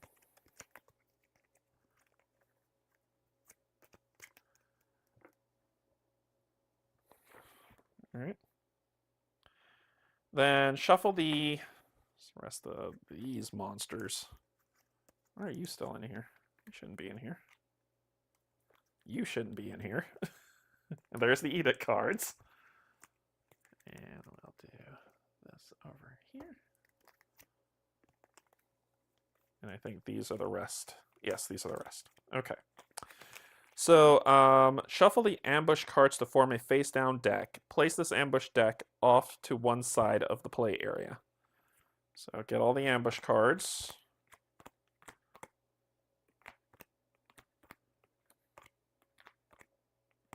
Okay. Ambush cards getting shuffled.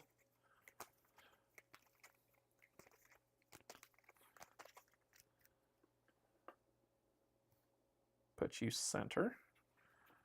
Shuffle all the hero cards. 2, 2, 2.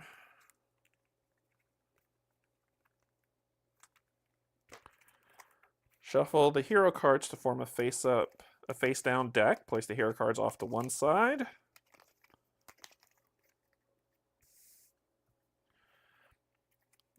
And then these are the explore cards. Yep. Then shuffle the explore cards face down. Take the top card of the face down deck. Take the top card of the ambush deck and hero deck. Then shuffle them into this explorer's deck. So we shuffle this first. Then we take one of these cards and one of these cards and shuffle them in here.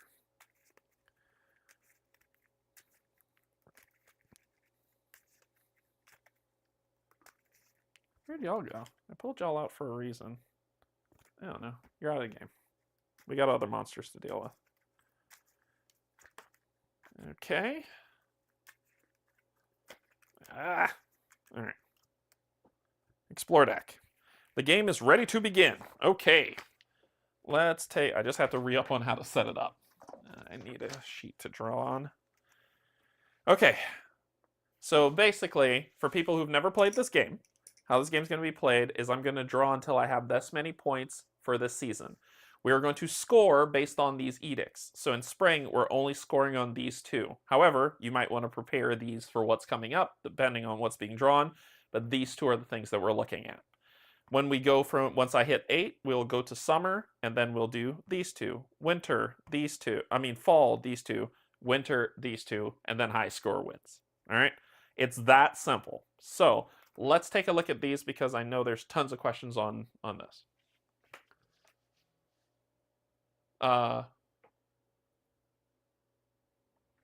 Everything. I'm getting messages a ton. This usually blocks it unless it's an emergency. Am I getting an emergency?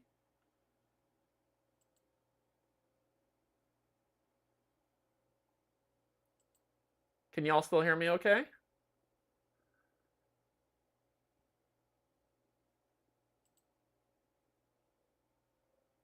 Okay.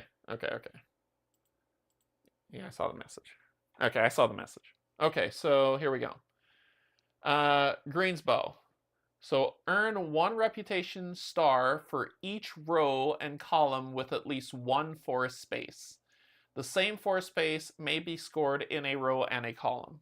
So there's no in this column there is no forest space, so no points. In this column there's no forest space, so no points.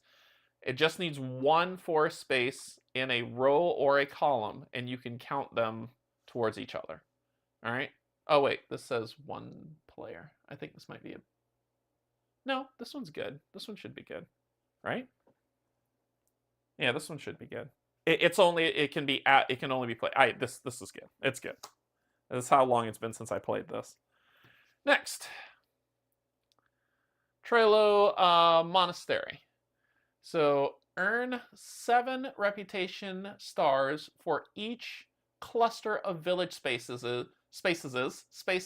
that contains 4 spaces in a 4x1 or 1x4 rectangle. So 1, 2, 3, 4x1, 7. Notice this is 3, so you don't score. 1, 2, 3, but that's a miss. 1, 2, 3, so it goes. So you need to, it says each cluster of village spaces that contains 4 spaces in a 4x1 or 1x4, which means 4 going across, 1. If it has that cluster, you will gain 7 points for each 4x1 or 1x4. All right. C. Kralin. Earn 7 reputation stars for each cluster of farm spaces adjacent to 3 or more water spaces. So 7 points. So 7 points. So 1, 2, 3. So 3 or more will get you 7 points each cluster. For each cluster of. So these will net you 7, but it's because this one is next to 1, 2, and these clusters are next to 3. Then the last one. Thank you, Frederick. Welcome, welcome. Earn 10 reputation stars for each complete odd-numbered column of filled spaces. So if you fill any odd number column, 1, 3, 5, 7, 9, or 11, if you fill the column fully, you get 10 points per column.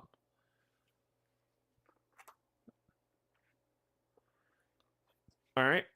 So I'm going to pull, and because I have the cards, you don't need the cards. I have the cards to play. You just need your map. If you have any questions, or if you're like, hey, Derek, can I see that card again? Because I want to make sure that I understood it perfectly. Let me know. Everyone else is playing, and everyone else is pulling their cards and going. So I can pause for a second, show that card again while I figure out what I'm going to do. Okay? All right. Here. All right. So first of all, everybody ready? I'm waiting for at least 3 yeses. Yes, I'm ready. 3 yes, I'm readies, and we'll begin.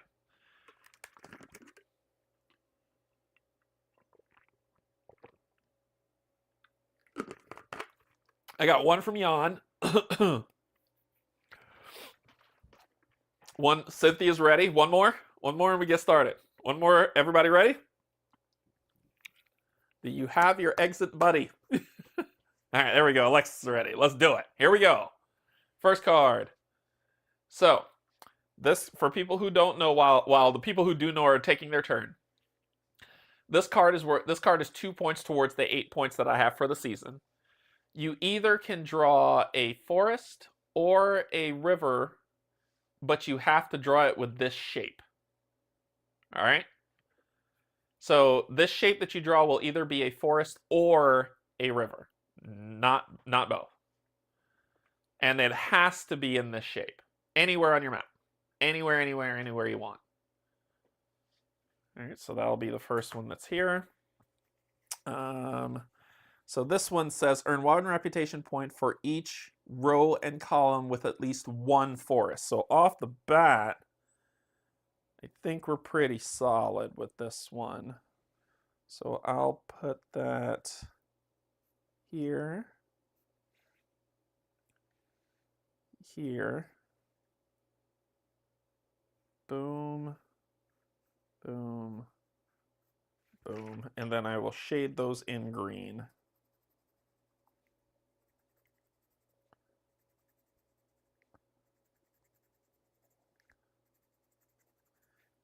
How you get coins is if you surround the mountain.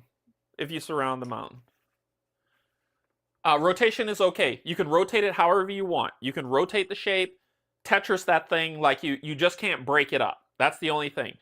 You can't overlap mountains, and you can't break the shape, but you can rotate it, turn it, twist it, however you want to do it. Yep. And once again, moving on from this, I need 3 dones. So when I'm like done by 3 different people, we'll move on to the next one. If someone's like they're not done yet, just let me know.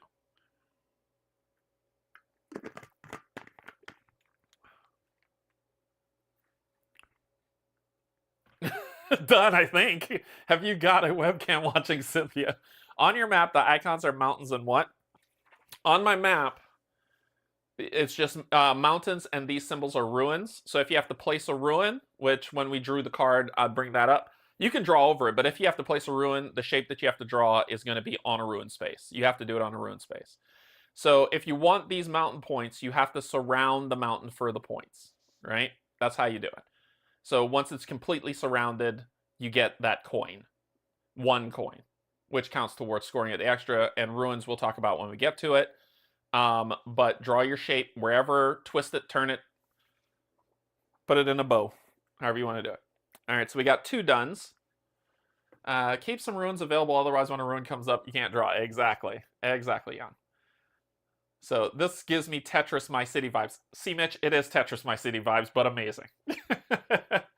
Until you want to take a risk. Yeah, I know, right? Okay.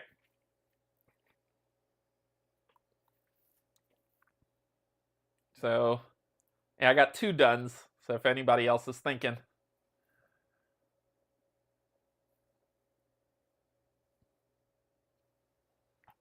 All right, I think it's 2 dones.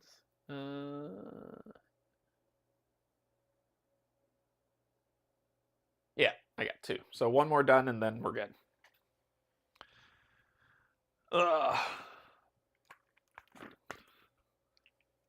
There, Cynthia's done. All right. Next shape. Here we go. So this, you have to draw a farmland. Now, people who already know this game are already hard at work. That's all right. It's already hard at work. It's 1 more point, so we're at 3 points of 8. This is a farmland symbol. If you choose to draw this shape, you will gain 1 coin. If you choose to draw this shape, you will not gain 1 coin. You cannot draw both. You have to pick one, and it has to be that farmland. Okay? So if you draw the shape, gain a coin, which means on your coin track at the bottom of your map, which is here, mark off 1 coin. Just mark off 1, right? But that's only if you're going to draw that shape. Otherwise, draw that shape. All right, so for me, where am I putting you, little bastard? We need to put you in a place where we can get some riverlands. So I'm going to put you here. Actually, Yeah, because this will work out in my favor. I'm not going to gain the coin. Put it there. And Riverlands is yellow? Yeah.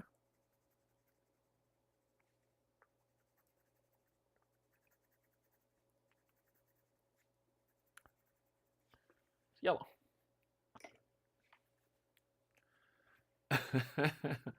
So a coin now is 4 points to... We'll talk about coins when it's done. So we'll talk about coins and stuff when it's done. That's coins is for scoring. No more, no less. It's for scoring. So if you want to get a coin, get a coin. All right, we got 2 dones. So, see, spin it, turn it, however you want to do it. Yep.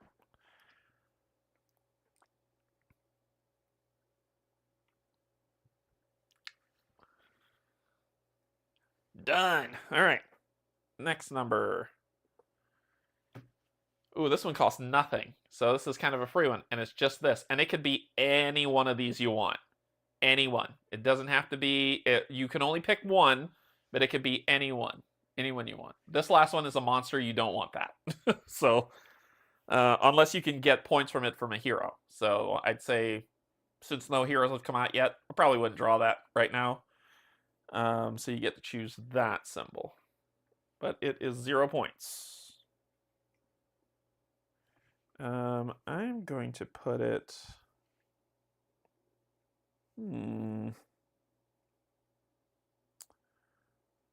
I'm going to put it here. I'm going to make it a river.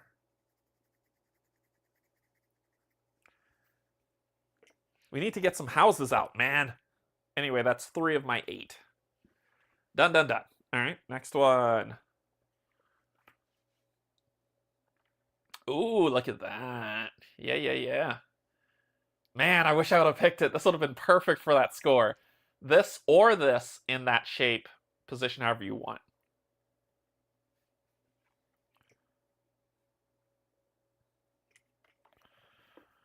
And they need to be a... So I'm going to actually put this here. And it's what? 3? So I go all the way up here. I can't believe what I just drew. Let's go ahead and shade this in. All right. I'm close to getting some points. I'm close to getting 7 points, man. I'm close. Close to getting 7 points.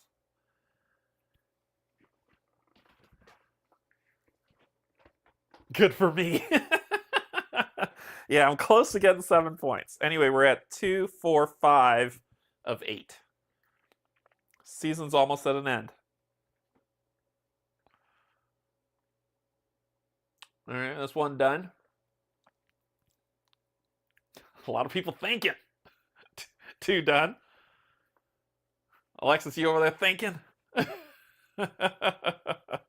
might answer your question. No, it won't. In their most common sense, oh my gosh. The terms thought and thinking refer to conscious cognitive processes that can happen independently of sensory stimulation. Their most paradigmatic forms are... Alexa, stop. That's awesome. Next.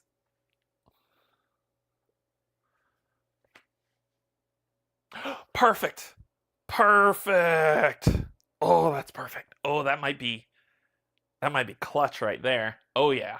2 points. Yep, you know what I'm drawing. We're gonna go...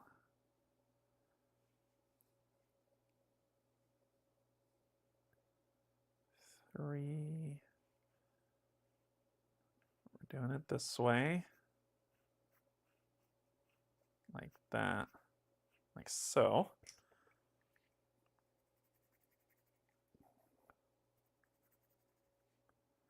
right. This last card needs to be what I need to get me 14 points.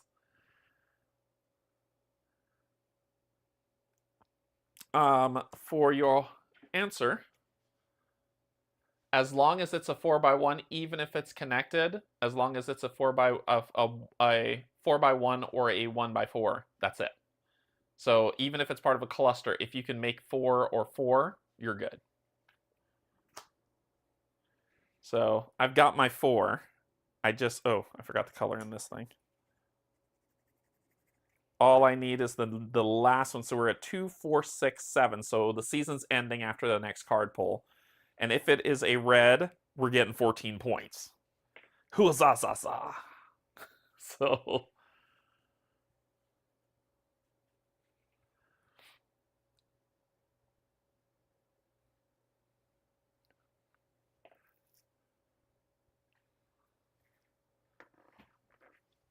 you can, yes, because it says earn 7 reputation stars for each cluster. So yes.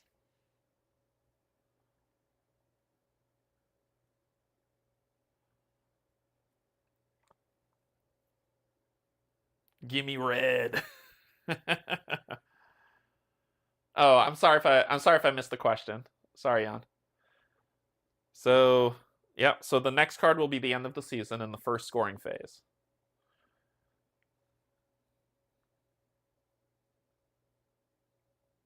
We got 1 done, 2 done. Everybody ready for the last one? We're praying for it to be a red. It could be worse. You know what it could be. Oh, you got your 14. I'm so jealous. All right, last card. You know what this could be? It could be a monster. Yep. Yes, it's a red. Yeah! It's a red. Woohoo! I'm getting my 14 points right now. All right, so let me get my 14.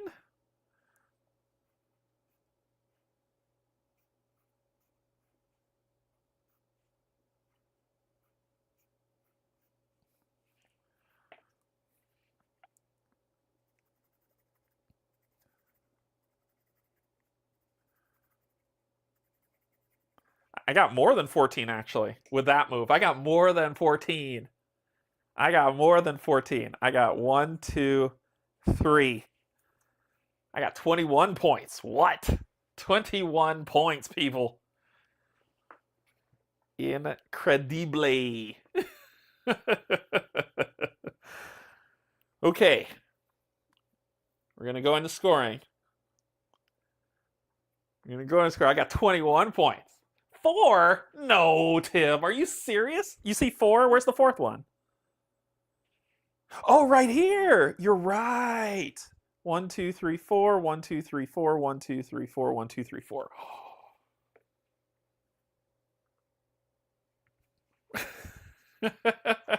28 points. I like it. I like it a lot. Okay. So let's do this. Let's do scoring, and we got to go down to the tight screen for scoring. We got to go down to the tight screen. Okay. So this is the box you care about. Ignore these 3 for right now. This box. You see the symbols that are in there? That's what you're going to do. So let's start off with A. To gain a point for A, right? Get that glare out of there. Earn 1 reputation star for each row and column with at least 1 forest space. The same forest space may be scored in a row and a column. So I've got, if we're doing rows, 1, 2, 3, columns, 1, 2, 3. So I have 6 points. So I will just put 6 points here.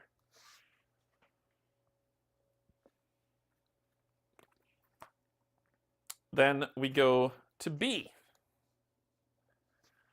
B says, earn 7 reputation stars for each cluster of village spaces that contains 4 spaces in a 4x1 or 1x4 rectangle.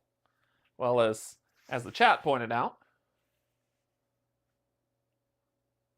1, 2, 3, 4. That's 4x1.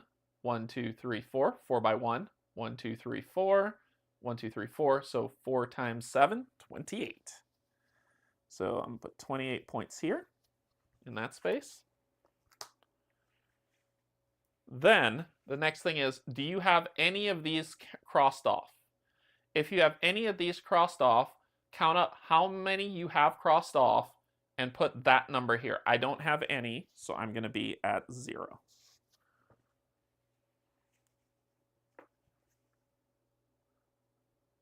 Finally, if there are any ambush monsters on the board, for the damage that they do on the card, you would subtract. So you'll put the number here, and this number is subtracted from these 3. Do the math and put that number here. Right? So I'm at what? 34? Is that 34? 32. 32? No, it's not 32. It's 34, right? 34. Bad math. Bad math. Math teacher. I think that's 34. Thank you, math teacher. 34. There you go. So for round 1, I have 34 points. Then what we do is we come back over here. We take all these cards, shuffle them in. We grab another ambush card. We grab another hero card. And we reshuffle the deck.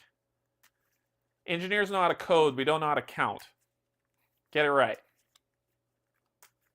I have a class in coding called math class that I can do math.multiply. I don't need to do math. The code does it for me.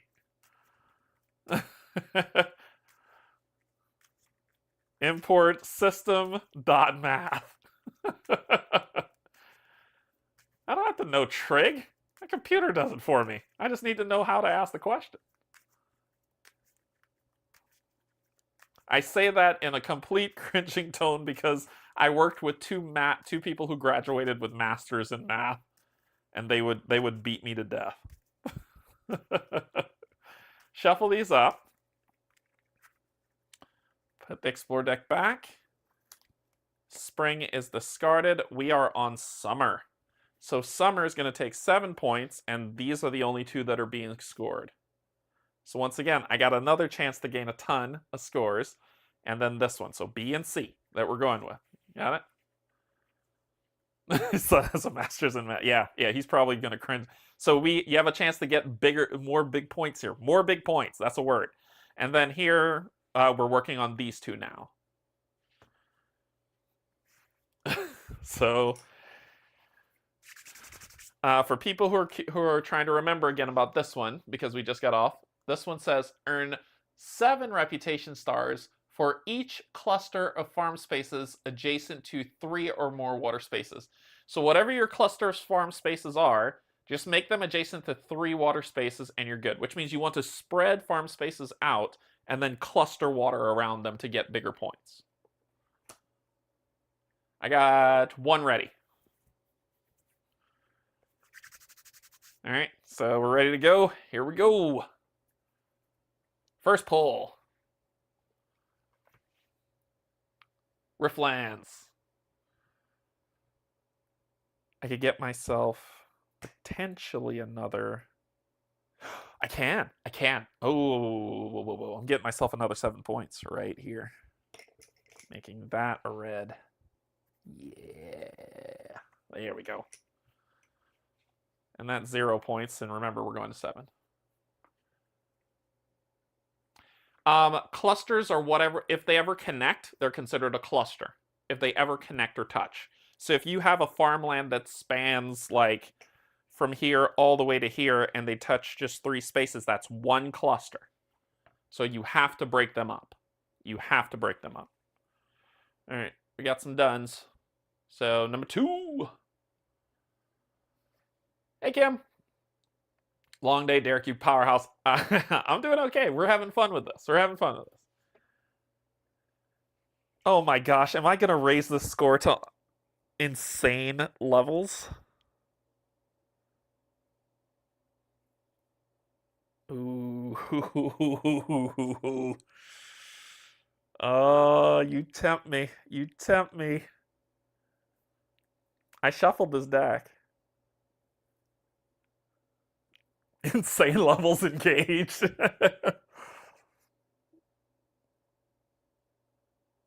Because I got 1, 2, 3, 4, 5 now. I'm at 35 points. Can I make it more? Can I make it more? I think I can.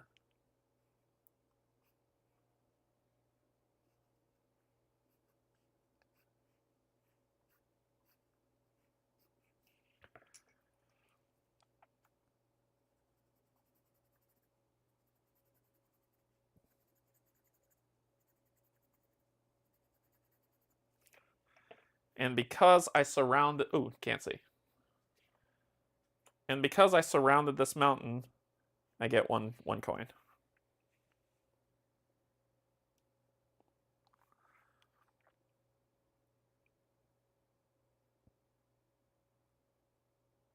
Yeah. Yep. Be sure to rotate. How are you going to rotate that? What are you talking about? Yep, so I have 1, 2, 3, 4... 1, 2, 3, 4, 5, and potentially 6. Ooh. Here we go. So that's 2 points. Next one. Oh, yep, we're good. We're good. We're solid. This is awesome. We're solid. Oh, yeah. This is nuts. Points are going to be insane. Until I get a Riverland, I'm going for the gold on this one. So it's 3 and 2. That's 1, 2, 3, 1, and 1. So now I have 1, 2, 3, 4, 5, 6, 7. 49 points. Feel my power. This is insane. I shuffled that deck. All right, here we go. Big points this game. Big points. Ooh, fishing village. I need that. I need that.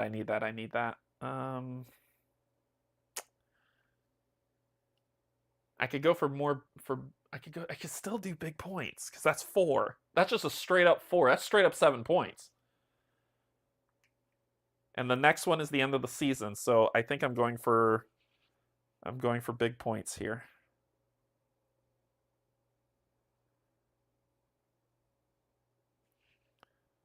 I could do 4 here.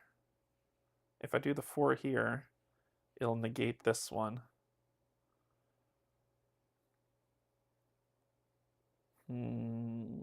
I'll negate 1 to gain 2. I think that's a good sell if I negate 1 to gain 2. Like this one will go away, but I'll gain 2 of them. Is there anything else I could do? Let's do it.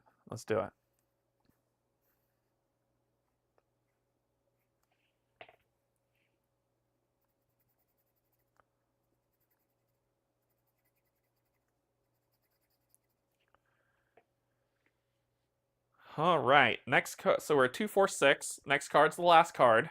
Here we go.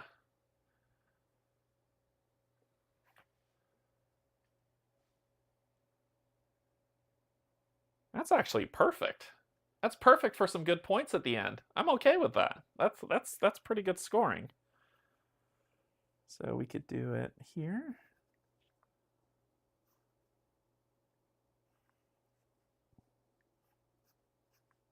That's actually perfect timing. Thank you, game.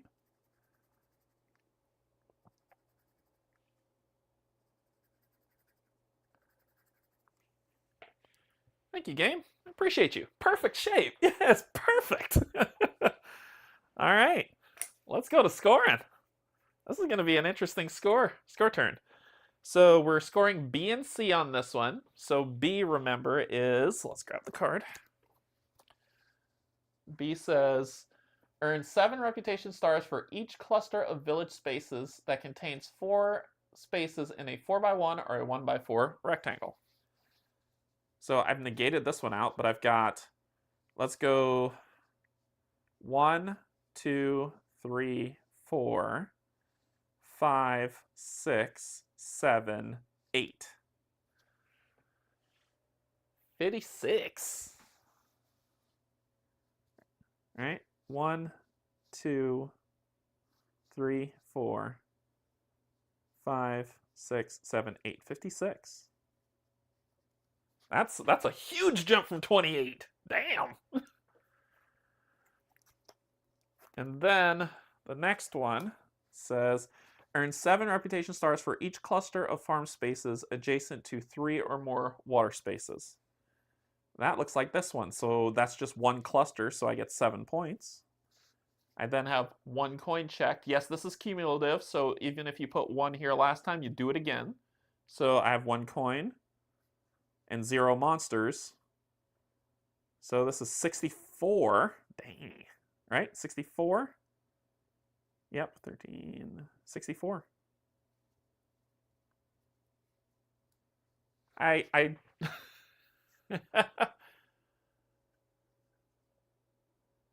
Why do you not count the 8 lines as 2 4s? I don't know if you can. I don't know if you can. Because this says clusters of 4x1 and 1x4. So I don't know if you can. I think it has to be, yeah, it's very specific on 4x1. You can't do that. That destroys what you're trying to build. It's very specific. So that's why. Yeah, I read it exact too, Cynthia. So 5x1 kills the point. Correct. It has to be 4x1. It has to be. That is correct. So 64 points. Good people. I cheated then. Cheater!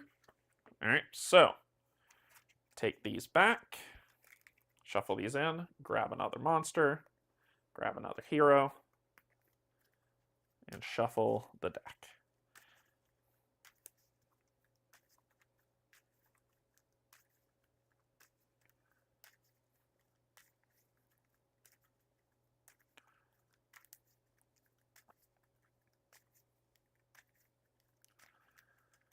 That's the highest I've ever scored on a second round.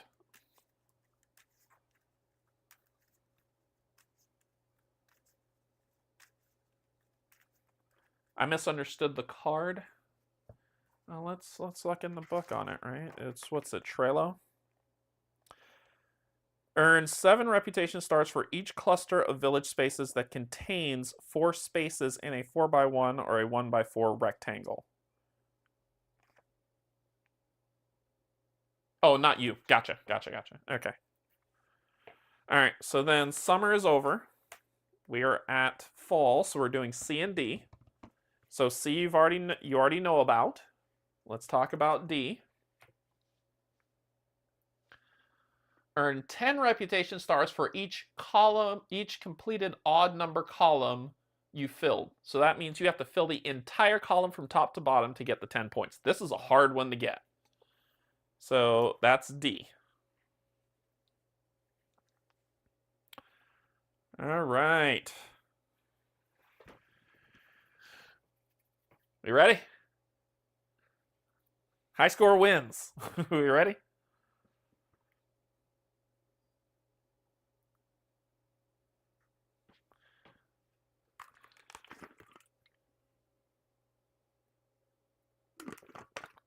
Yes. Mountains counted filling lines, yes. Yeah? Here we go. Yes, mountain counted filling lines. So this symbol, gain a coin, or that symbol, and it's a hamlet. And remember, we're not doing the Trello Monastery, just treat that as it's over. It's done. It's gone. We're not scoring any more on it. And that's 1 point that's there. We do need to fill, I think no matter what it would be that fill, right? So I'm going to turn it so I can surround this mountain here. And I'm going to gain that coin.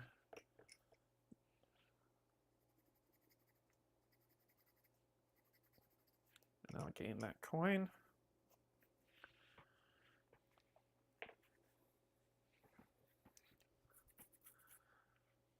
Perfect shape. All right, so that's 1 of 7. I'm very nervous. There are 3 things in there that scare the life out of me. So I'm very nervous. It's around this time in the game where people start thinking. Like when the first round is, oh, I'll just put it here, and I'll just put it here, and I'll just put it here. And then around round 3, the people who are saying done a lot start slowing down on their dones because they're thinking about it. Round 4, they really think about it. So here we go. Frontier Dwelling. It's another one for the Kralin stuff. So I'm going to be going with this farmlands in that. And I think it may be a perfect shape for me. Yep, it is a perfect shape for me.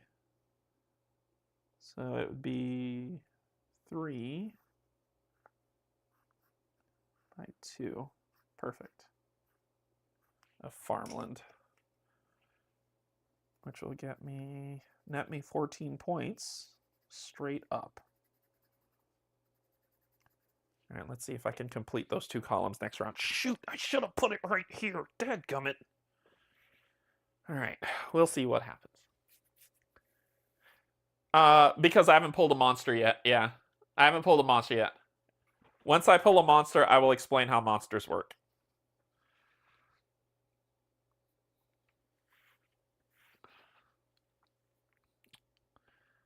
Something must be going on. No monsters yet. I know, right? I'm nervous. So 3 of 7, which means we got 4 points left to go, which means at most 2 cards, potentially 3 if we draw the 0 cost card, but potentially 2 cards left.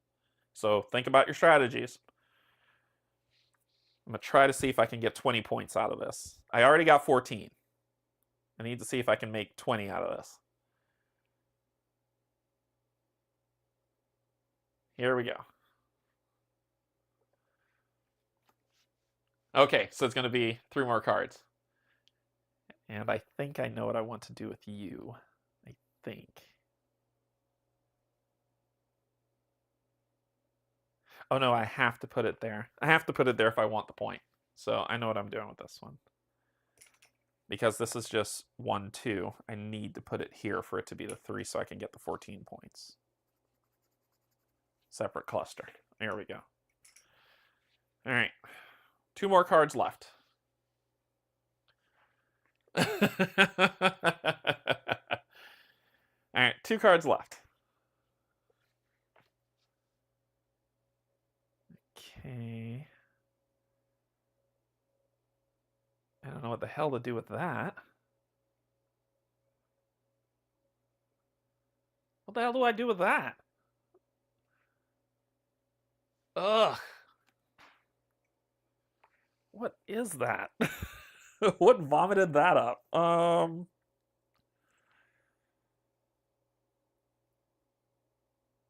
could turn it sideways. That's probably the... Ugh. Yeah, I gotta turn it sideways. I gotta put it here. Here. And here. And I'm gonna make it a forest so I can get some points at the end of the game, because that's just hot trash.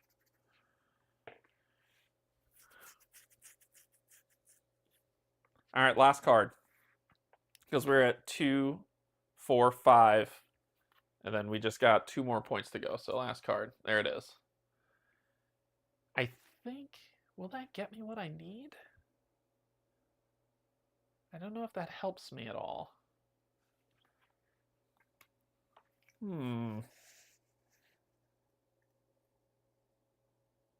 Nope.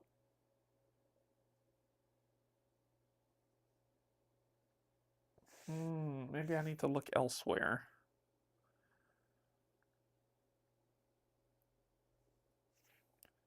One, 2, 3. Nope. 1, 2, 3, 1, 2. Okay, I could do it here.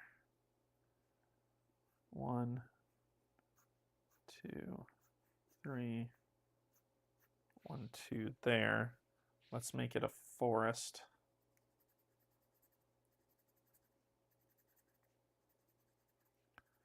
And I surrounded this thing so I gain another coin. All right, so that's 2, 4, 6, 7. We're done. All right. Not a bad go of it. So we're grading on C. So 7 points. At least 3 oceans by farmland. We got 1, 2, 3 for that cluster. 1, 1, 2, 3 for that cluster. So that's 14 points. So that is that one. Then, did anyone score this? I did not. So unfortunately, this is a big fat 0 for me. I did not score any of that. I didn't complete anything, any columns. I'm trying to get that 7th one done, so that's a big old 0. I got 3 gold, so, and no monsters, so this puts me at 17 points for this round. You got 1? Oh, 3 columns. Jan, they have to be odd. Let's be clear. Let's be clear before you start celebrating. They have to be odd numbered columns. Odd numbered columns. Remember that. Odd numbered columns. I know. Ooh, jealous. Very jealous. Okay. Final round. We're going to shuffle in another monster. Another hero. 1, 3, 5. Nice. 30 points. Nice. Yeah, I need to connect 9, 7, and 3, and I'll be good.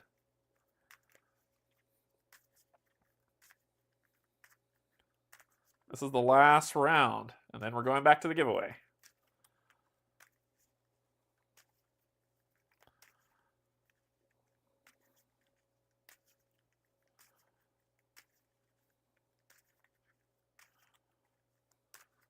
You saw me shuffle them up. So we're only doing these 2 now. Forest locations, that's why I've been putting forests in. Forest locations, and then this one. So if you're going to score... hey, Beth, we're playing Cartographers. So if you're going to score, these are the ones you care about. These 2 are kind of done for the game, right? So let's just turn those over and let you just focus on these 2. Here we go. Final round. Fight. A hero. All right. For people who know how to play, draw your shapes. For people who don't, heroes basically get to these. This is your hero. That's the space that you're drawing. That's your hero. These spaces kind of dot them in on what they are. And if there's ever a monster that comes out, you can use these to attack the monster with, basically. But you put them where you think a monster might come out. These are not drawn in spaces. You don't have to draw these in. These can actually be in spaces that already have shapes on them. Yeah, no, they can't be outside the... Well, they can. You can put these outside the grid. The spaces, these dash spaces can be outside the grid. They can be wherever you want them to be. They just count as a damage to the monster. The only thing that you're drawing is this. This needs to be in your grid, and wherever these land, it doesn't matter. It's just... You can waste that dotted line or not.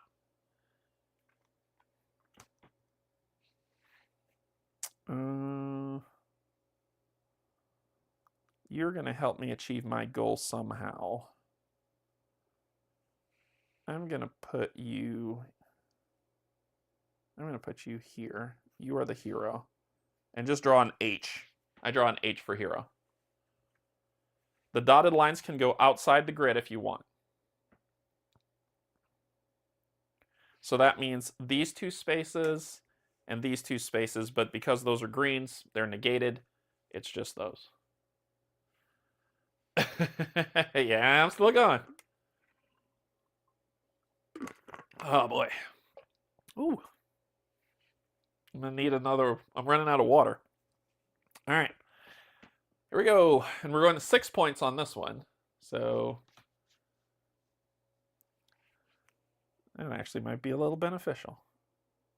That is beneficial. That gets, oh no, it isn't. Yes, it is. Yes, it is. That gets me 10 points.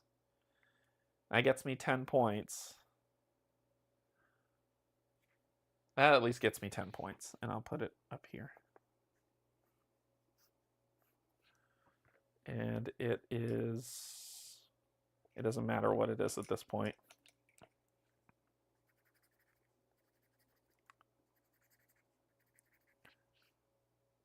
All of my rune, oh, I have one rune that's not covered, so thank goodness. So that's 2. So at most 3 cards left, at worst. Here we go. Next one. I think that got me... Yep, that gets me another 10 points. 1, 2, 3, 1. Yep. That gets me another 10 points. 1, 2, 3, 1. Here. We'll just flood the zone with water.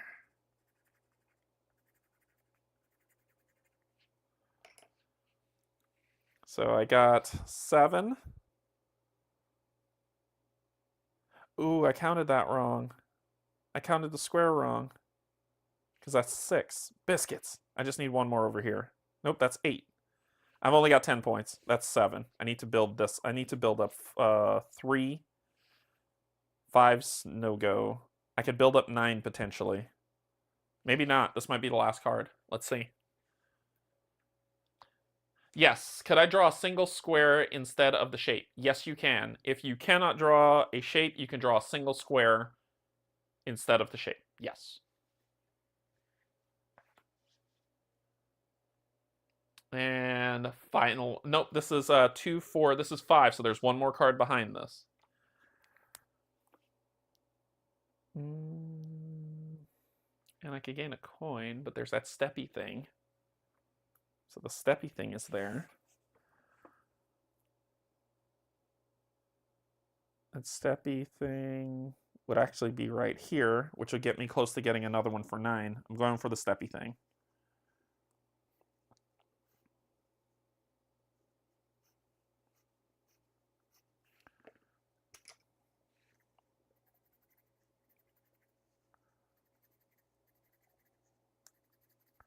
Okay, so all I need is the last shape to be something I could put here, and then we're good. All right. Final round. Final card.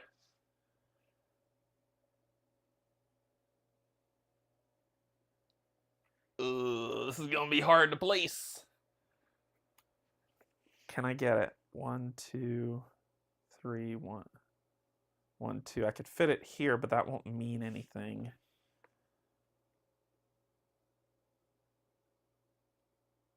Nope. This is the only place. 1, 2. I could do it here. I'm not going to be able to finish row 9. Well, if I flip it upside down, though, right? 1, 2, 3, 1, 2. Oh, I could do it if I flip it upside down.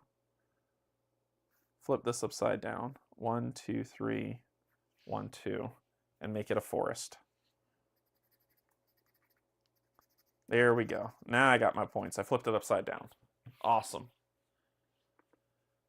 Can I draw a single square even if I can place the thing? Yes, it's either you can place the square or you draw a single square.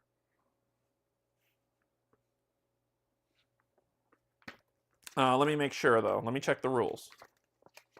Let me check the rules. Oh, no, no, no. If you can place the square, you have to draw it.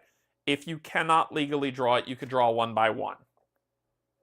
Nope. If you can place it, you have to place it. So there you go. Sorry, I was wrong. Hey, look at that. I got a rule wrong in a playthrough. Okay, D first. Odd numbered columns that are filled. This one's filled. That one's filled. So I got... I'll put it under the zoom in a second. I'm just checking if anything else is there. Okay. All right. So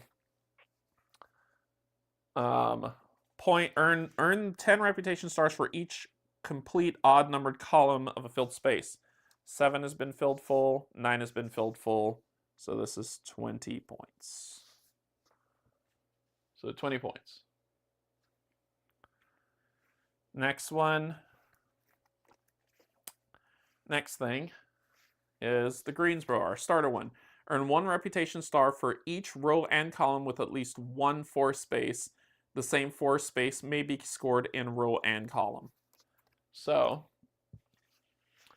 I got rows 1, 2, 3, 4, columns 1, 2, 3, 4, 5, 6, 7, 8, 9, 10. So that's 14 points. I have 3 coins and no monsters, so I have 37. 37 points. Then add it all up and put your final score there. It's very odd I didn't draw any monsters. Let me see where they were while people are scoring.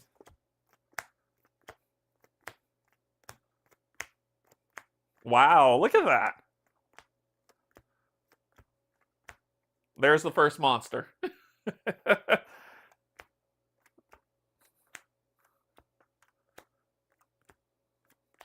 Second monster. Third monster.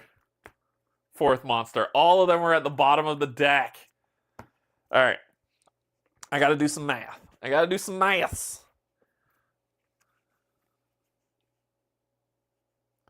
So, actually, I don't need to break my brain.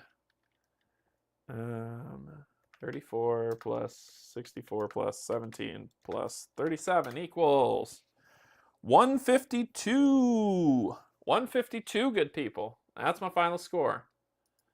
I scored 152. 170? Oh, total with rule goof. Total without rule goof, 135. Cynthia beat me by 2 points? Boo! I mean, congratulations. So, basically, here's the changes to the score. So that's not the end of scoring. That's not the end of scoring. Don't say you're done. That's 152. Then we're going to do I think we have to add this up and then subtract. I just want to make sure. Yep, we add up the points across all seasons. So we add up the points across all seasons. So there's 22. So somebody do some math. Somebody do the math for me. 22 plus 14 plus 12 plus 30. Add those up.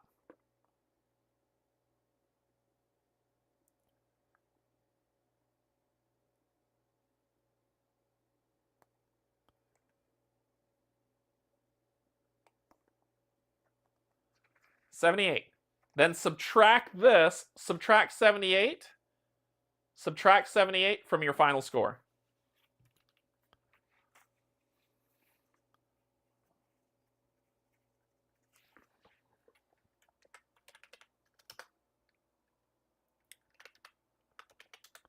I'm at 74.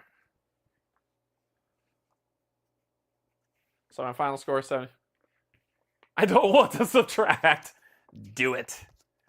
Do it now.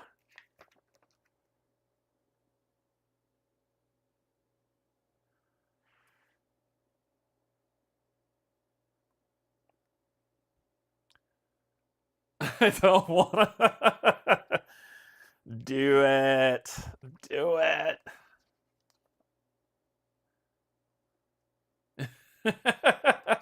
You can't make me. Okay, so now we're going to do this 2 ways. The person with the highest score wins, which I think Cynthia is. She beats me by 2 points. She's 76, I'm 74. You turn those numbers around, that's my actual age.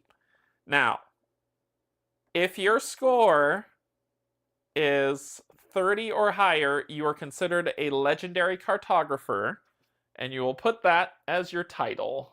Legendary cartographer.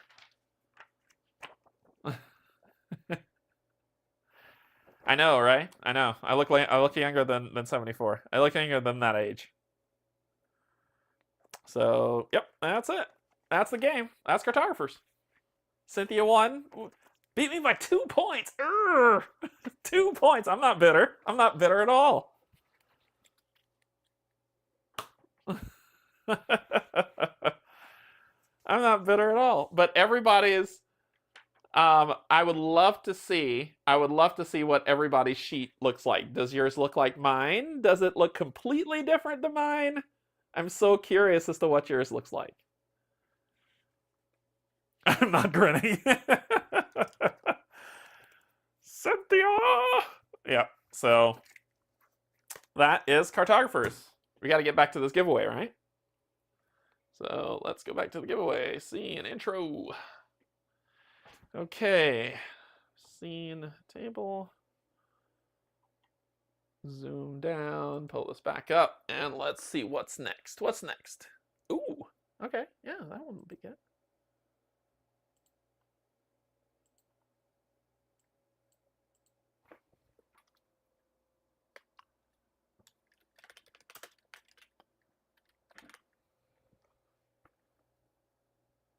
Yeah, this game's a lot of fun. It's one of my it is a top game for me. It is a top game. Copy. Come over here. Close. Control A. Paste. Okay, this one is Role Player Adventures. Funny enough, we played Cartographers. Now we're playing Role Player Adventures. So I like this game. I really do. I like this game. I played through on the channel. I have videos of it. I played through all of the core content, all of it. I got Gullpax's Secret, which is the expansion, which the winner will be getting that as well of this. So I got Gullpax's Secret on here, and I knew I would never get to it. I knew I would never get to it. I want to play it. My biggest problem with this game is that it's not accessibility friendly. If you watch a net playthrough, I had to have people tell me colors because I am colorblind. I can't tell the difference sometimes between blue, green, and purple. I struggle with it, especially as the colors blend closer together in color for me. And this game has no accessibility things to help with people with true color blindness. Like Chip Theory Games has like hashes on stuff. It has symbols and dots to let you know what it is and where it belongs. This game doesn't have that, and so therefore it was a tough play for me personally. But with the chat, it was super phenomenal and fun to play because they helped me out. This is why I love the community, right? So, but they were able to help me out a ton, and I was able to get through this.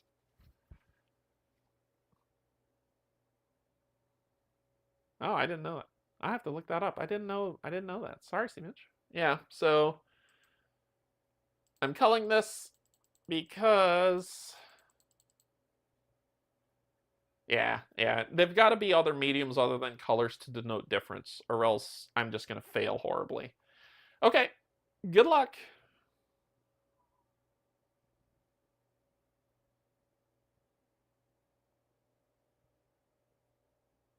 Ooh, Jeff! Wow, that was close. That was super close. Jeff Reston's, you won. That was very close. Wow, that was insane. So, role player, Jeff Preston's, you won that. Merge the cell, put you center. And the runner up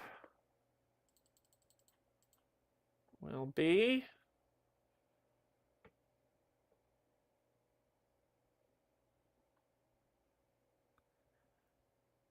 Christopher Kelly. You are the runner-up. If Jeff does not claim his prize within and pay for it within 7 days, you got yourself a new game, my friend.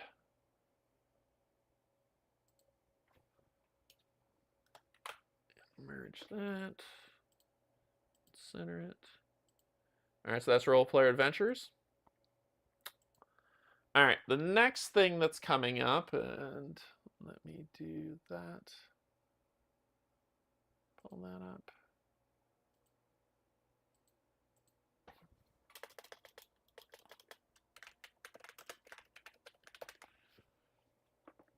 Okay, all right. Copy.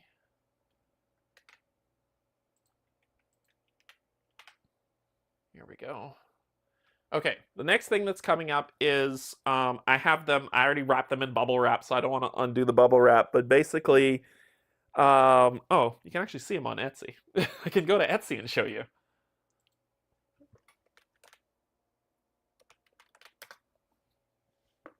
No, it's not that. Ease up. Because I believe they came off of Etsy, but these are the Marvel Champions storage boxes. They are, which ones are they? You gotta look up storage. Marvel Champions storage.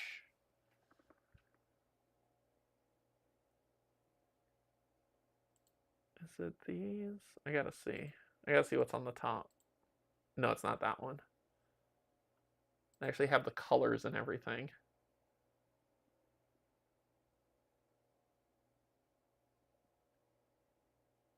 It's made by these people here, I believe.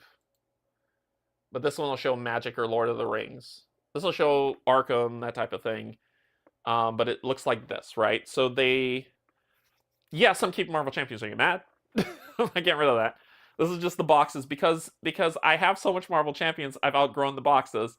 And honestly, I'll tell a story about this because I want to give her credit as well for this. But this is how they fit in the Calyx, and they do fit in your Calyx shelf.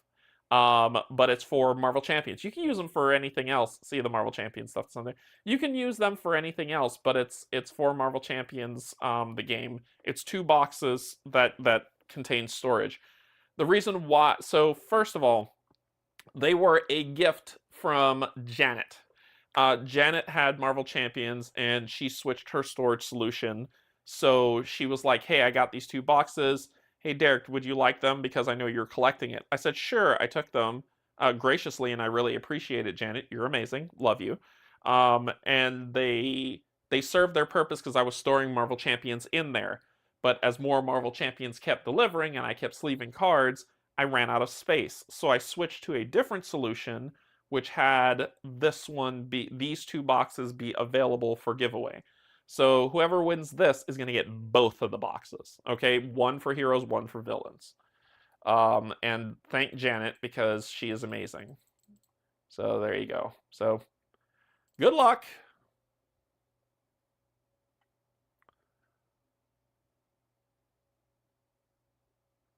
Jason.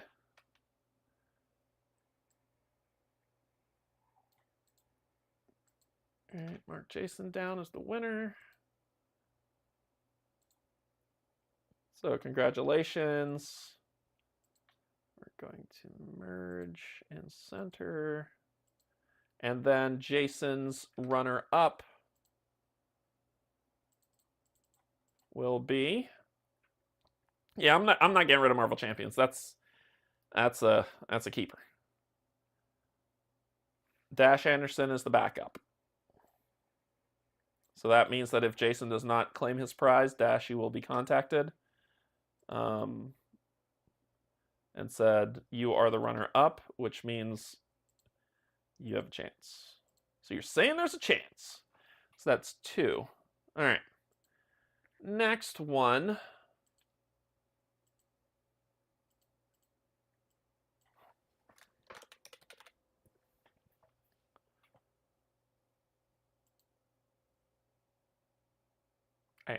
I don't know. I don't know the answer to that question. I'm kind of at a loss for words for that one, C. Mitch. What? What? You okay? All right. This one is going to be for the 2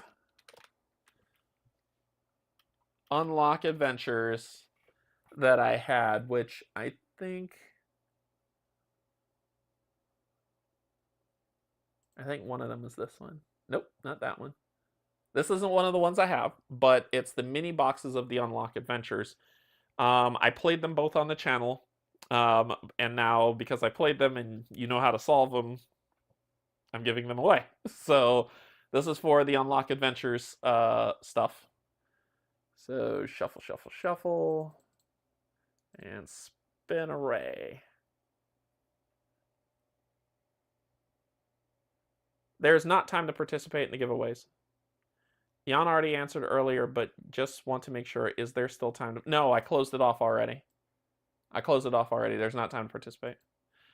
Yeah, I closed it off an hour and a half into the stream. I had it up for like 2 weeks, and I was telling people every stream, go, check it, do that stuff. So people had ample warning to get it in there. And I left it up even later, but nope, it's closed. I forgot to shuffle, but ever... Chris,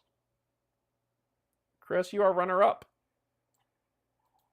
Yeah, but I'm slow. I'm sorry, Remy. I really am. I wish I could keep it open longer, but it wouldn't be fair to the other contestants. So that's 1, 2, 3.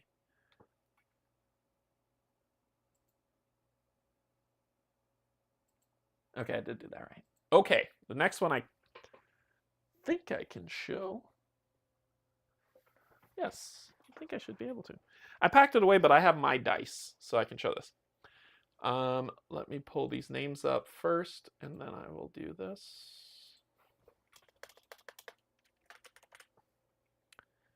Click OK.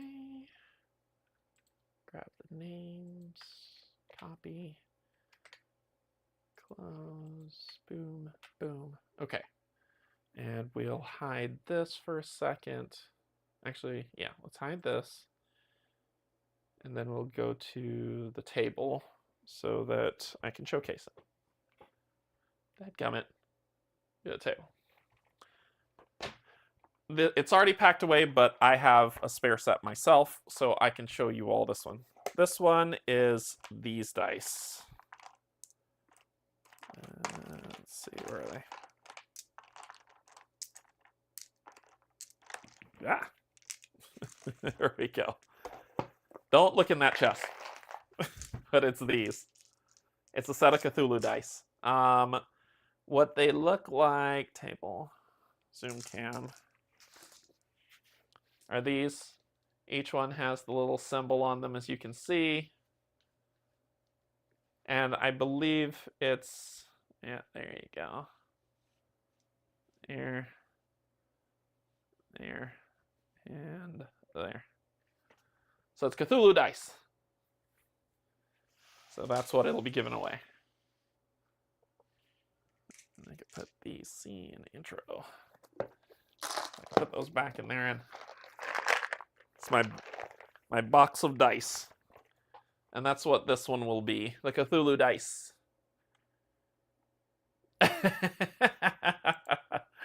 So these are the people who went for the Cthulhu dice. Shuffle, shuffle, shuffle, shuffle, spin away.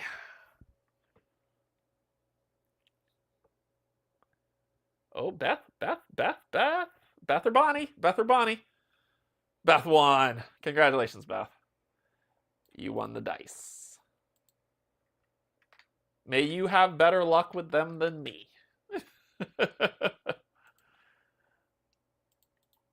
You probably might have to wave some sage over it. Just in case. And let's remove shuffle, shuffle, spin. Back up for Beth, if Beth does not want them anymore. Dwight will pick them up. If Beth does not want them, Dwight will get them. Or should I say, if she does not respond in the adequate amount of time. So I've done 1, 2, 3, 4. So we got one more. Before we go to our next game, and then we'll do the final 2, and then we'll talk and close out. Look at that. We got an end time. So oh, it's all the way over there. Great job, Derek. Smart thinking ahead. All right, so let's grab.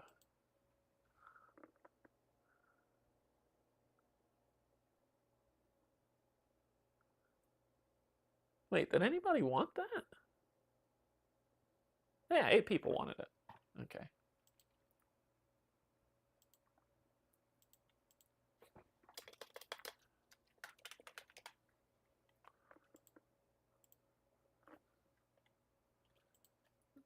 All right. We'll go to here, close this. Boom, boom. Okay, so 8 people. 8 people wanted the Marvel Zombies Coulson. That was from Gen Con 2 years ago. There was a Coulson hero for Marvel Zombies that that I got, and I got an extra copy to give away. I just forgot until now, because when I was cleaning up, I was like, oh yeah, I was supposed to give that away. So here it is on the giveaway. Marvel Zombies is an amazing game. It is basically Zombicide, but for Marvel. And Agent Coulson is something you could get. Good luck.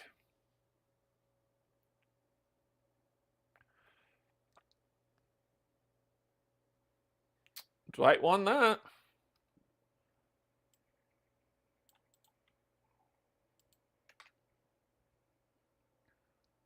So it's his second win of the day. Only second. Remove. Shuffle. Runner up.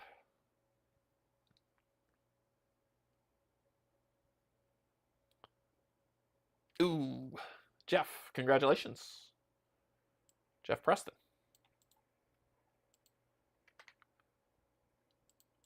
Is the runner up. Okay, that's 5. We're on to our next game, right?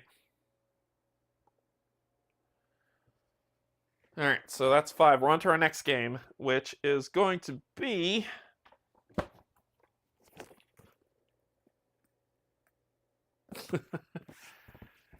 and we all once again can play this together. Oh my gosh. The cards are everywhere right now. Cards are everywhere.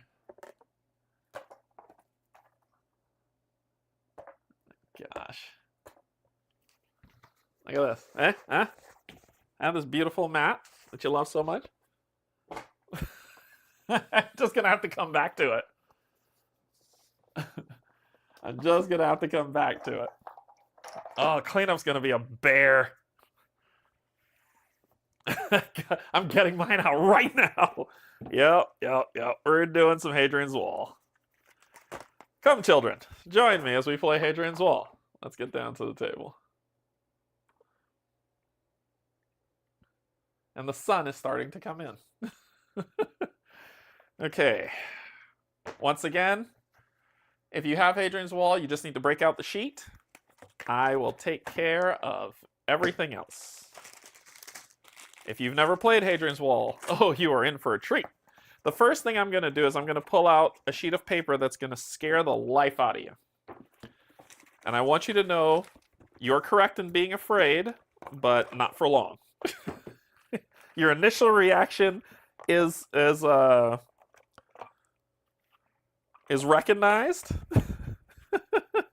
and I promise you it'll be okay. Your initial reaction is very much recognized. Right, so.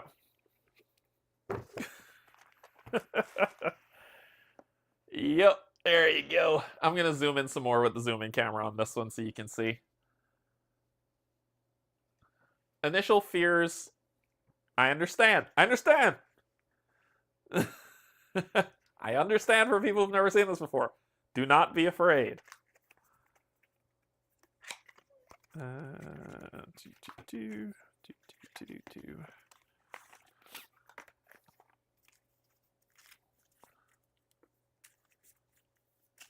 Yeah, I'm actually, after I'm done here today, I am going to go finish.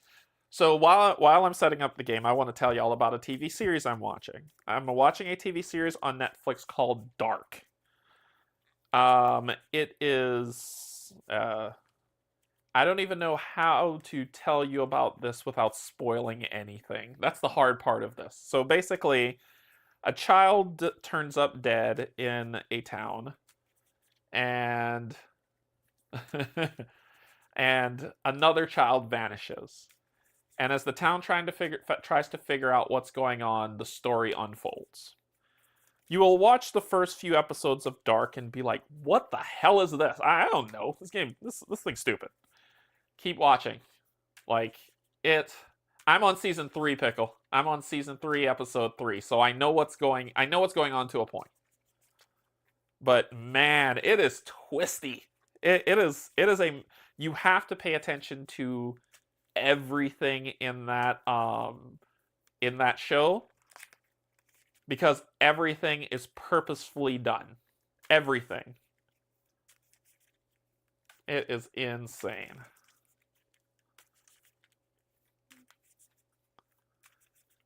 It's only 3 seasons long. It's meant to be only 3 seasons long. It wasn't canceled. It actually ended. It was meant to be, and it ended. And it's lining itself to end very interestingly, so. Yeah, you can't do something else while watching that show. You have to pay attention to it. Oh, it is trippy. Steve was the one that got me into watching it, and as I'm watching it with Steve, I'm messaging him like, what? Wait, but why? But what? And then when a certain situation came up, he just laughed at me. He was like, haha. Because I was like, no way! No way! Okay. I need to work on getting this cam zoomed in and get these trays. So we'll need a yellow, black, a blue, so black, blue, yellow, we'll do white for the gray, and we'll do red for the purple.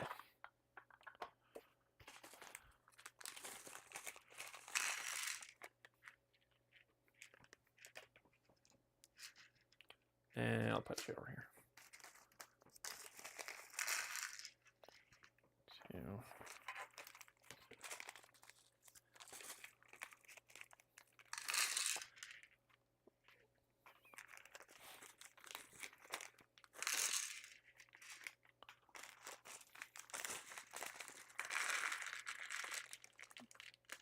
I'm not going to use all of these stones, so I can put some back. I can guarantee I'm not using all these stones.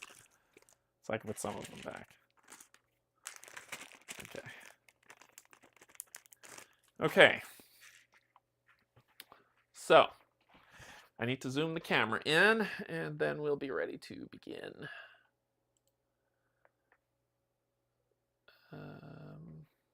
Zoom. And then can I move you? Yes, I can. There we go. Perfect. Okay. All right. If you've never played this game before, that's okay. You're gonna learn today. So this game is kind of it's a worker placement game, where you get some to give some, that type of thing. I'll have to put this here, and I may have to move my big old biscuit head to the other side, so hold on. I'll move me over here so you can see both of those cards. All right. If you're playing this game, you do need these sheets to play. So if you have the game, it's great to play. Break it out.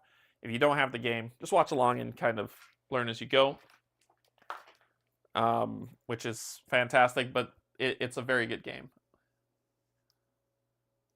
You'll like it, see, Mitch, I don't know. The thing about it is, I don't know if you'll like it. I know it's a good show for me. From my perspective, once I oh my charts, once I got used to it, it was a good. Don't let these fool you. This game does not dive into a ton of craziness. Okay. How this game is played, and we'll be playing on normal mode. Is over a series of rounds. And I need to pull this down a little and then pull that down. There we go. Over a series of rounds. There are 6 rounds in the game. Once we get done with the 6th round, we're done. Game over. That's it. See you later. Bye-bye. This is your build track. This is your production track. Right? You know how that goes. So anything here like these gold ones. So there are workers,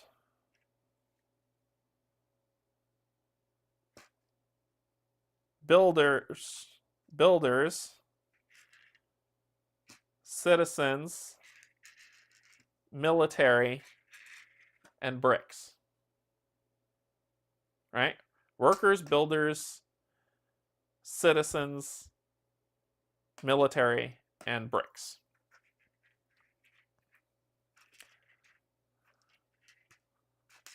I need to put these in places I can reach them. So if you want to check off one of these boxes, you need to spend a worker. If you want to check off one of these boxes, you need to set off a military person or a fighter that you can convert by turning a builder into a fighter. If you want to do the CEPI, brick, wall, brick. The fort, you need a builder or a military person, right? If I have a brick and my first brick marks this off, I can't. To mark off the areas for the CEPI and the wall, you have to build the fort, which means I need to spend a builder or a military person to do this before I could spend a brick to do this. When I spend the brick to do this, I gain a citizen that I could come over here and use on one of these tracks. How easy is it? It's very easy, but we have for people who have their game and are ready to play, I'm giving them time to set up. I'm going to be running the card. I will be running this, and we will be running when the picks attack to take care of us. Okay, so shuffle these up, and we're ready to go. All right, so first things first, we're going to flip. I need to shuffle this, and then we'll flip over the pick card to see what we get.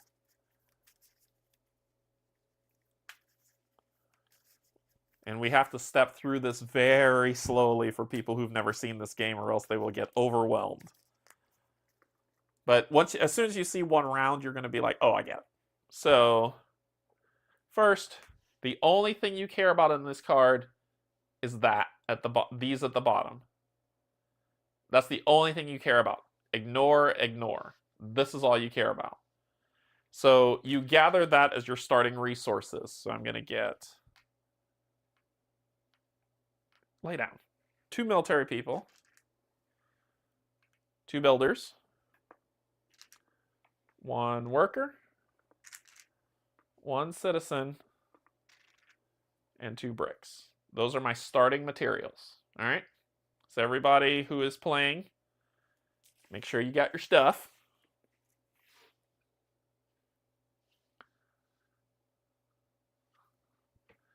If I recall, the juice in this game is the pleasure of triggering some free bonus. Yes, you trigger so many things once, and that's what I love about it. So we are going to pull from our hand. You're going to take 2 cards from your deck, and you're going to flip them over and look at them. This round, what you do is you either slot or play. So for this, Planner and Vanguard. So for Planner, at scoring at the end of the game, if I'm going to completed citizen tracks route, I will do 2. If I have 2 completed citizen tracks, which are these, if I've completed 2 of them, I will get 1 victory point. If I completed 4 of them, I'll get 2 victory points, and if I complete all 5 of them, I will get 3 victory points at the end of the game. So that's what this is about. This completed wall guard sections. So these wall guard things are broken up into 3 sections. And I'll just draw the line here, here, here. So the wall guard sections, this is the wall guard track. If I fill up one of those wall guard sections, I'll get 1 victory point. So that means I go from here to here. If I do 2 from here to here, I'll get 2 victory points at the end of the game. And if I fill the entire track, I will get 3 victory points at the end. Now, You pick which one you're going to go for endgame. The other one, you just gain the resource from the bottom. So to me, I'm going to slot this as planner, and this is going to, and you gain these 2 extra resources. I'm going to leave that card there because there's more to explain, but I'm going to take this and slot it at the top of round 1 as planner. So that's all I care about. When I come here, I'll put this over here. That means that I'm going to gain these 2 as resources for the card that I didn't pick. So I gain a citizen and a builder into my resource pool. If I am doing any scouting, yes, scouting is how I do it. Nope. Yes, scouting. It took me a second. I can then draw this shape. Oh, no problem, Beth. No problem. Have fun. I can draw this shape. If I do a scouting action, I could draw that shape. If you're into the market, you can use this. I've never done the market, so I have no idea how this works. I'm not going to lie to you. Cynthia, Janet, or somebody else who is a lot smarter than me who are in the chat can talk about this. But this arrow points down to me, so I can do this shape if I want. So this is a potential thing. I'll leave it face up on my deck. And then you take a random deck. It doesn't matter what it is. You take a random deck and you just flip it over. So when you flip it over, this shape is accessible to you, but the resource you need to pay will go to this card to do it. You don't get the resource at the bottom of that card. That's just kind of like a helper if you need it. But with these resources in hand, we begin our session. Yeah, Alexa says she's dabbled in it. Yeah, I've never met... I don't know how the market works. I recently learned how the Ludus works, but I don't know how the market works. And I never really go to that anyway. So with this, we spend resources to do stuff. So, for instance, round 1, I'm going to spend a builder to build this first part of the fort. And if you see these chains that are here, those chains say once this is unlocked, those become available to you. So then I will also use a citizen. If I go into this explanation here, we'll be here forever. So I'm going to use a citizen to do the performer. So I cross off 1 on the performer track, and because I crossed off 1 with a blue on it, I gain a blue. I gain a builder. Then I'm going to use a worker, a builder, and a block, which is the requirement here, and level 1 to gain a renown. So I'll mark that renown off in this section. And I have the theater. So I've spent those. Then I'm going to spend one brick to build the first thing of the theater. So what year did it happen? It happened in year 1. I spend that brick. I gain 1 trader, which will give me 1 purple. And I love the... I don't know if y'all see it, but I just love that. I love that so much. All right, so I'm going to spend you to give me down here as a patron to spend you to gain a brick because I crossed off the brick down there. Then I will use this brick over here to gain a citizen back. And that's all you're doing. And that's all you're doing. Yeah, Cynthia moved super fast. But that's all you're doing to build these out. I'm going to spend...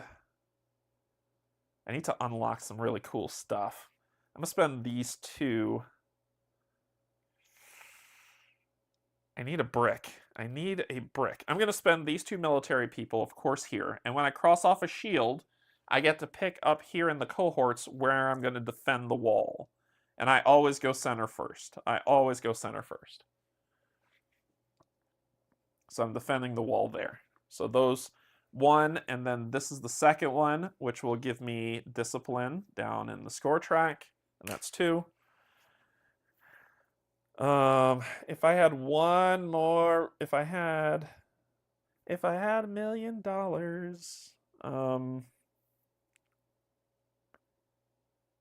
if I had a brick, I could do it.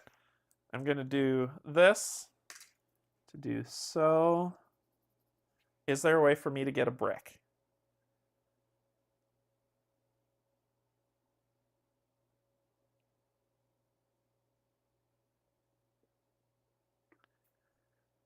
This will just give me back a blue. I'm just trading a yellow for a blue, which can give me back a yellow.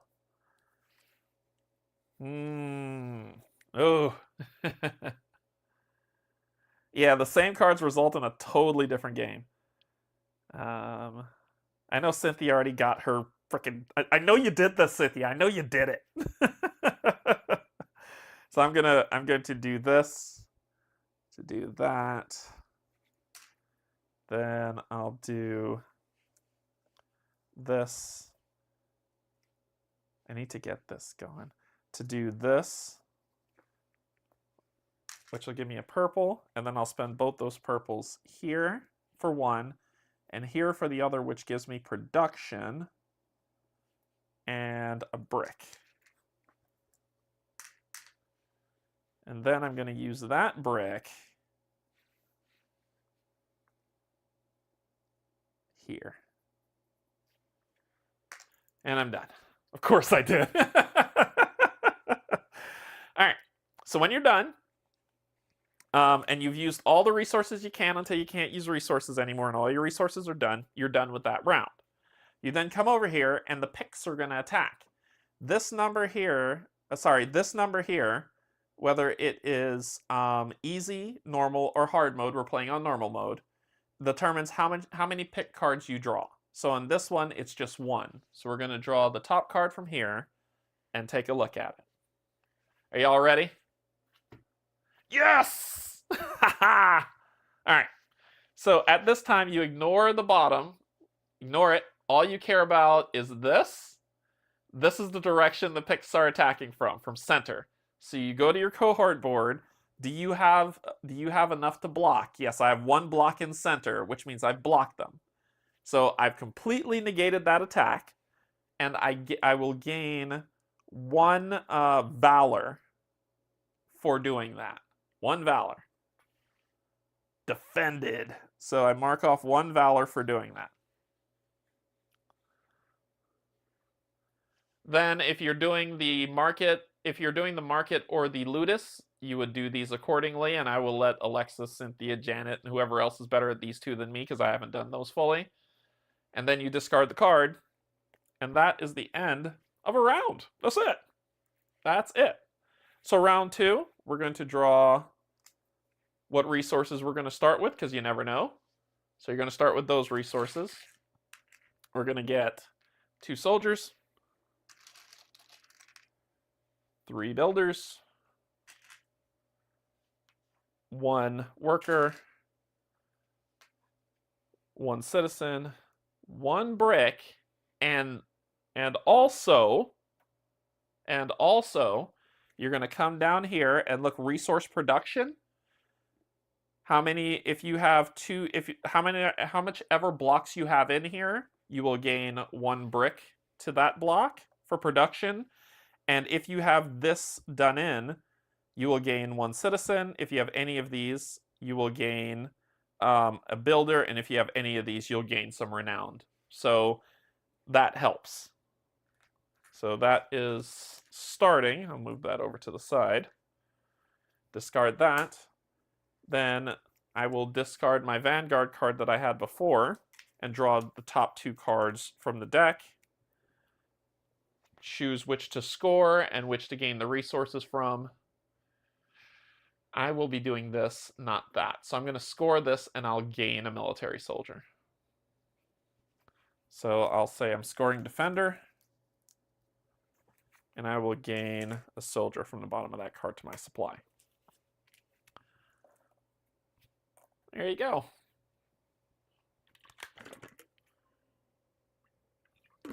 And then rinse and repeat. Rinse and repeat. I love how this thing works, so that they're making another game like this. I'm super excited for it. Okay, so I will spend a builder to build here. And because I did cross that out, I'm going to get you. Then I'm going to spend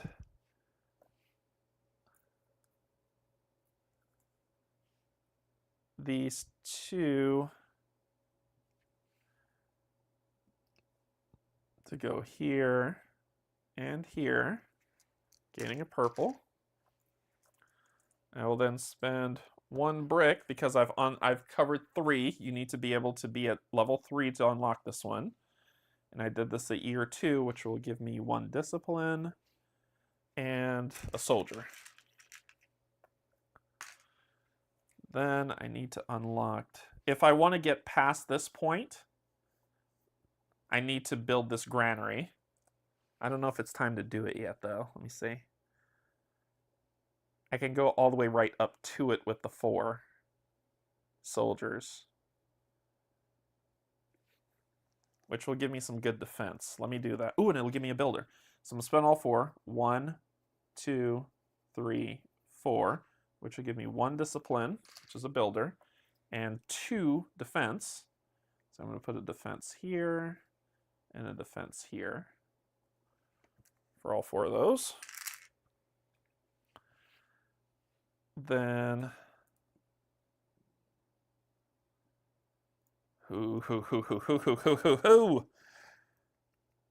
trickies, the trixies.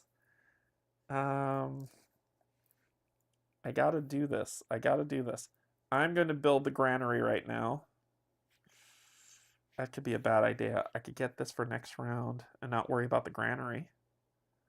If I do this, I'll get one of those. But I still need bricks. And I don't have enough to build bricks. Bricks are hard to come by. I'm going to build a granary. I feel like it's going to bite me in the butt if I don't. So I'm going to build a granary, spending those 2. I got 2 bricks. Did I just take 1? Did I just take 1 brick? I thought I took 2. Sorry, 2 bricks. That makes things a lot easier. That makes things a lot easier. Thank you for the catch. So then I'm going to spend these 2 to build the small hotel. And the small hotel gives me one of these, and then every round I get one of those, a citizen. So I'll mark off to say I got it.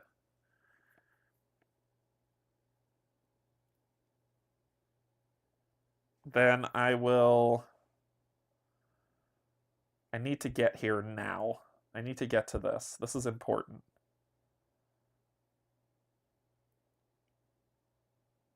Yeah, this is very important. So I'm going to buy that from the priests.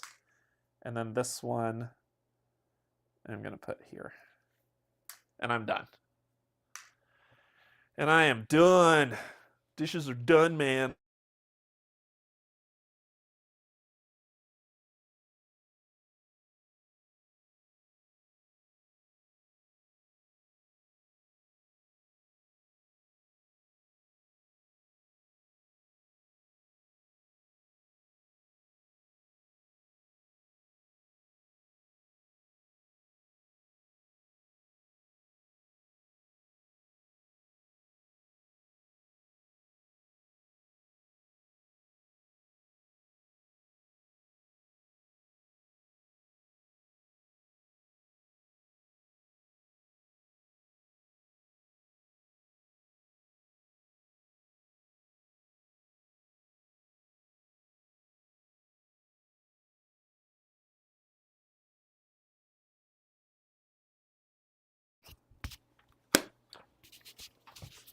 The battery died. 1 second.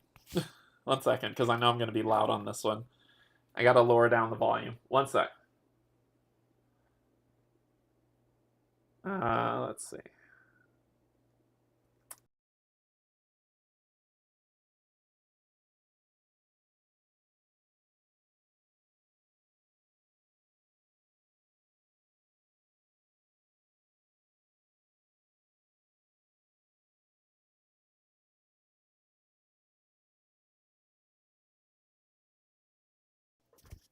Okay. My battery died. There we go. There we go. Yep, my battery died. I just had to, all right. What did I leave off? The battery on that mic died because we've been going for a long time. So whatever y'all heard last, I spent my stuff, and now because we're here, we have to defend against 2 pick cards. So we have to do, and each attack just negates one. So I can't, like, if it's two central ones, I can't say, oh, this one blocks both cards. It only blocks one card. All right, here we go.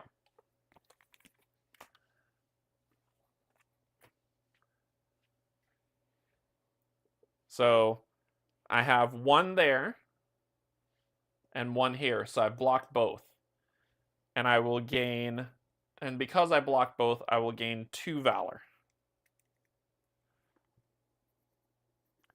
I crossed off on that, so I will gain a military person says you're doing a good job.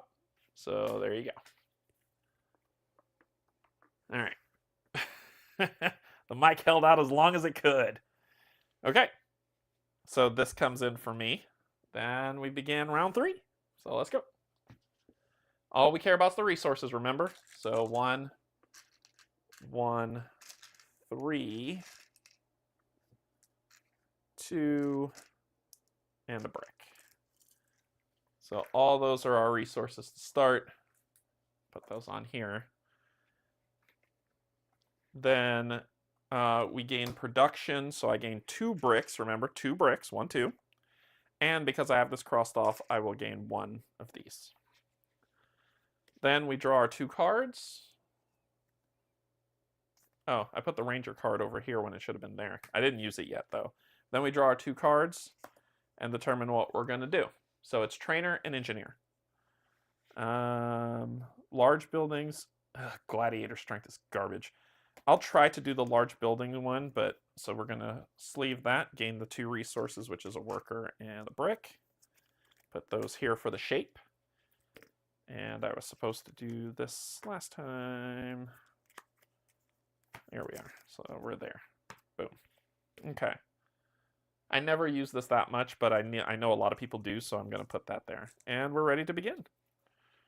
Okay, so I need to build a small gardens, which means I need to get to 4. I can get to 4, and then I can build it. Okay, check this out. So I'm going to spend these 2 to go 1, 2, which will give me a worker and a piety. So that's those 2. Then I'm going to spend a purple, a blue, and a brick to build the small garden because I'm at level 4. To build a small garden, when I build the small garden, I will get 1 piety. I will get 1 trader. I will get 1 performer. And I will get 1 priest, which will give me another purple. That's a lot of purple. And I did that. Then I need to get to level 5 on this, so I'm going to spend this to go here to gain a black. And then I will spend a brick, because I'm at level 5, to go here to gain another piety, which is another purple. Jeez. And another purple on year 3. I have a lot of purple to spend. A lot of purple to spend. All right, so what are we doing? What are we doing? What are we doing? That's a lot of purple. What are we going to do with all that purple? All right, well, let's start marking off the top, mining the forest. We've opened up this one, so we're going to do 1, 2, 3, gain production, and a brick. 4, 5, 6, gain production, and a brick.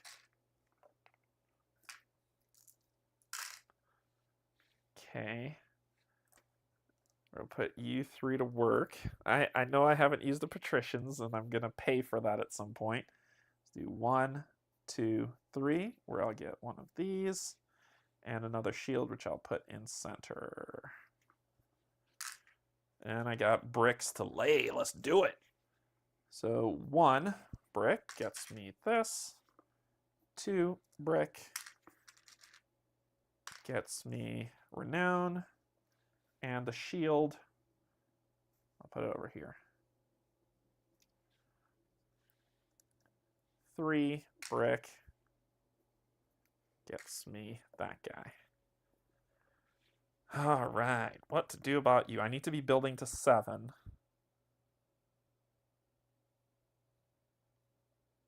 I want to build this. So I'm going to spend 1 here to do that to get a blue. If I had 1 more brick, I can build this. No, I can't. I'm not at level 6. That's a lie. And I don't have 3 bricks to build a hotel.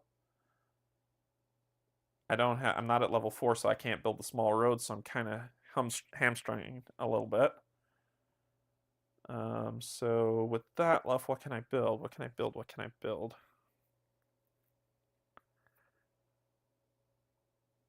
I'm building towards this. So next round, I'm building that for sure.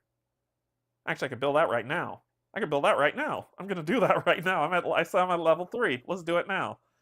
So citizen and worker to build this, which will give me 1 piety, 1 production, and a brick. Because I am at level 3.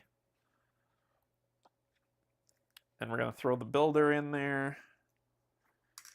Gain that.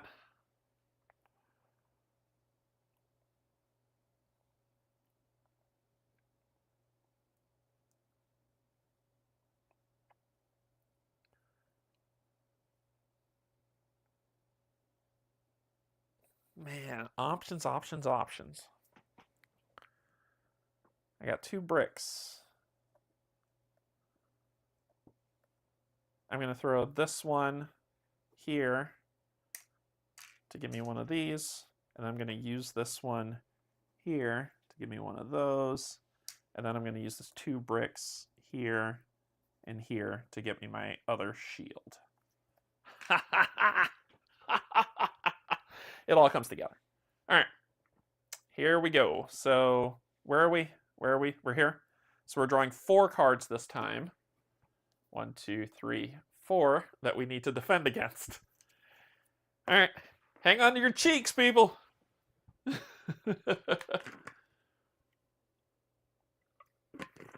gonna be a fun ride. Okay, so where are we? We are here. Okay, here we go. Center. Center. Left. Center. Oh, that hurt. That hurt. I didn't have the third center. So what happens at this point? So we have center, center, left, center. I blocked the left. I blocked 2 centers, but the third one got through. That means we're going to circle one of the disdain boxes, saying that we got 1 disdain. Then for every point that cut through, we're going to subtract 1 point from the victory. So there was it was this one. There was 2 on here. Because 1 missed, I'm only going to get 1 point of valor.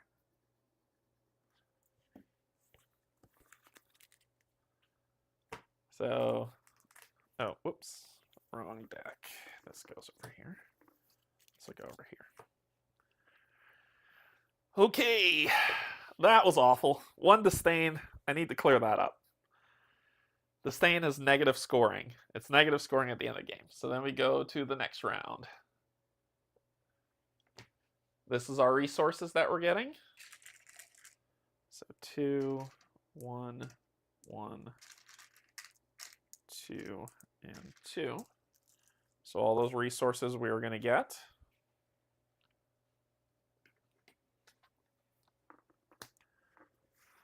We are going to do our production. So I have 1, 2, 3, 4, 5 bricks. 3, 4, 5 bricks. And 1 citizen. And then we're going to draw our 2 cards. And it's either Forager or Merchant. Resource production is doing well for me, so I'm going to score that for level 4. And I will gain a citizen and a brick. This will go here. This card gets discarded. Flip over the next one, which is Merchant. There you go. And then we begin anew. Okay.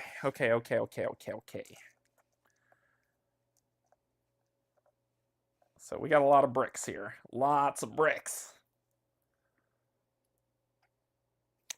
All right, so I'm going to spend, well, let's see what we're dealing with.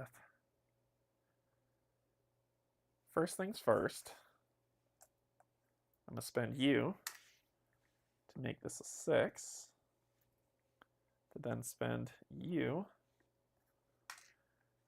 to go at round 4, gain this, which would give me a blue, and gain this.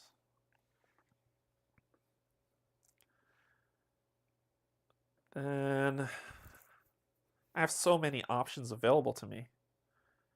I need to get to level 4 if I want to build the small road.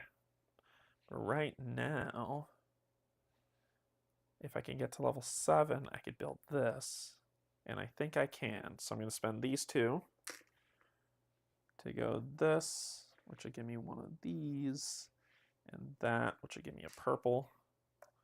And then I will do a purple and a blue in 2 bricks to build the large garden because I'm at level 7. I will get, the large garden will give me 1 piety, which will put me here. One of these.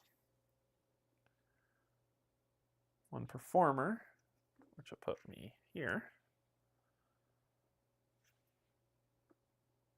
1 priest, which is another piety. 1 of you, which will give me a soldier. And 1 of you. And that is all of that. All right.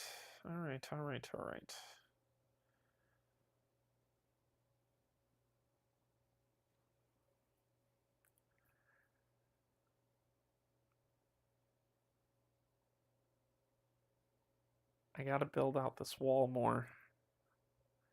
I gotta figure out how I'm gonna do that. If I get to 6, I can build this, but that's not gonna yield me much.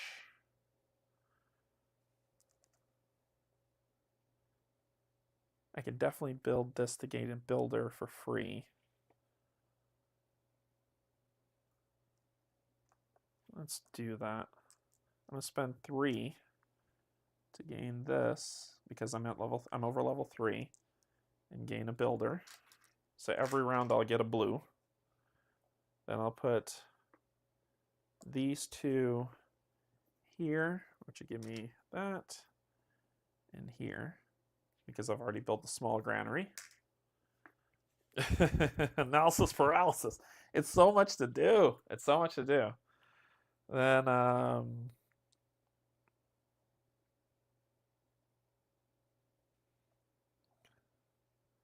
I'll spend 1 to gain 1. So I'll do this, to do this, to gain it back.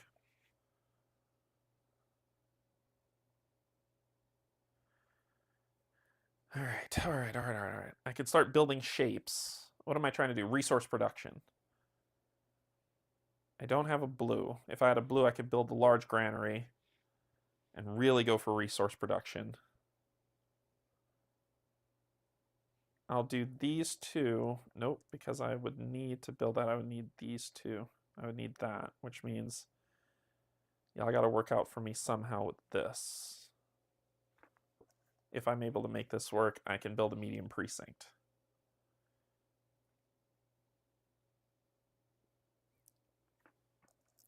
I can spend these 3 on 1, 2, 3, which I'll go center and gain another one,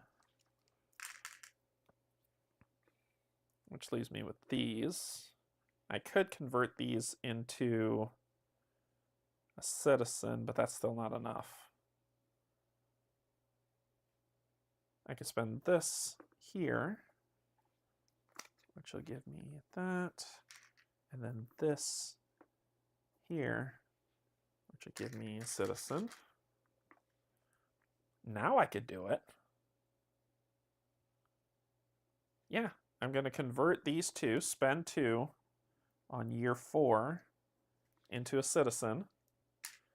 And I'm going to use 2 citizens here to gain a brick, and then the other one that I just traded in there.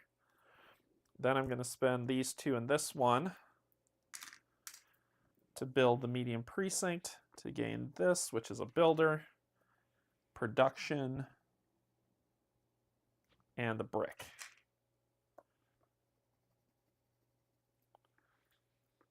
Then I'll spend the blue here to gain this. And I can't get another soldier. What can I get? I could get another blue. I'm going to spend a U up here to do this, to gain another blue. Then I'll spend that blue here. Then I'll spend these 2 bricks here and here for a renowned and another defend, which will give me a discipline. And we're done. Oh my gosh. I love the puzzle of this game. We're drawing 6 cards, okay? We're drawing 6 cards, so I don't know if everybody's done and ready to go, but we drew 6 cards. So 1, 2, 3, 4, 5, and 6.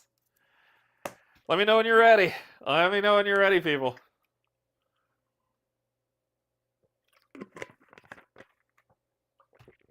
Oh.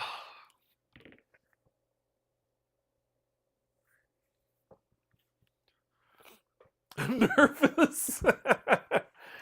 Oh, yep. I've got 3, 3, and 2. This could go any way. Here we go. 1, 2. Okay, that needs to be the end of that. 3. Dadgummit. 4. 5. 6. 1 disdain. Dadgummit. 1 disdain. And I could get 3 points, but I'm only going to get 2. 2 valor, which will still give me what I need. But oof. Oof, oof, oof. How's everybody doing so far? Are y'all good on it? Oh man, that's the worst. Yep, I got my 1 disdain. I got my guy for the 2 valor I got. Okay, we're almost down to the wire here. Start making stuff happen. All right, so let's go, let's go, let's go, let's go. Here we go. 2, 3, 1, 1, and 1. Okay. Then production, 1, 2, 3, 4, 5, 6. I get 6 bricks.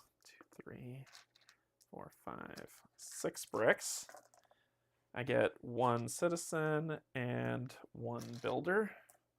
And then discard this, draw 2. And it's either between the aristocrat and the architect. I'm going to go with final. Ooh, no, I need that. I constructed landmarks. I will try, because I prefer to have those 2 for what I need to do. And then we'll ditch you and flip you over for people who use that. Did I have 3 on the right side? Did I do that wrong? 1, 2, 3. Oh, you're right. I am cheating myself. I am cheating myself. Thank you. Thank you. Nope, you're right. I should have gotten the other mark. I did block. I thought I was looking on this side. You're right. You're right. You're right. You're right. Yeah, you're right. I got lucky. Thank you. This is how you make sure I. Hey, look at that! I got a roll. I got a play round in a playthrough. Shocker. I know. I know. All right. So we're gonna spend this 1 brick to do this for 5. We're gonna gain 1 piety and the last one of you to gain this. Look at that. Perfect. 1 row completed.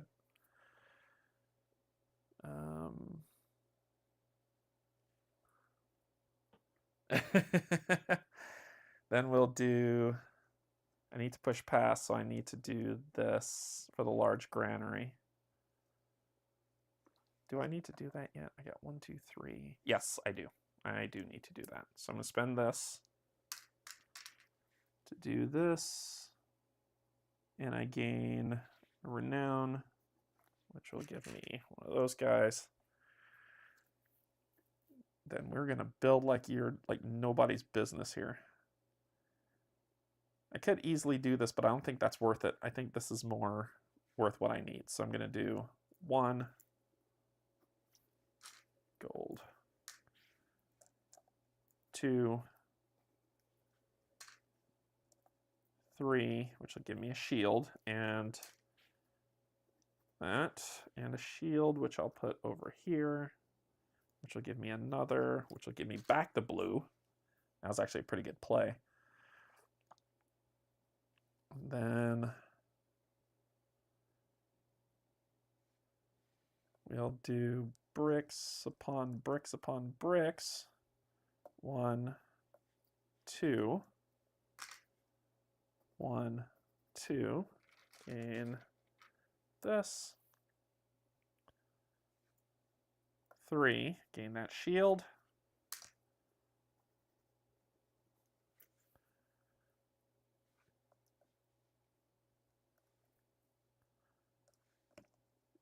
These, because I built the granary. 1, 2, 3.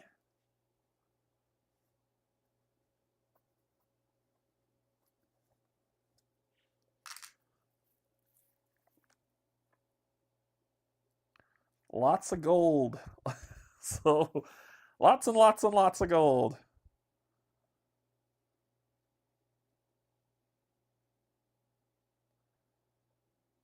I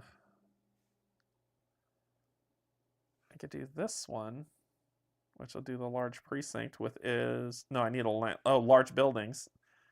So I could do that to get the large precinct, but it's going to cost me that much, leaving me with 3, which isn't that great. Wait a minute, I could do 1, 2,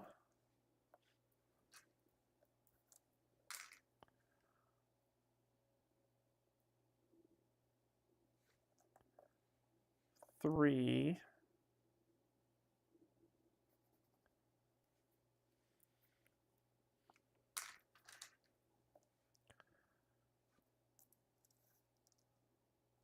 Which I'm going to finish out this large precinct, which will give me 1 renowned, 1 production, 1 brick.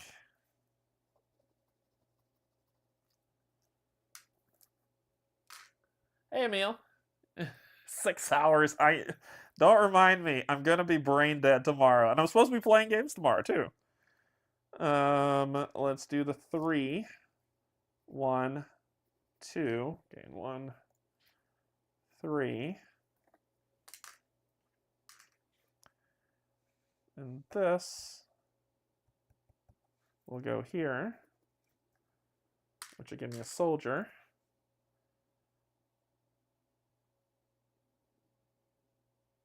Then I can actually use the soldier to draw that shape and gain 2 bricks. Oh yeah. I'm going to use the soldier to scout and use my shape of 1, 2, 3, 1 to gain 2 bricks. And then bricks are about to get used. 1, 2, 3, 4, 5. That's perfect. 1, 2, 3, 4, 5.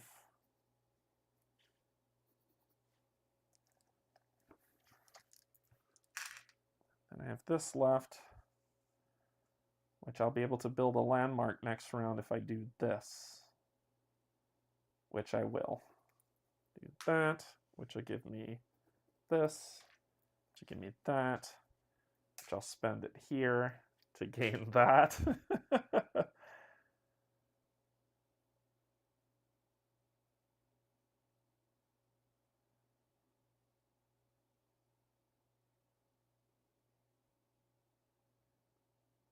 To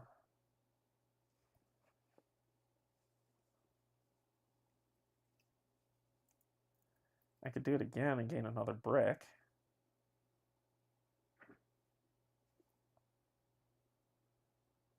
Right? Right, picking up what I'm putting down. I'm going to put this here. Gain that guy. Use that guy. Oh, I haven't gotten level 4 yet. So I can't gain another brick. But I can do that. And that's it. So there we go. We're drawing 8 cards. We're drawing 8 cards, people. 1, 2, 3, 4, 5, 6, 7, and 8. 8 cards. Whew. Here we go. Center.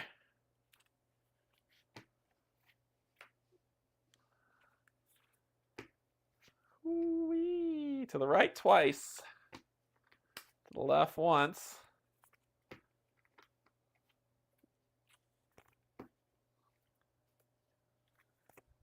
Oh my gosh. Oh my gosh. Oh my gosh. Oh my gosh. No. No. Oh goodness. I defended them all. I defended them all. I defended them all. 4, 1, 3. 1, 2, 3, 4. 1, 1, 2, 3. We're good. We defended them all. I gained 3 valor for that. Fan-frickin-tastic. 1, 2, 3. Oh. Heck yeah. Heck yeah. Let's get our next production going. Our next production is going to be 2, 2, and this is the last one. Boom, boom. So make it count. Make it count. That's what you're going to get. All right. Then production. 1, 2, 3, 4, 5, 6, 7 bricks. 6, 7 bricks. One to use and one to use. Okay, then our final 2 cards. It's going to be Pontiff and Actor. Completed performances for the score for sure. Yeah, I've done all the performances. So that would net me 6 points. Filled 10. Yeah, it's got to be Actor.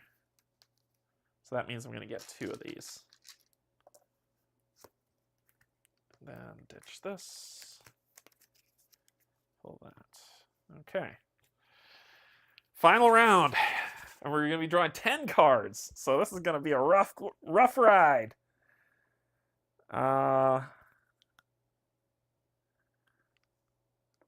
We've completed tons of those. So let's use these.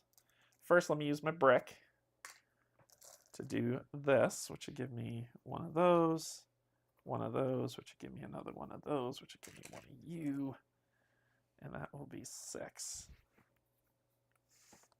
Completed all those. All right, let's finish this. Let's build this wall. 1, 2. 1,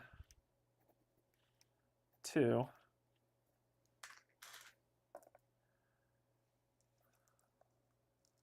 Man, I could build the blue landmark. And I have to. So I'll build one of these 2 to build the blue landmark, which would get me 1, 2, which is one of these. That's the only landmark I can build. but I did it. Then we'll spend these two here and here, which will get me one of these. Then we have a lot of work to do. We're going to do one here for discipline, another one here to gain a blue, spend that blue here to finish off the frickin' wall, and we get one of these, which gives me a valor, which gives me one of these, and I get a shield. I'll put the shield here, which will give me another valor.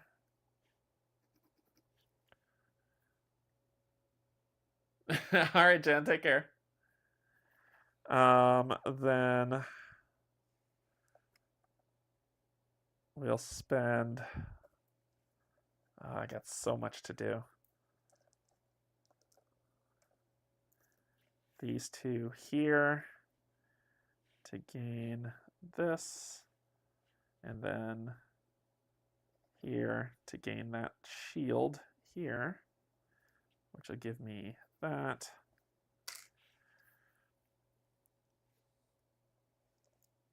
And we've got, I got to be careful here. This, which we're going to do 1, 2, do this, and that, which will give me another one of these, which is a blue. Jeez. Then we're going to spend, I could clear that disdain. It's only 1 point so far, so let's finish off production. So 4, 1, 2, 3, which is production, and a thing, 4. All right, we got one more to fill on production, which is that thing. All right, so we're gonna do this brick here, which will give me this. Then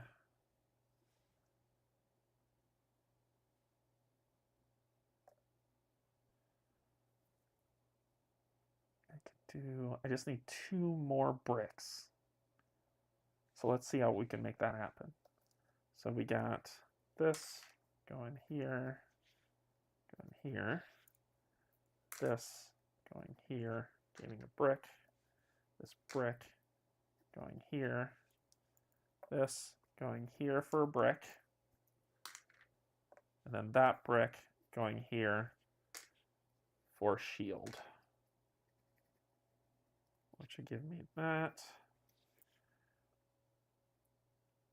Then those 2 will go here for this to give me a gold, and here to give me a military dude.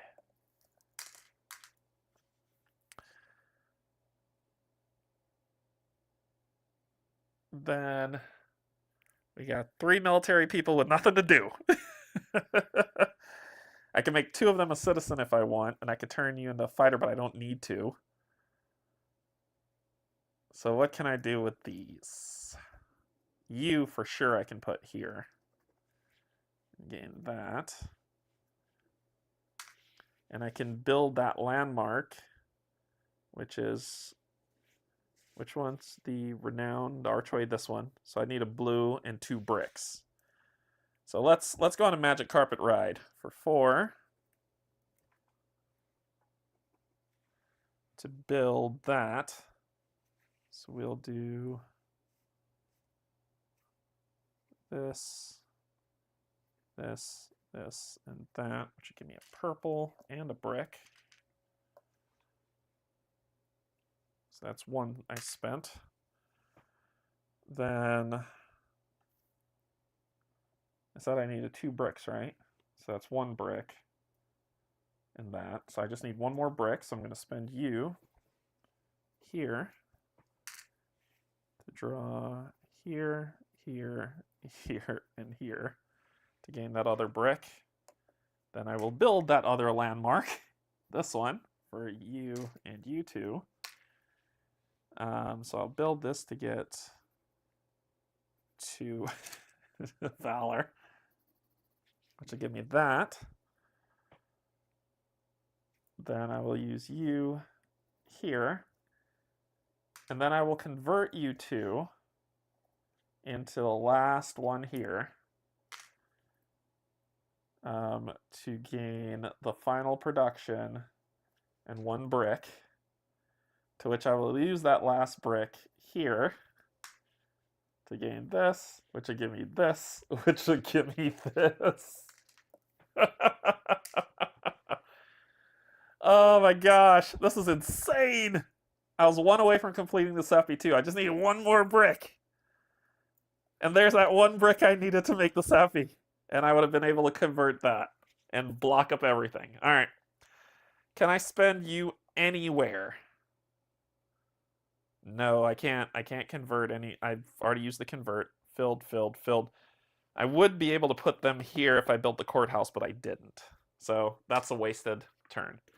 Then we're going to draw 10. 1, 2, 3, 4, 5, 6, 7, 8, 9, 10. Oh, you're right. I can't convert military. To roll back would break my brain. I can't convert military. I'll win with an asterisk if I win. So here we go. 1, 2, 3. No, you can't convert to military. I can't convert to military. I converted military to thing, so I didn't mess up. I can't convert to military. And I didn't convert to military. I converted from military.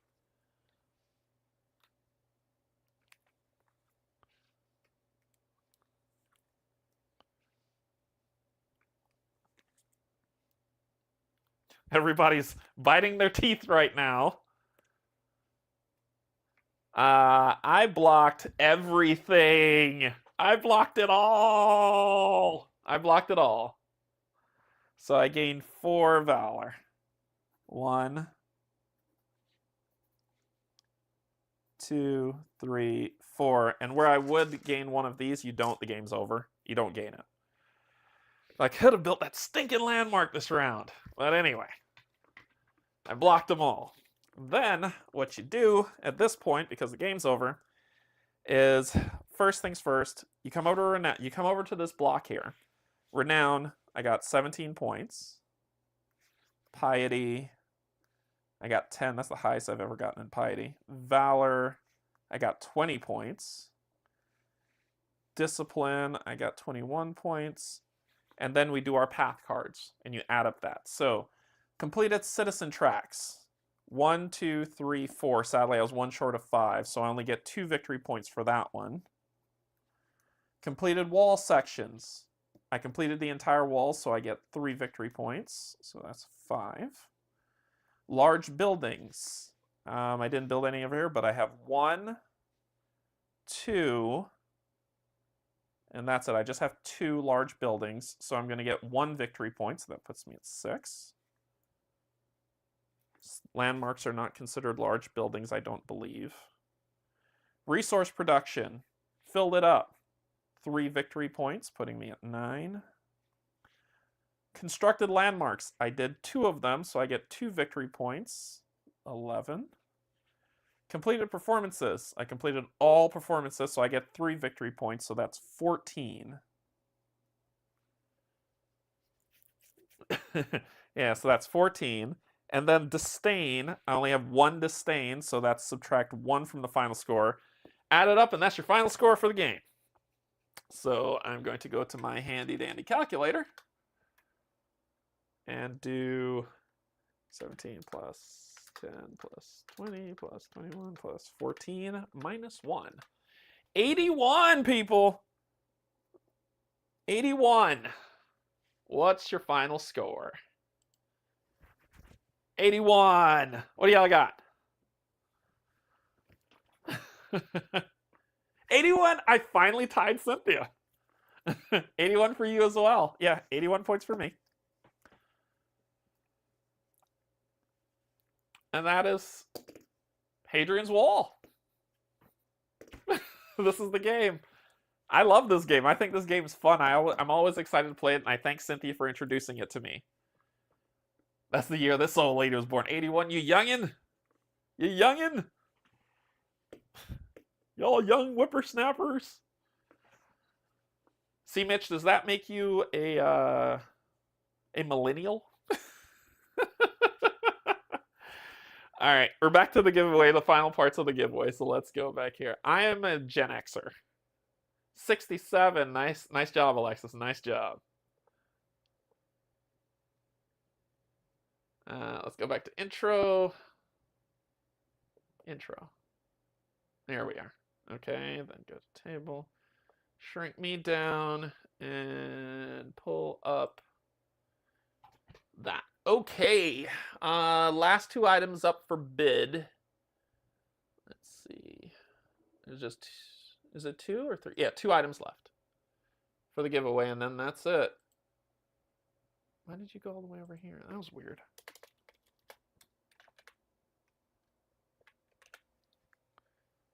And okay. Copy. Yeah, last 2 items. Come on, computer. Stop being a jerk. Close. And this is for, which people did this?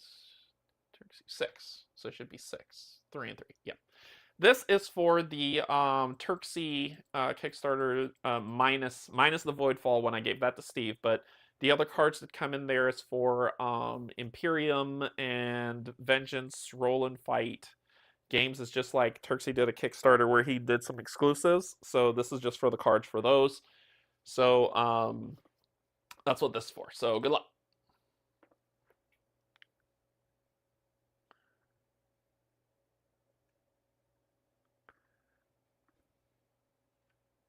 Dash Anderson won that. Over here, the Turksy stuff. Based value. And runner up will be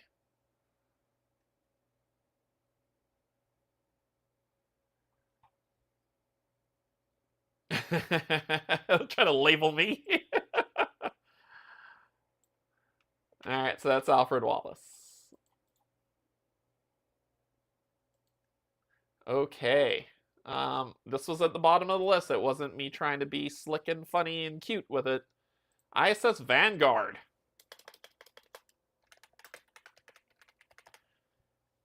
ISS Vanguard.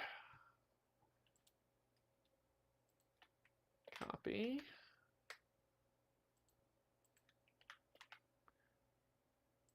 So this is for ISS Vanguard. All right, so the reason why I'm calling this game is because I would rather spend every waking moment that I play this game doing the ship phase than going to a planet. I think the planet stuff became monotonous to me to where I didn't enjoy it. It's a great discovery exploration game. It's great for that. But after a while it just felt the same. It just constantly kept feeling the same. And I look forward to getting off the planet, getting back to the ship, and doing all the logistics on the ship. All of it. If someone made a game that was the logistics of a ship from ISS Vanguard point of perspective, I would buy that game and I would play that game all day long. That's the only thing I look forward to was the ship phase. That was it. All right, we'll just give this one more rando. One more rando. Here we go. Good luck.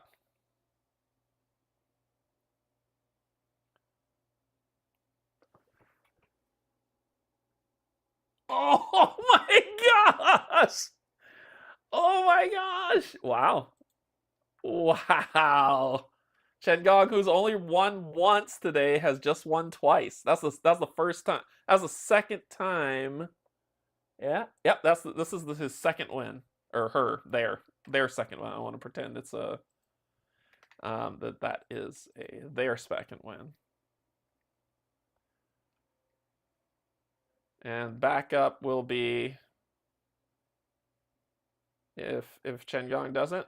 Mac, you will. They got 7 days. If they haven't responded, then game's yours. Merge.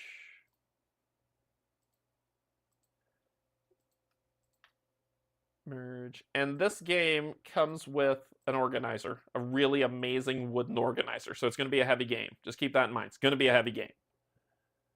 But yeah, so that is the entire giveaway. That is the entire giveaway. We've played it all. We've played some games today. My desk and floor is a mess with cards. But we've gone through a ton today. Yeah, you spent all day with me, and I really appreciate it. I really appreciate you all hanging out with me so long. This was a long stream. I don't know how long I've been. What's this? This has got to be. What's that? I started at 9, so 12 to 3, so 6 hours so far. Is it 6 hours so far? Jeez-o. Wow, that's a lot. Clean up. These games going out, I'm super thankful that y'all are able to partake in it. This was a great milestone to hit. The next milestone's out there. I'm always looking upward and onward, right? Let me not say we are always looking upward and onward. We, because you're part of this with me. You're hanging out with me. We're having a good time. We're playing some games. It's a fantastic event. Yeah. We pulled an all-dayer, I assume. This is about as all day as I can get. But yeah, we played some good games. I shared a ton for people who were able to catch that, and a lot of people won some games. So I'm super happy that that everyone was able to participate, who was able to make the cutoff. Who was able to make the cutoff, and who is more than, I don't know. I'm very touched and happy that people just kind of wanted to come hang out. I know the giveaway is great. People are just here to get their stuff, but a lot of you hung around, and I really appreciate that. A lot of you hung out with me all day, and that was very touching. What's coming up? What day is it?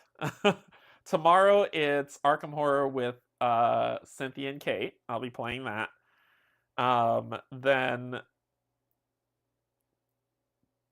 Tuesday is something else, but also, if you saw in the channel, Story of Many, I will be playing a preview of that for you all to see. Sandboxy game. I don't want to spoil too much of it until we get into the playthrough, but it's going to be not this Sunday, but the following Sunday that we're going to play it. And yeah, I wish we can all hang out. We need to find some community that we can all build up, move to, and just play board games every day. That would be fantastic. Reminding me that I should get Cartographers. Yeah, Cartographers is great. All right, everybody. So that's going to wrap it up for this playthrough. Heartfelt stuff. What can I say that I haven't said many times over and over and over again? I am thankful for each and every one of you. I am thankful to be part of this community where all of you have kind of accepted this quirky dude who faces a camera and talks at you for 6 hours on end, going on 7 hours. So I'm thankful that you invest in me, that you invest your time. I'm thankful that I am worthy of your time.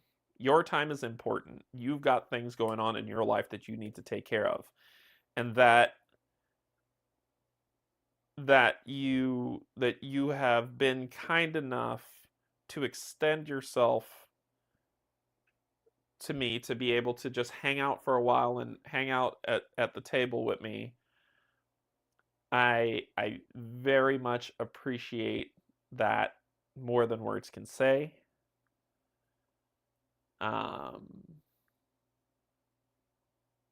There's a lot of stuff that is presence of mind in this moment for me that is hard. Some of you know, some of you don't, and once I get more news, I will let you know. But that you all can be here to where I can escape that for right now.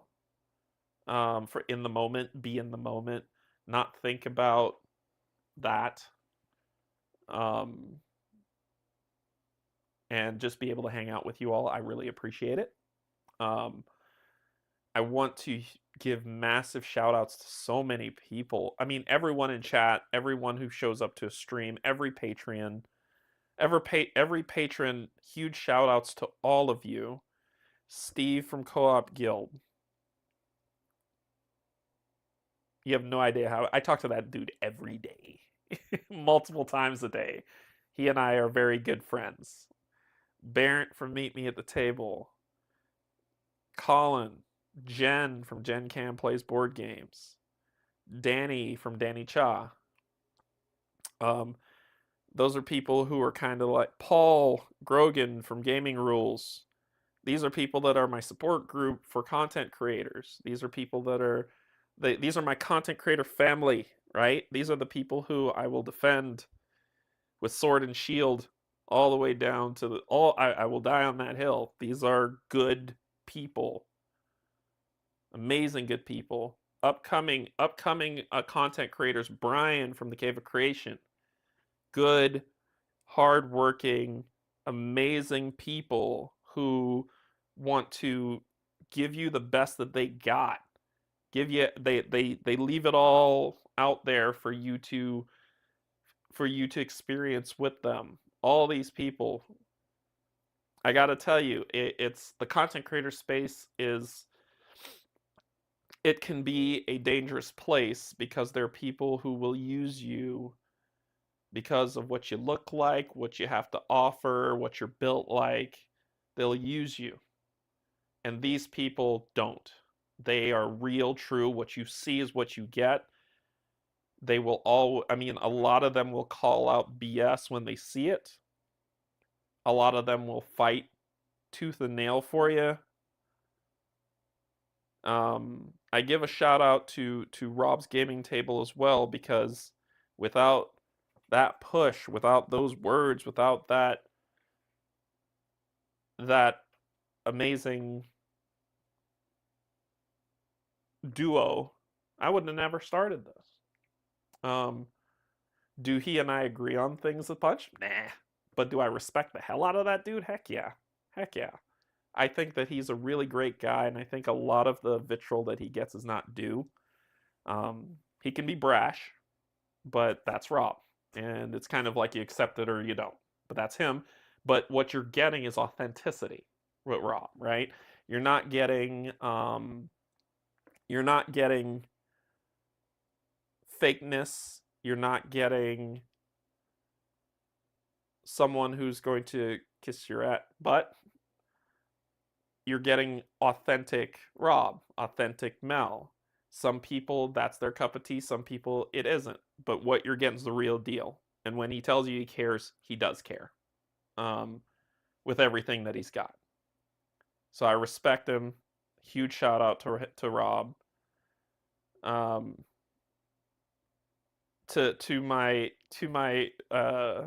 the people who come and play games with me, Cynthia, Kate, Excusitis, Steven Schaefer, Pac-Man. I mean, my gosh, listen to the names. Listen to the things that I'm running off. Right?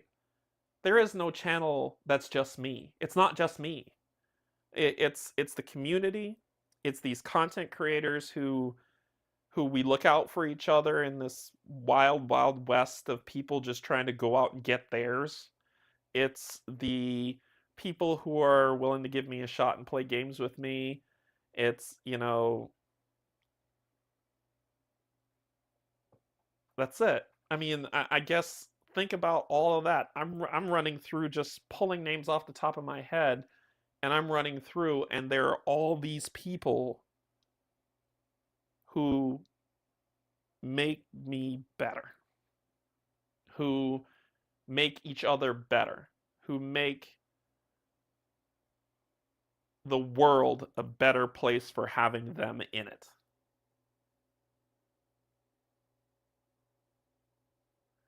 And I think that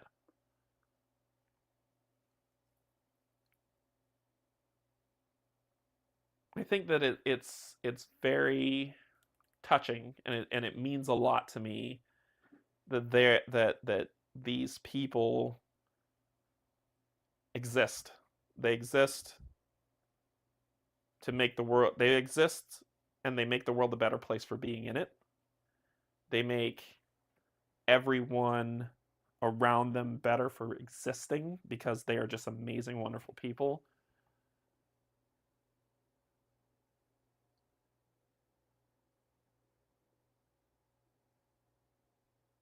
I don't know what else to say. I honestly don't know what else to say. I mean, y'all hear me welling up a little, but I honestly don't know what else to say. I think every one of these. I know I named Brian and Cynthia. I just want to make sure that they get their due for the amazing people they are. I mean, everyone in chat, everyone. Y'all have no idea. Like, this is the reason why I love this community so much, and I think I get very defensive of this community, and I defend this community because never once in my life have I been so widely accepted by so many in such a space. Not even by my cultures, my two. Not even by the circles that I've aligned myself in before joining this community. This is home. This is tribe, right? This is tribe. And I think I want y'all to let that sink in. This is tribe. That's who we are. We look out for each other. We care about each other. We grow together, and we are just about. It's what it is, right?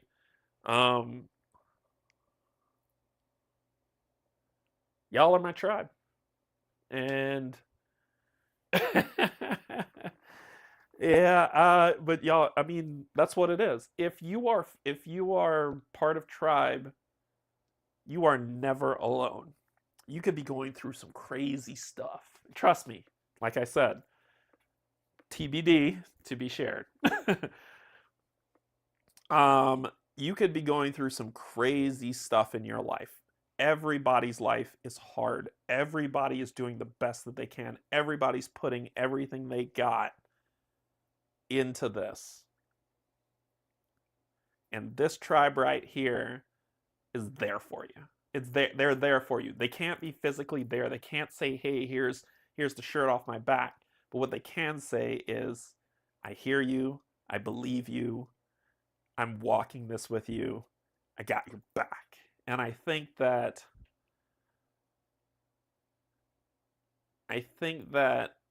you have no idea what that means to someone. You have no idea what that means to someone. You have no. There could be somebody lurking in chat right now, hasn't talked this entire stream. Somebody of whoever's hanging out hasn't talked this entire stream, and they're going through something rough.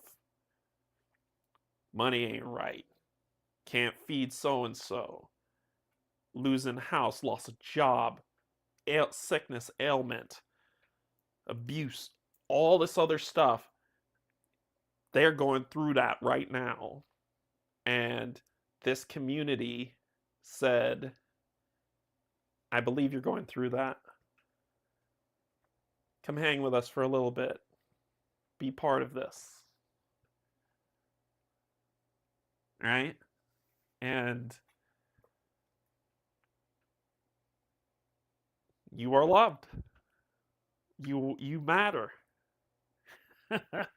Man, this stuff is hard. It's hard, but it's true. And that's the reason why I love this community.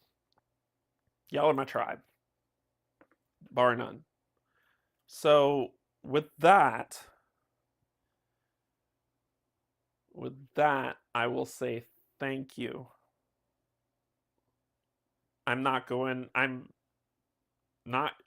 planning to go anywhere anytime soon. We're going to continue to build and grow. We're going to continue to build tribe. We're going to continue to love each other. We're going to continue to play board games together. And I'm going to continue to get rules wrong and roll bad dice. But until then, my lovelies, until then, I love you all. And there is absolutely nothing you can do about it. Bye, everybody.